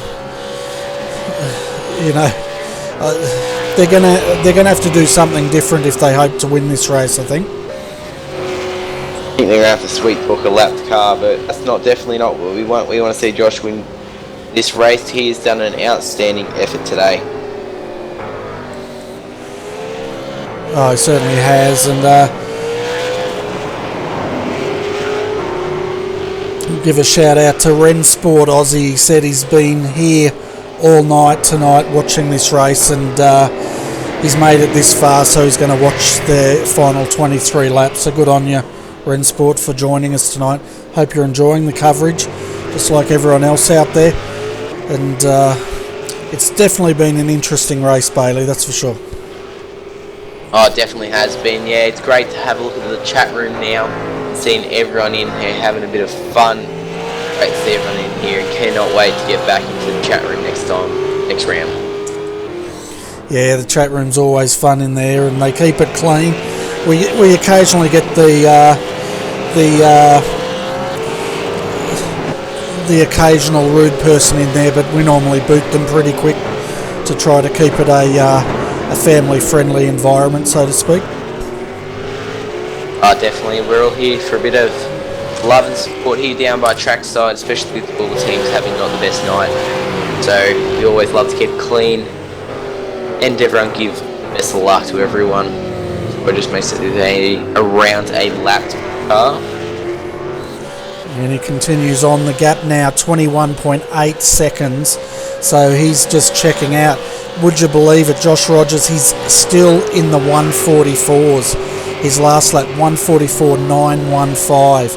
He's now going across the start-finish line. He did a slower 145.593 because he had some cars. The other guys are still in the 146s, so it doesn't look like Josh is going to slow down anytime soon. Well, in the next 20 laps he might, but he's still pumping those times out one after the other. And it's just crazy this late in the race, but I think fatigue is a factor at this point in the race. 3 hours and 33 minutes into this race. Both of these drivers haven't been in the car the whole time. They have been sitting here helping their teammates along the way, and fatigue will be a big factor now in stakes of drivers, with only 6 cars on the lead lap now. And it looks like Laser Racing crew number 7 will be lapped in the near about future. Yeah, and that car's driven by Jason Benson. These guys are no slouches, are they? We saw they had the pace of the leaders. It's just, this race has just been brutal as far as the pace of it goes, and you can see just how brutal it's been by how strung out this field is. We've now had 7 cars retire. The latest ones were Sean Evans in the 15 and Matthew Clowett in the 085 have both retired. But to have only 6 cars on the lead lap, soon 5, it's been a really brutal race. Yeah, with a 22-second lap time, in he comes hit. This will be an interesting pit stop. What will he do? Will he get back out in front?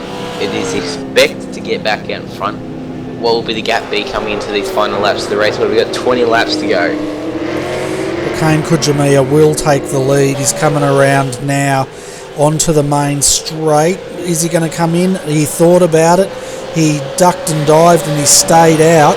So he's going past now. So he will take the lead. It's just a matter of what Josh Rogers does as far as his pit time.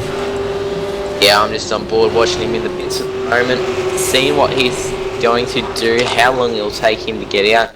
But obviously all these cars are going to get past him. But when they come in for their pit stop, the matter is how much of a gap can they get in this time of him pitting. Yeah, oh, there he goes. We're using the pit cam there. Nearly ran over the camera guy. Hey, he's my mate, let him be.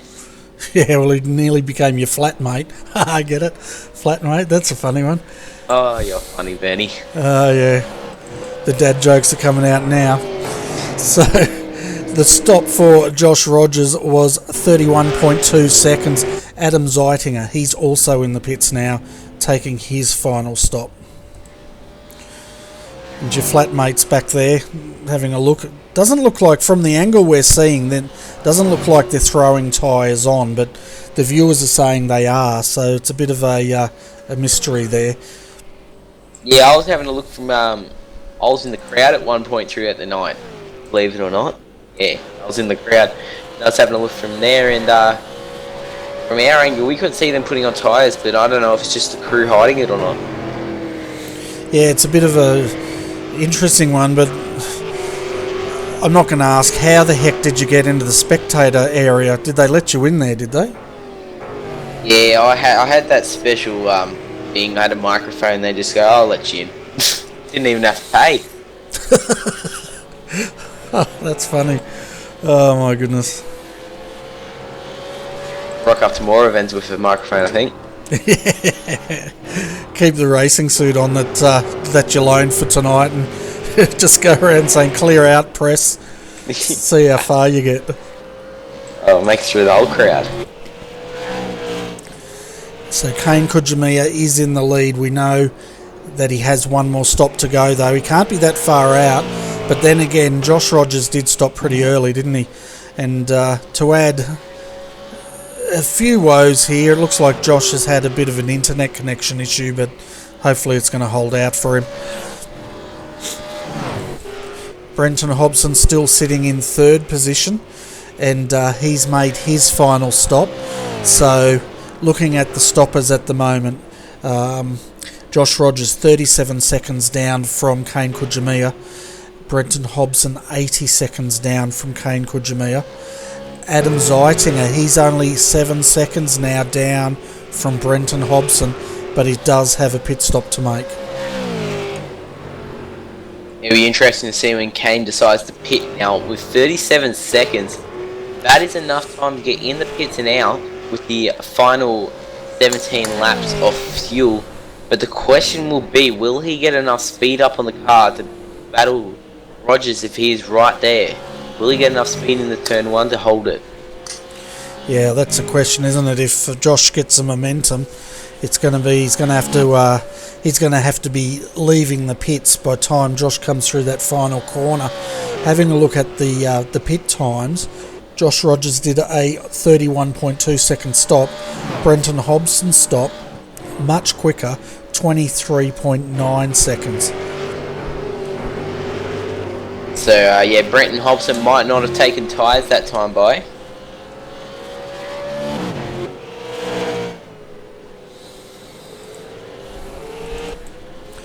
So yeah, it'd be great to see the GTI boys, if they can close that gap on Brenton. You know, it's a tall ass 20 seconds they've got to pull in, but man, wouldn't it be great for this team to get a podium? They've worked hard all season for it. They definitely deserve it. But yeah, you've still got a lot of work to go on it though. Yeah, definitely, but it's good to see them up at the pointy end. And to rub salt into the wounds here, Josh Rogers just set the fastest lap of the race, a scorching 1:43.399. Ouch. Yeah, well, Kane Kujimiya did a 1:45.745. So if that's throwing down the gauntlet, I don't know what is, or if that isn't, I don't know what is, I should say. Because to come out this late in the race and set the fastest lap is really sending a message to your competitors. Yeah, not to butt you in though, but about 3 or 4 turns ago, Kane had a bit of trouble with the car and went a bit sideways, and that would have cost him about 3 or 4 seconds. So at this point in time, looking at those times, it looks like Rogers will get him on the pit stop. Yeah, well, that cost him. He just did a 1:47.020. We'll see when Josh comes across. But that gap was 35 seconds. Let's look at the live gap. It's 33 seconds at the moment. Yeah, so that cost him a lot.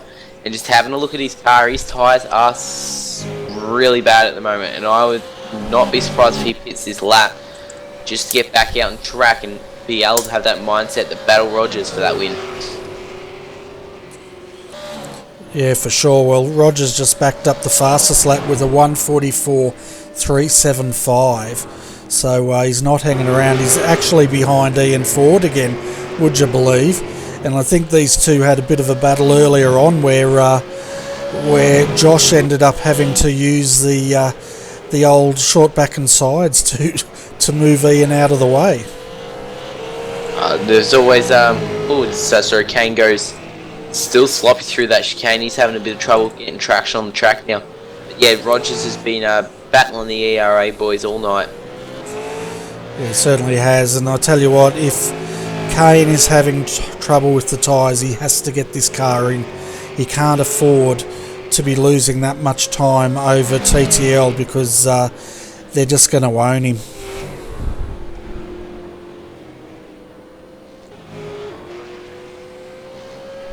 Question will be, will he pit this lap? No, he will not. Nope, he's staying out. We'll see what time he does this time. It was a 1:47. Hopefully he's got a better time than that. He should have 1:46.738. So he's losing time hand over fist.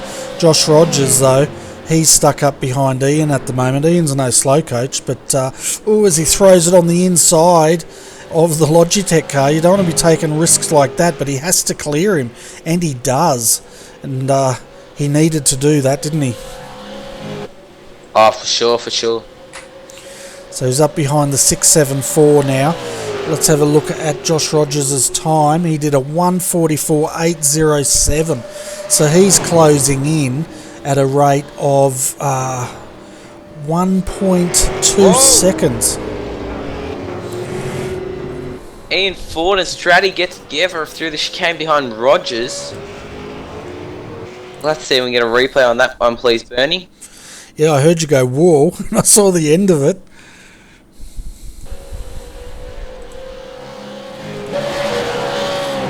So I've got the replay up now, and we can see Josh is trying to clear this car.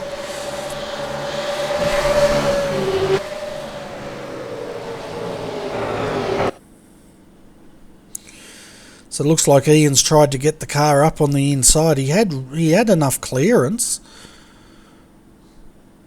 Oh, big impact, wasn't it? Tell you what, I bet you Josh was glad he wasn't a couple of car lengths behind on that one. In comes Kane to pit. Wouldn't say that was one of his best entries so far this race. Okay, so Josh is now coming down towards Ravassa, and I'd say Kane hasn't even stopped yet, has he? He's just coming in, now stopped. Okay, so now if we shoot over, we'll see Josh come flying past in a minute to take the lead of this race. There he goes. So Josh Rogers takes back the lead, and I would suggest he's going to have quite a big lead by the time Kane comes out of this pit stop. Yeah, 110% with 13 laps to go. This should be one in the bag for Josh. Oh, definitely. He's now pretty much home and hosed, but we've said that before and something bad has happened, so let's not put the mockers on him. But Kane's just been hit, I think, coming out of the pits. Give me a second. I think he just got rear-ended coming out of the pits by one of the laser racing entries. Yeah, he's got bad damage to the back of his car. He won't be happy with that one, but I'll quickly get myself a replay on that one personally. Yeah, I'm doing the same now. We want to see exactly what's happened here. Yeah, it looks like Kane's come onto the racing line.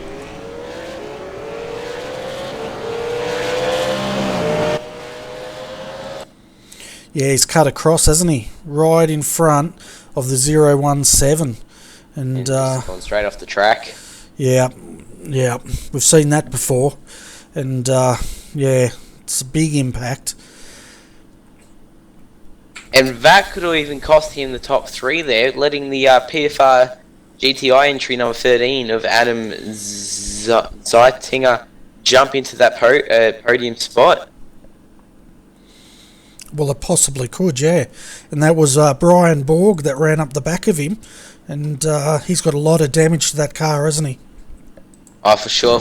But yeah, Adam's going to be pushing his way after probably hearing that one over the comments from his teammate. He'll be getting ready to get that pass on as soon as possible. Yeah, well, the word is we'll be out. Kane's in trouble, and floor it. See, he's split behind Rogers in a second.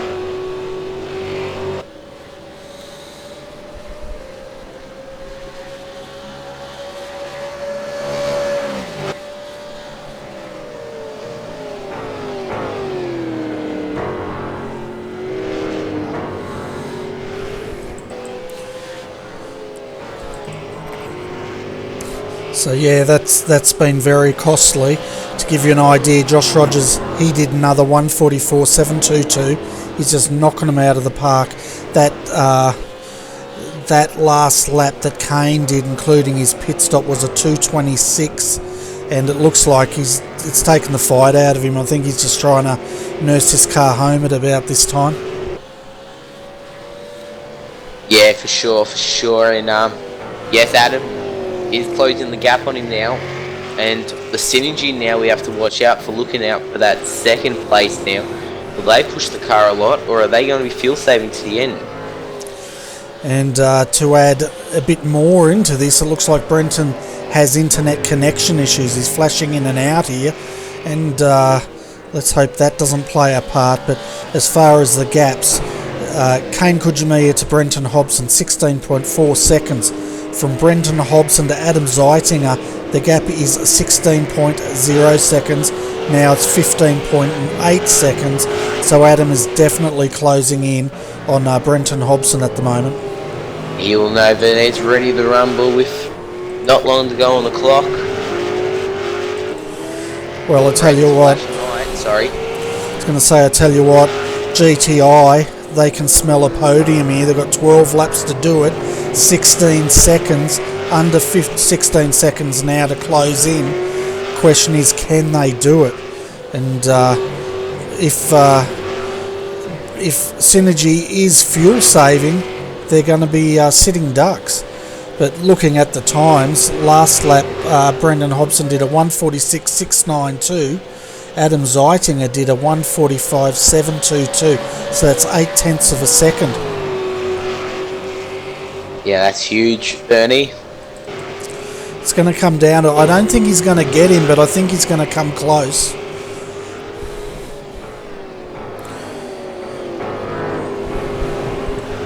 Now, as far as the gap back to Kane Kujimiya after that incident, it's a 30.7 second gap. Looking at the times, Kane did a 21.6 second stop, 10 seconds quicker than Josh, but it still wasn't enough to secure that that lead. Yeah, I feel Bernie, but I don't think Kane's got that much steering damage, or I think he'll be more downforce and keeping that car in the right direction. Yeah, he's definitely struggling, isn't he? That impact definitely cost him. And having a rear impact like that, he was lucky that he actually got away with the damage that he did. Yeah, it's 100% certain there. Just having a look as he gets on the straight to see how this car's tracking. It is a little bit right hand down on the steering wheel, so it isn't tracking the best. So I'd say he's just trying to get this car home at this point in time. Now to everyone watching in the chat room, who do you think our podium will be? Can you guys give us a 1, 2, 3 prediction, please? I'd love to hear it. Definitely, and the winner gets total respect from the commentary team. There you go, that's a good prize, isn't it? Definitely. Yeah. Bring him in for a lap. How about that? Now that would be cool. We should do that. We should, next race, we should get you to hang out in the chat room with everyone watching it. And you can report from there and tell us exactly what's going out there at the top of the mountain in the RRTV chat room. Could get a little bit feral though.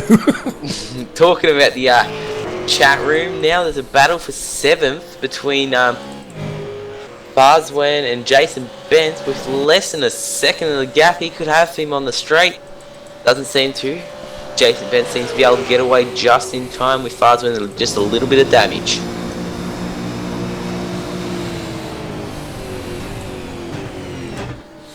He goes in. Up the inside he goes.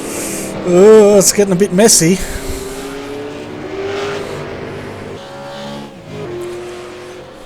That was good driving, and both of them didn't collect, but I tell you what, here comes Josh Rogers right up behind them.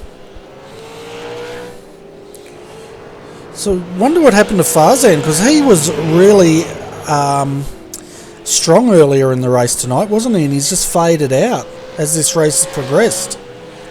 Yeah, there could have been the possibility of those safety cars, those random safety cars, and the extended one definitely did not help the team's strategy at all with pits. I'm sure if we didn't have that extended safety car, the double extended, which is about 7 laps, I think the safety car ended up being, that could have definitely played into these final 7 laps that are happening within the few laps coming. Yeah, well, there was 3 cars, wasn't there, that decided not to come in on the first safety car, and we thought it was a mistake then, and it looks like all 3 of those cars have not really factored in the top 5.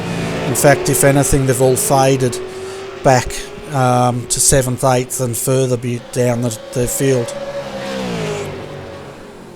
Yeah, the 03 car, the SimSpec Engineering TTL car of Kane, I'm going to say it, Kane is now dropped about 2 seconds back off his last lap on TTL's Josh Rogers, so I feel like he'll be holding in on that 2nd position. Yeah, now Josh has to be careful here because these 2 in front of him, they are racing hard, and the last thing he wants to do is get caught up in their accident and cost him a win here. Yeah, that's 100% right. Got to factor in all those things. So yeah, he's with 9 laps to go, does he risk passing these guys, or does he just sit in behind them and let that 31-second lead dwindle down? Last lap he still did a 1:44.530 compared to Kane's 1:47.620, so he's definitely getting no pressure from behind.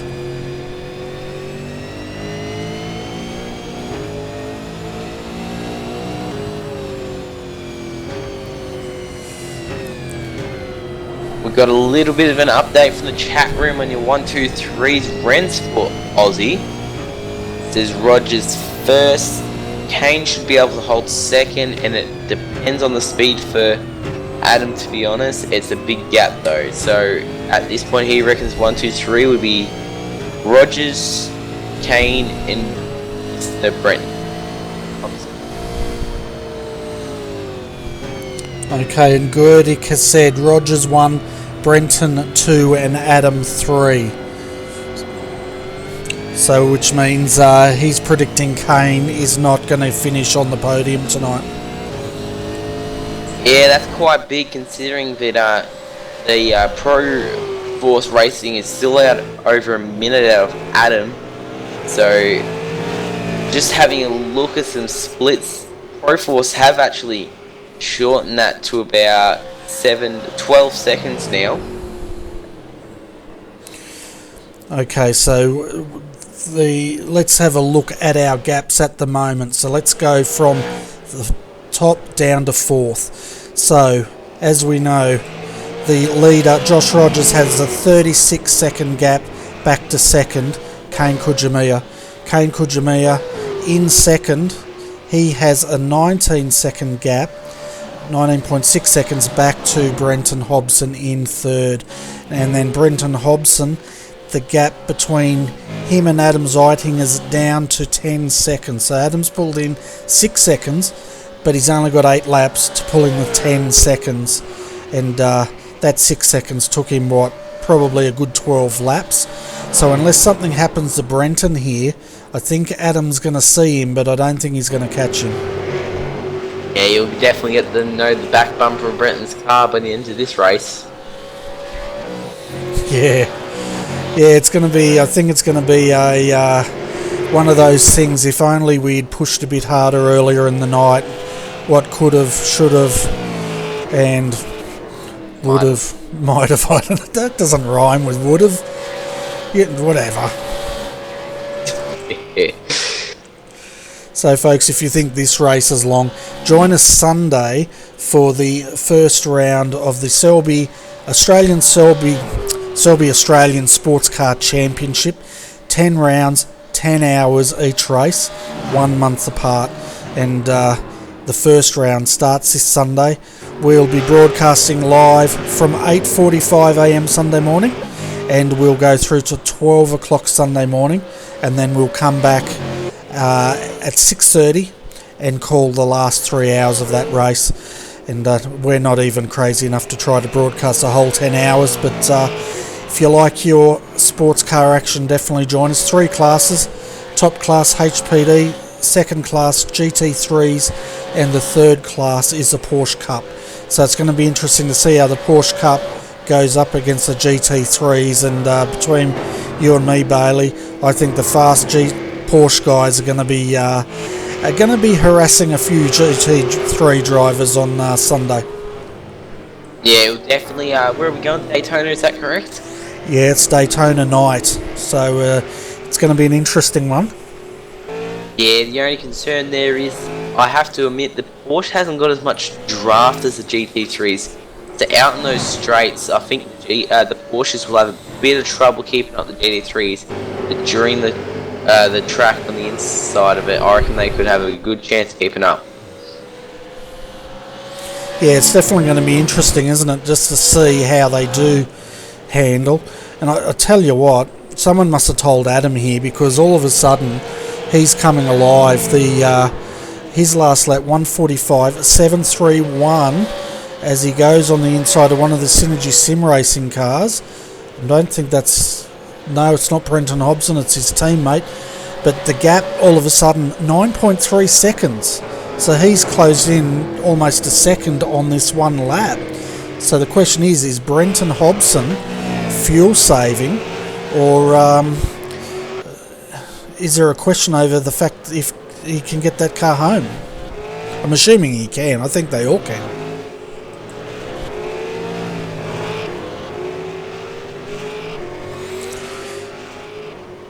So Rensport Aussie reckons, by the look of the gaps, he reckons they're going to finish as is, with Rogers first, Kujimiya second, Hobson third, and Zeitinger fourth. So it looks like we've had 2 people predict, and the rest are sitting on the fence, or they're all asleep, or who knows, they're just drinking all the champagne that you gave them earlier. Down a Luke. They've done a Luke. Yeah, they've all gone to bed. Oh, we've got a car off. Oh, don't rejoin there. Trying to get a number there. All I see is Holden Cruz. Was that the HTR car? Just having a look.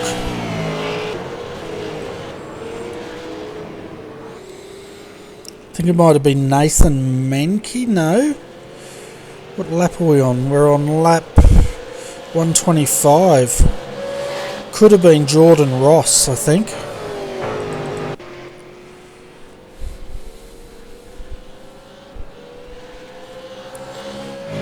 So Rogers has got 5 laps to go. He's on lap 128 at the moment.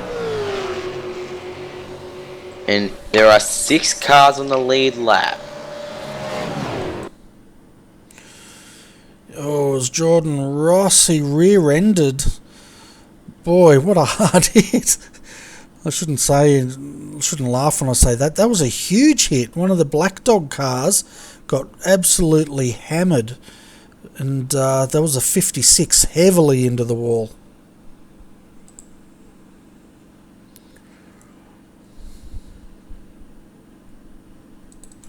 Pete Sattler. That was Pete Sattler into the wall. So he won't be happy with that at all.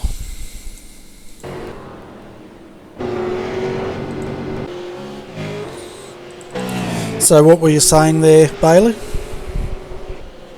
I can't even remember now. Okay.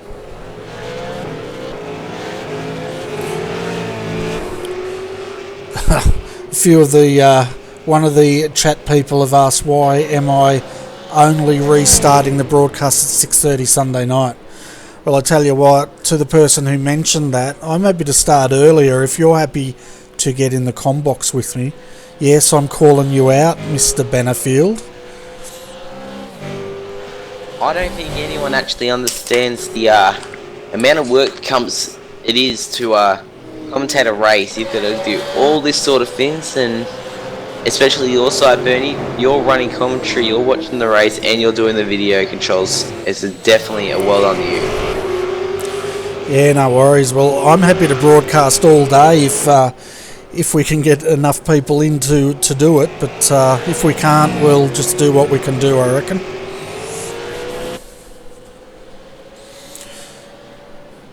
So that's the first time I've actually called someone out publicly on YouTube. It actually feels quite liberating. I think I should do it more often. 3 laps to go in this race now, guys. Roger seems to be held up just a little bit by the 226 car. Well, we've actually gone time certain, would you believe? And it's the last lap. So we've gone time certain. The white flag's just come out. Here we go. Looks like we'll have our 1, 2, 3 on grid. Certainly does. Now, Josh just has to get this car home. He doesn't want to have any contact with any of the cars. He's got an ERA car in front of him. It's probably Brenton O'Brien or his teammate. These guys, you know, they're very professional. They're not gonna get mixed up in anything. But this point, 39 seconds. What can you say?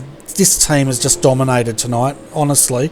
84 laps have been led out of the 128 we've seen tonight, as Josh Rogers now comes down for the final time at Imola to take the checkered flag and to take out round 5. Well done, Team TTL, for winning the Imola 650.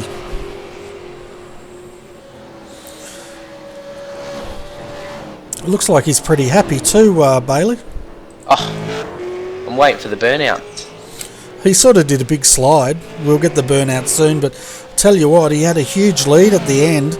Looks like SimSpec Engineering, as they come down to Ravassa for the final time, they're going to hang on to second. And, you know, this car, you know, they've had a really good race. They did drop all the way down. They were involved in that incident we saw on the first restart, and they've actually come back to second position, so well done to them. Jeez, he's having a good crack at giving us some drifting in, a bit of Shane Van Gisbergen. You just have to tell him to wait until we've seen all the top 5 come across the line. And we can see now, third, Synergy Sim Racing, Brenton Hobson's going to hang on to that, and well deserved. But let's have a look at what that gap was at the end. 5.5 seconds down the track is Adam Zeidinger for GTI. I tell you what, he gave everything to close that gap. He just ran out of laps. Give him 10 more laps and I reckon he would have been bumper to bumper. I reckon they would have tripped over each other. Yeah, I reckon you're right. And Riley Blythe finished just behind him. He was only a second at the end, less, 0.8 of a second behind Adam Zeitinger. I didn't even see Riley there, but he was actually fighting for 4th position at the end of that. Okay, now we can do the burnouts. He's probably finished. Oh no, well, yeah. That's what. Okay. Did you see what I saw? I thought he was going to go in the pits. Thinking, what the heck is he doing? He probably doesn't want to park there because there's people still finishing the race.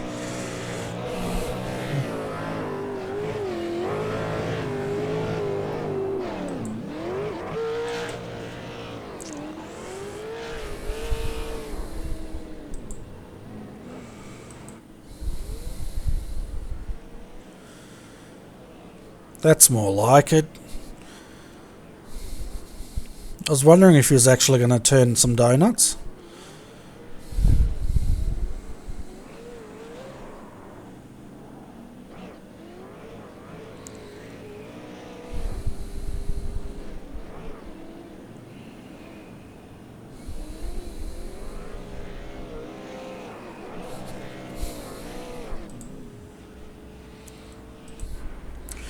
Okay, we'll jump on Gyrocam just as he stops doing his donuts, and we'll take you through the final finishing positions so you can see where your favourite driver finished tonight.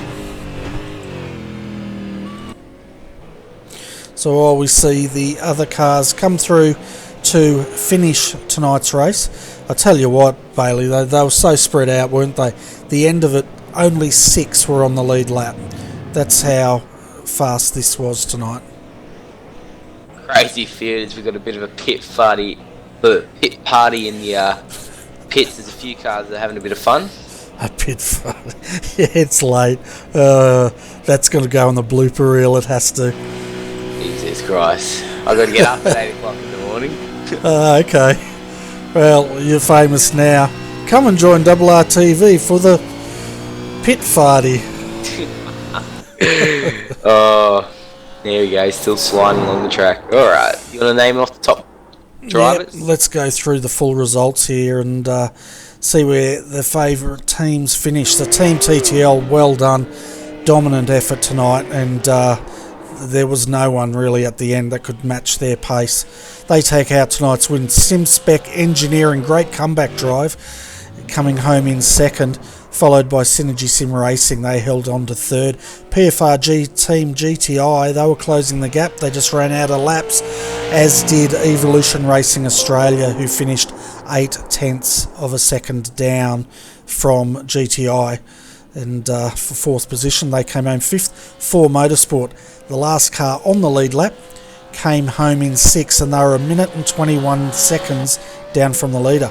Performance Motorsports Chassis 2 team comes home in 7th, followed by Laser Racing 2 in 8th.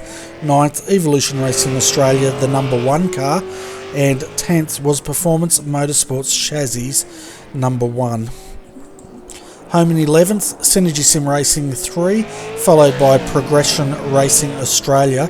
Synergy Sim Racing 2 comes home in 13th. Then we had the Redback Racing 031 in 14th, and their sister car, the 149, in 15th. ABR Team Simulated 1 comes home in 16th position, followed by Evolution Racing Australia in 17th. Stealth Sim Sport 2 comes home 2 laps down in 18th. I was just wondering what Adam's doing there. I think he's doing some stunt driving. Race on Oz, the number 51, comes home 19th and 2 laps down, followed by Laser Racing 3 in 20th. Home in 21st was Redback Racing, the number 350, followed by TWC 714 in 22nd. 23rd was Synergy Sim Racing 5, and then we had Redback Racing Team, the 032, home in 24th. 25th, Stealth Sim Sport 1. 26th, HTR 2, followed by BRH Motorsport in 27th. Sorry guys, I'm just laughing at what Adam's doing out there. Way South Racing comes home in 28th, followed by Proforce Racing 31 in 29th. Could have been champions, they came home in 30th, and they're not champions tonight, but a very good effort all the same. Oh, puns. Oh, that's what they're called, could have been champions. Oh gosh. Home, yeah, it's late, I know. 31st HTR 4, 8 laps down. Race on Oz number 91 comes home in 32nd, followed by Evolution Racing Australia in 33rd. Now we're into the retirement, so we lost the Race on Oz 91. Evolution Racing Australia also retired. Team OG MRZ retired. HTR 3. They were classified 35th but retired 58 laps down. We also lost PFR Team Kyani 2 as well as Team James Cordwell. Team A&L Motorsport, they retired very early on in the race, as did SimSpec Engineering TTL. And rounding out our 40, Synergy Sim Racing 4. I think they were our first retirement for this evening. The cars that did not make the grid tonight, Team Eater did not make the grid, nor did Race Control. So that rounds out your field of 40, folks. Race Control won the race, didn't they? Yeah, they did a few laps there. Yeah, three dashes, very quick. Yeah, so it looks like we've got some interviews down there, so we should bring them up so we can wrap this broadcast up and get some well-earned rest, I think. What do you reckon? I reckon it'd be a great idea, Bernie. So let's bring up Brenton Hobson in the number 88 car. They came home in third position. Hi Brenton, welcome back to the RRTV Combox. Congratulations getting that car home in third. It looked like you guys might have been doing some fuel saving. Was that just my imagination? That was your imagination, Bernie. We weren't fuel saving, but we were being pretty conservative on the incidents. We just didn't want to rack them up there towards the end, and we knew we didn't have the speed for the TTL guys at the front. So we just sort of managed it back to the end and kept an eye on the guys behind and worked forward from there. Yeah, the pace was pretty full on, wasn't it? Yeah, like I think I said earlier when I was up here that I wasn't really too concerned for the guys at TTL when John Latham was starting to struggle a little bit for speed. Like, I knew as soon as they put Rogers back in the car that he would be straight back to the front. Yeah, which he was, and with about 15 laps to go, Josh Rogers set the fastest lap. He did a 1:43.399. Would you believe? It's only about 2 seconds quicker than I could do in quality trim on perfect tyres and perfect conditions, Bernie. Yeah, I sort of looked at it and I thought, this guy's a freak. You know, he's been turning these laps and then he pulls that out of the bag. It was just an incredible drive, as was your drive tonight with you and Stig, and it looked like it pretty much went to plan. And so you'd have to be happy coming home with third position here tonight. Yeah, well, without a doubt, we did not have much confidence coming into this race, and when I say not much confidence, I think we were probably hoping to finish in the top 10, all things considered. But we knew that given how we've performed in this series in the past, that if we could stay out of trouble, we'd be consistent enough that we should perhaps maybe grab a top 5. But we qualified in 8th place, and we drove it as hard as we could to get that 8th place. And that goes to show where we were for one lap speed on this track of the car. So we weren't really that quick, and rightfully weren't really that confident, I guess. But you just stay out of trouble. Endurance racing, it's a different kind of thing, and we sort of found the car came to us a little bit throughout the race, so we could drive within our abilities and keep it on the black stuff. And in the end, we got it. We feel like we sort of stole the podium, and we're really happy with that. Yeah, well, it's one thing putting the car qualifying as well, but these long races, they definitely throw a lot of curveballs, which we saw tonight, and it takes a lot of effort to get that car through, which you did tonight, and as you said, stole a podium. I don't think you stole it though. I think you're always in there for a top 3 position, but I can say that now because it's in hindsight.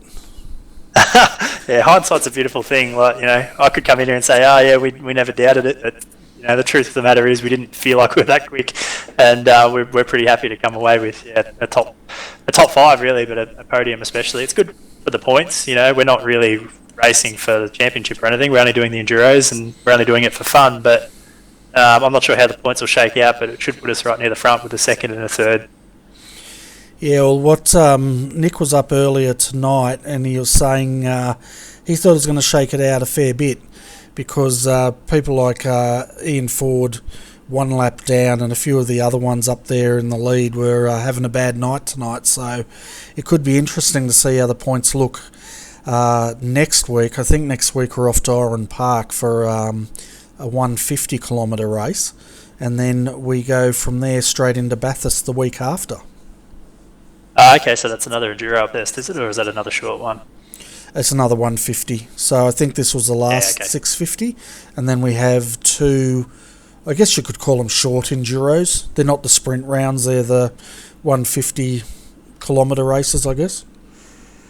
Yeah, okay, cool. Yeah, I don't think any of a couple of our guys do the the sprint rounds and all that sort of stuff. I think a couple of them are actually looking quite good in the points, but I know myself and Michael, we don't run in any of those races. We just come in here and do the enduros because we have a bit of fun, and I'm not sure when the next one is, but we're not racing in the other shorter races. We're just going to have a crack at the enduro stuff, and if we can be consistent, we might end up with a good result at the end of the championship, but we'll see. Well, you've got to come back in a fortnight for the Bathurst race. That's a sort of enduro.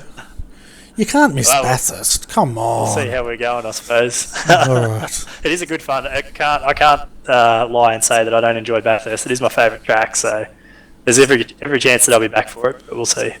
Okay. Well, before you go, I'm going to hand you over to Bailey. He got promoted halfway through. He stopped being the pit guy because he took off into the spectator stand, so we had to drag him up into the comm box and chain him to his chair. But I'm sure he's got a few questions for you, Brenton. Yeah, no worries. Can't be trusted, Bailey. He's not even talking. He's lost for words on that statement. I need that mic button working again. It wouldn't work. Great. This is what happens when it's 12:50 morning. Yeah, g'day, Brent. Yeah, nice win there. Oh, not win. Take the win if you want. That's fine. I need some sleep. Yeah, third place there. Any doubts if it was another 15 laps on the race? What do you reckon your outcome would have been with Adam chasing him behind you? Yeah, well, I was watching Adam for pretty much the whole last stint, and he was coming, but at the same time, we were trying to stay off the grass basically and not be too aggressive. I think we ended up with about maybe 12 or 13 incidents in hand, so we could have pushed if we needed to, but I think we probably would have about had them matched for speed if we needed to, but we were just sort of cruising. Yeah, alrighty. Well, that's all I've got because it's very, very, very early in the morning. I'll hand you back to Bernie. Yeah, finally, the last thing it's coming, and that is give a shout out to your sponsors tonight, and you might as well give your YouTube channel another plug as well while you're at it. Yeah, righto, sure. So sponsors, big thanks to Eaton, CSR Fabrications, DGD Customs, and Newlon. They're the 4 that we've got at the minute. And as far as the YouTube channel goes, yeah, Hobbo88, HOBBO88. Jump on and check that out. Yeah, that's about it. You can tell he said it a few times. He's got it down pat. Yeah, that's it. And a shout out to like Bailey, obviously Race Control, Nick, and everyone who helps run the series, and to you guys as well. RRTV, I always go back and watch the broadcast, so I'm looking forward to going back and checking this one out as well. Yeah, fantastic. Well, Bailey, I just got to message someone, and then I'll be right back, okay? So kick Brenton out, bring Dave up, and start the interview. Right? You got it? Good. Alrighty. Have a good one, Brenton. Thanks, mate. I can drag him back. Alright. He'll be up soon, guys. Just give us a moment. There we go. How you going, Dave? Hello, how are you guys doing? It's just me up in the box at the moment. Bernie's out for a second, but how's your race been? Tiring. I Ironmanned it, so I did the whole race myself. Didn't really finish where I wanted to, but yeah, to finish the race still in semi-one piece was a bit of fun. So I finished 23rd, as much as, you know, pretty much where I started. But, you know, I was looking at a solid top 15 until I got a few too many incident points. But I got one or two little naughty stops. But yeah, other than that, it was pretty good. So I've been asking everyone this question all night. What do you think of the new car tyre compounds? at first I was up until the race, because I haven't really done much with the new build. I think I've only done like one race at Silverstone official a few weeks ago, and I only hooked my wheel back up like half an hour before the race today, and pretty much I don't know, like it feels okay. Like I was a little bit worried going that the tyres were going to go off, you know, within like 2 laps. But you know, if you looked after them, had the right you know, near ideal pressures, and you looked after them, they came alright, as long as you weren't overheating them. Like if you kind of had a bit of a gap to cars and you're you're kind of just doing consistent laps, it was good. But as soon as if you had your as soon as you were in a battle, like you really had to look after them. Yeah, no worries. And what do you think of the 1, 2, 3 tonight? Well deserved?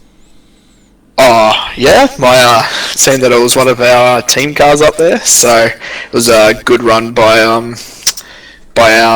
main kind of SSR car with Brenton and Michael. So they were it was good that they got a podium and, you know, not locked in some solid points of the Enduro Championship. And then obviously you've got was it Josh and John Latham bringing it home, and the new two TTL boys, you know, getting second. So yeah, that was it's, you know, nice podium. And then you had obviously you had the army of all the other cars and ERA guys and all that right behind them. So yeah, it seemed like a good race up there. It was just a shame I was a couple laps down. No worries, thank you very much, Dave. And if you have any sponsors you'd like to thank?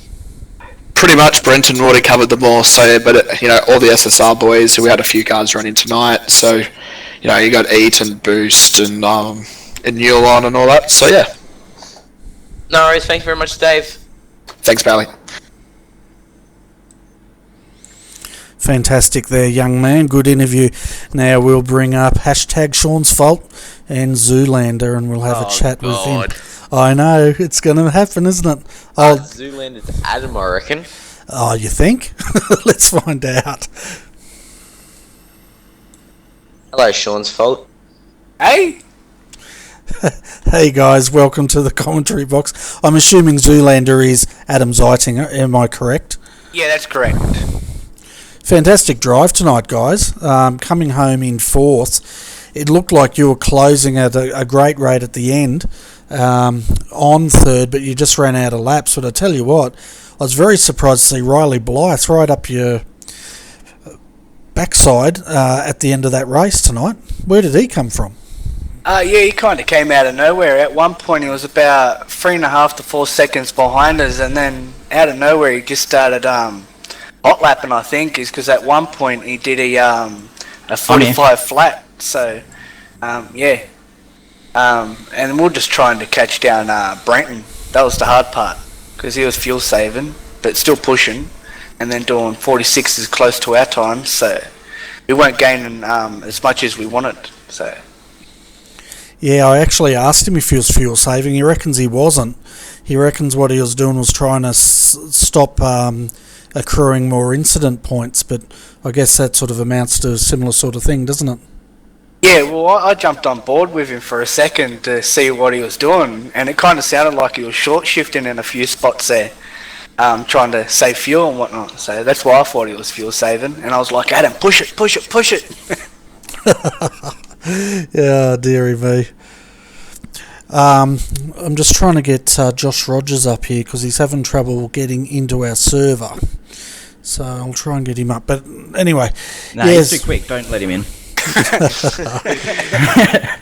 yes, he can set the track record of a 1:43.399, but he can't get into TeamSpeak. He's a freak. Dead set. Alien. Yeah, he's pretty impressive. But I tell you what, guys, your race tonight was pretty good. And you had a good car. You were very competitive. And as the race came on, I'd say the race was coming to you guys. And you just ran out of laps. That was the only problem. Yeah, exactly. I got to give big shout out to Sean because that stint he done was amazing. He done such a good job. And we wouldn't be where we were without him. Oh, thanks, Matt. Don't make me tear up. Oh, I'm gonna cry. Tell you what, isn't it lovely to have such a close team and the bonding that goes on between these two bromances? At 1 o'clock in the morning, Bernie, it's a bit different. That's true. Bailey has been in our channel. Oh, dearie me. So, Bailey, I think you should take over this interview because I'm trying to get Josh up here and I'm having trouble doing two things at once. Shall I do all the interviews? Yeah, that's your job. We throw you in the pits. I let you go in the pits. You ran up and down and caused chaos. Then you went in the spectator stand. So the least you can do is do the interviews. Just because you have to drag me up on my ear. Yeah, well, young man, do what you're told. Interview, come on. No, Come on, Larko.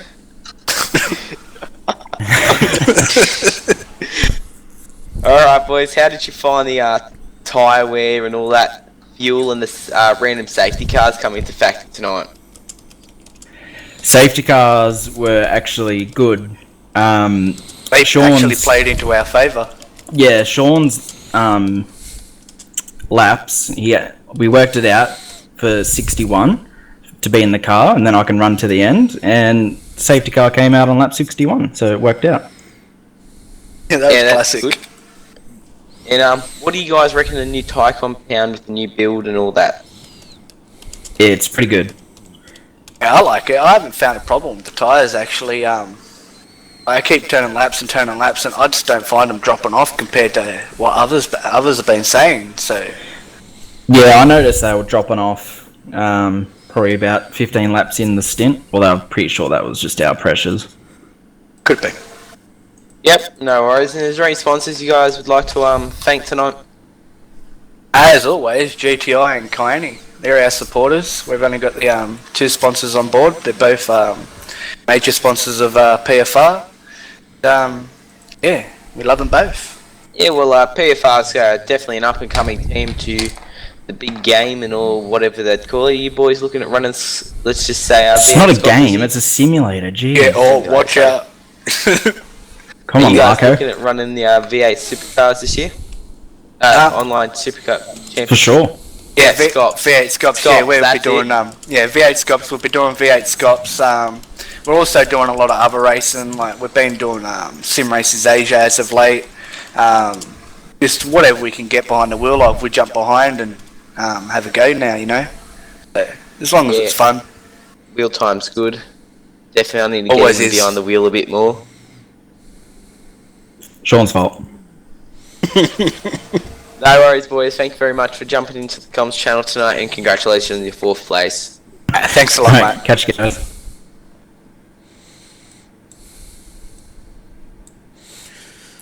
Here's Mr. Rogers. Perfect timing. Perfect timing. I finally managed to get him in here. So we'll bring him up and have a chat before we end tonight's broadcast. Hey Josh, I'm glad you finally made it. I think other people called Josh Rogers now know how to get into the TeamSpeak server as well, but that's fine. Fantastic race, mate. I tell you what, you really decimated the field tonight. I think we only had 6 cars on the lead lap at the end of tonight's 4-hour enduro. Yeah, cheers, mate. Can't complain. Car was nuts. I think John's down there too, ready to come up here. But yeah, no, look, yeah, everything seemed to go quite well. I was really pleased with the way everything went, and the pace was really good too. So yeah, can't complain. And did you see? Did you realise with about 20 laps to go, you set the fastest lap? Did you get that, or weren't you aware of that?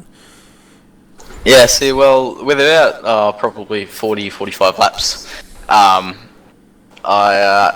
put myself quite close to the incident limit. I couldn't get one, so I thought, yeah, I'll take it easy, whatever. But typical Rogers came out in me, and fresh tyres.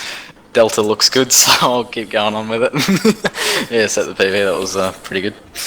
Yeah, I was going to say, taking it easy, doing a lap of a 143.399, that is not taking it easy.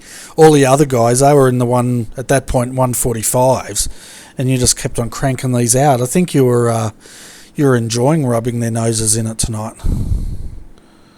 No, not at all. Can't thank John though too. Done a great job, mate.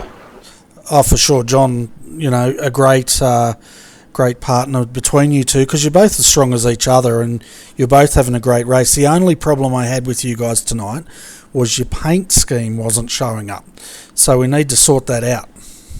Yeah, Bernie, we actually forgot to load that one, so that's a little bit of short-sightedness on there, because I actually messaged Josh at about probably practice had just started, and I asked should we really race, because I actually at that time hadn't really done any laps of Imola, so it was fun learning the track as we were driving, as I was driving. So, and Josh had amazing speed, and thanks to our sponsors Hyperstimulator, and man, really impressed with Kane and Bill, who've come on.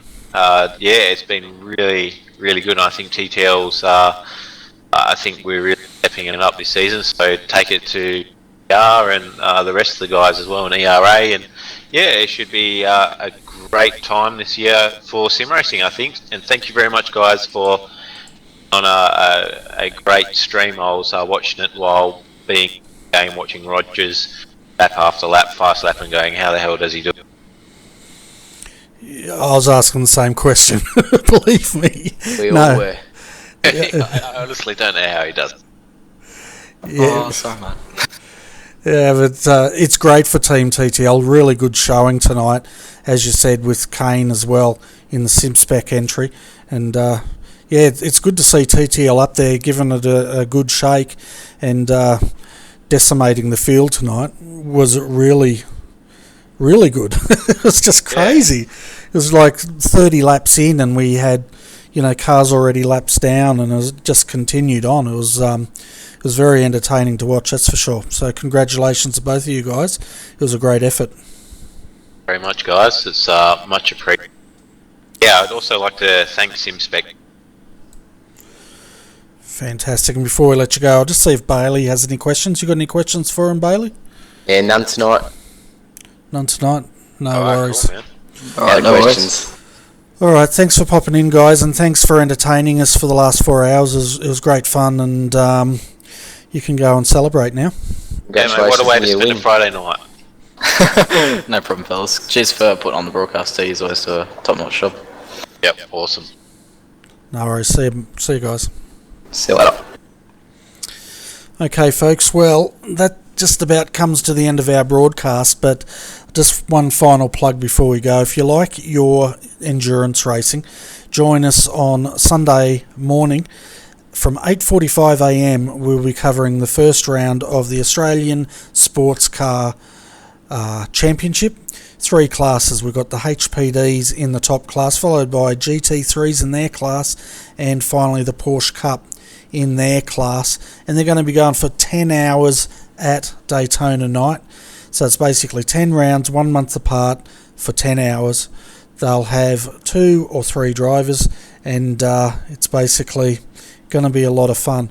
So we'll be on in Sunday morning, 8:45 a.m. till around about lunchtime.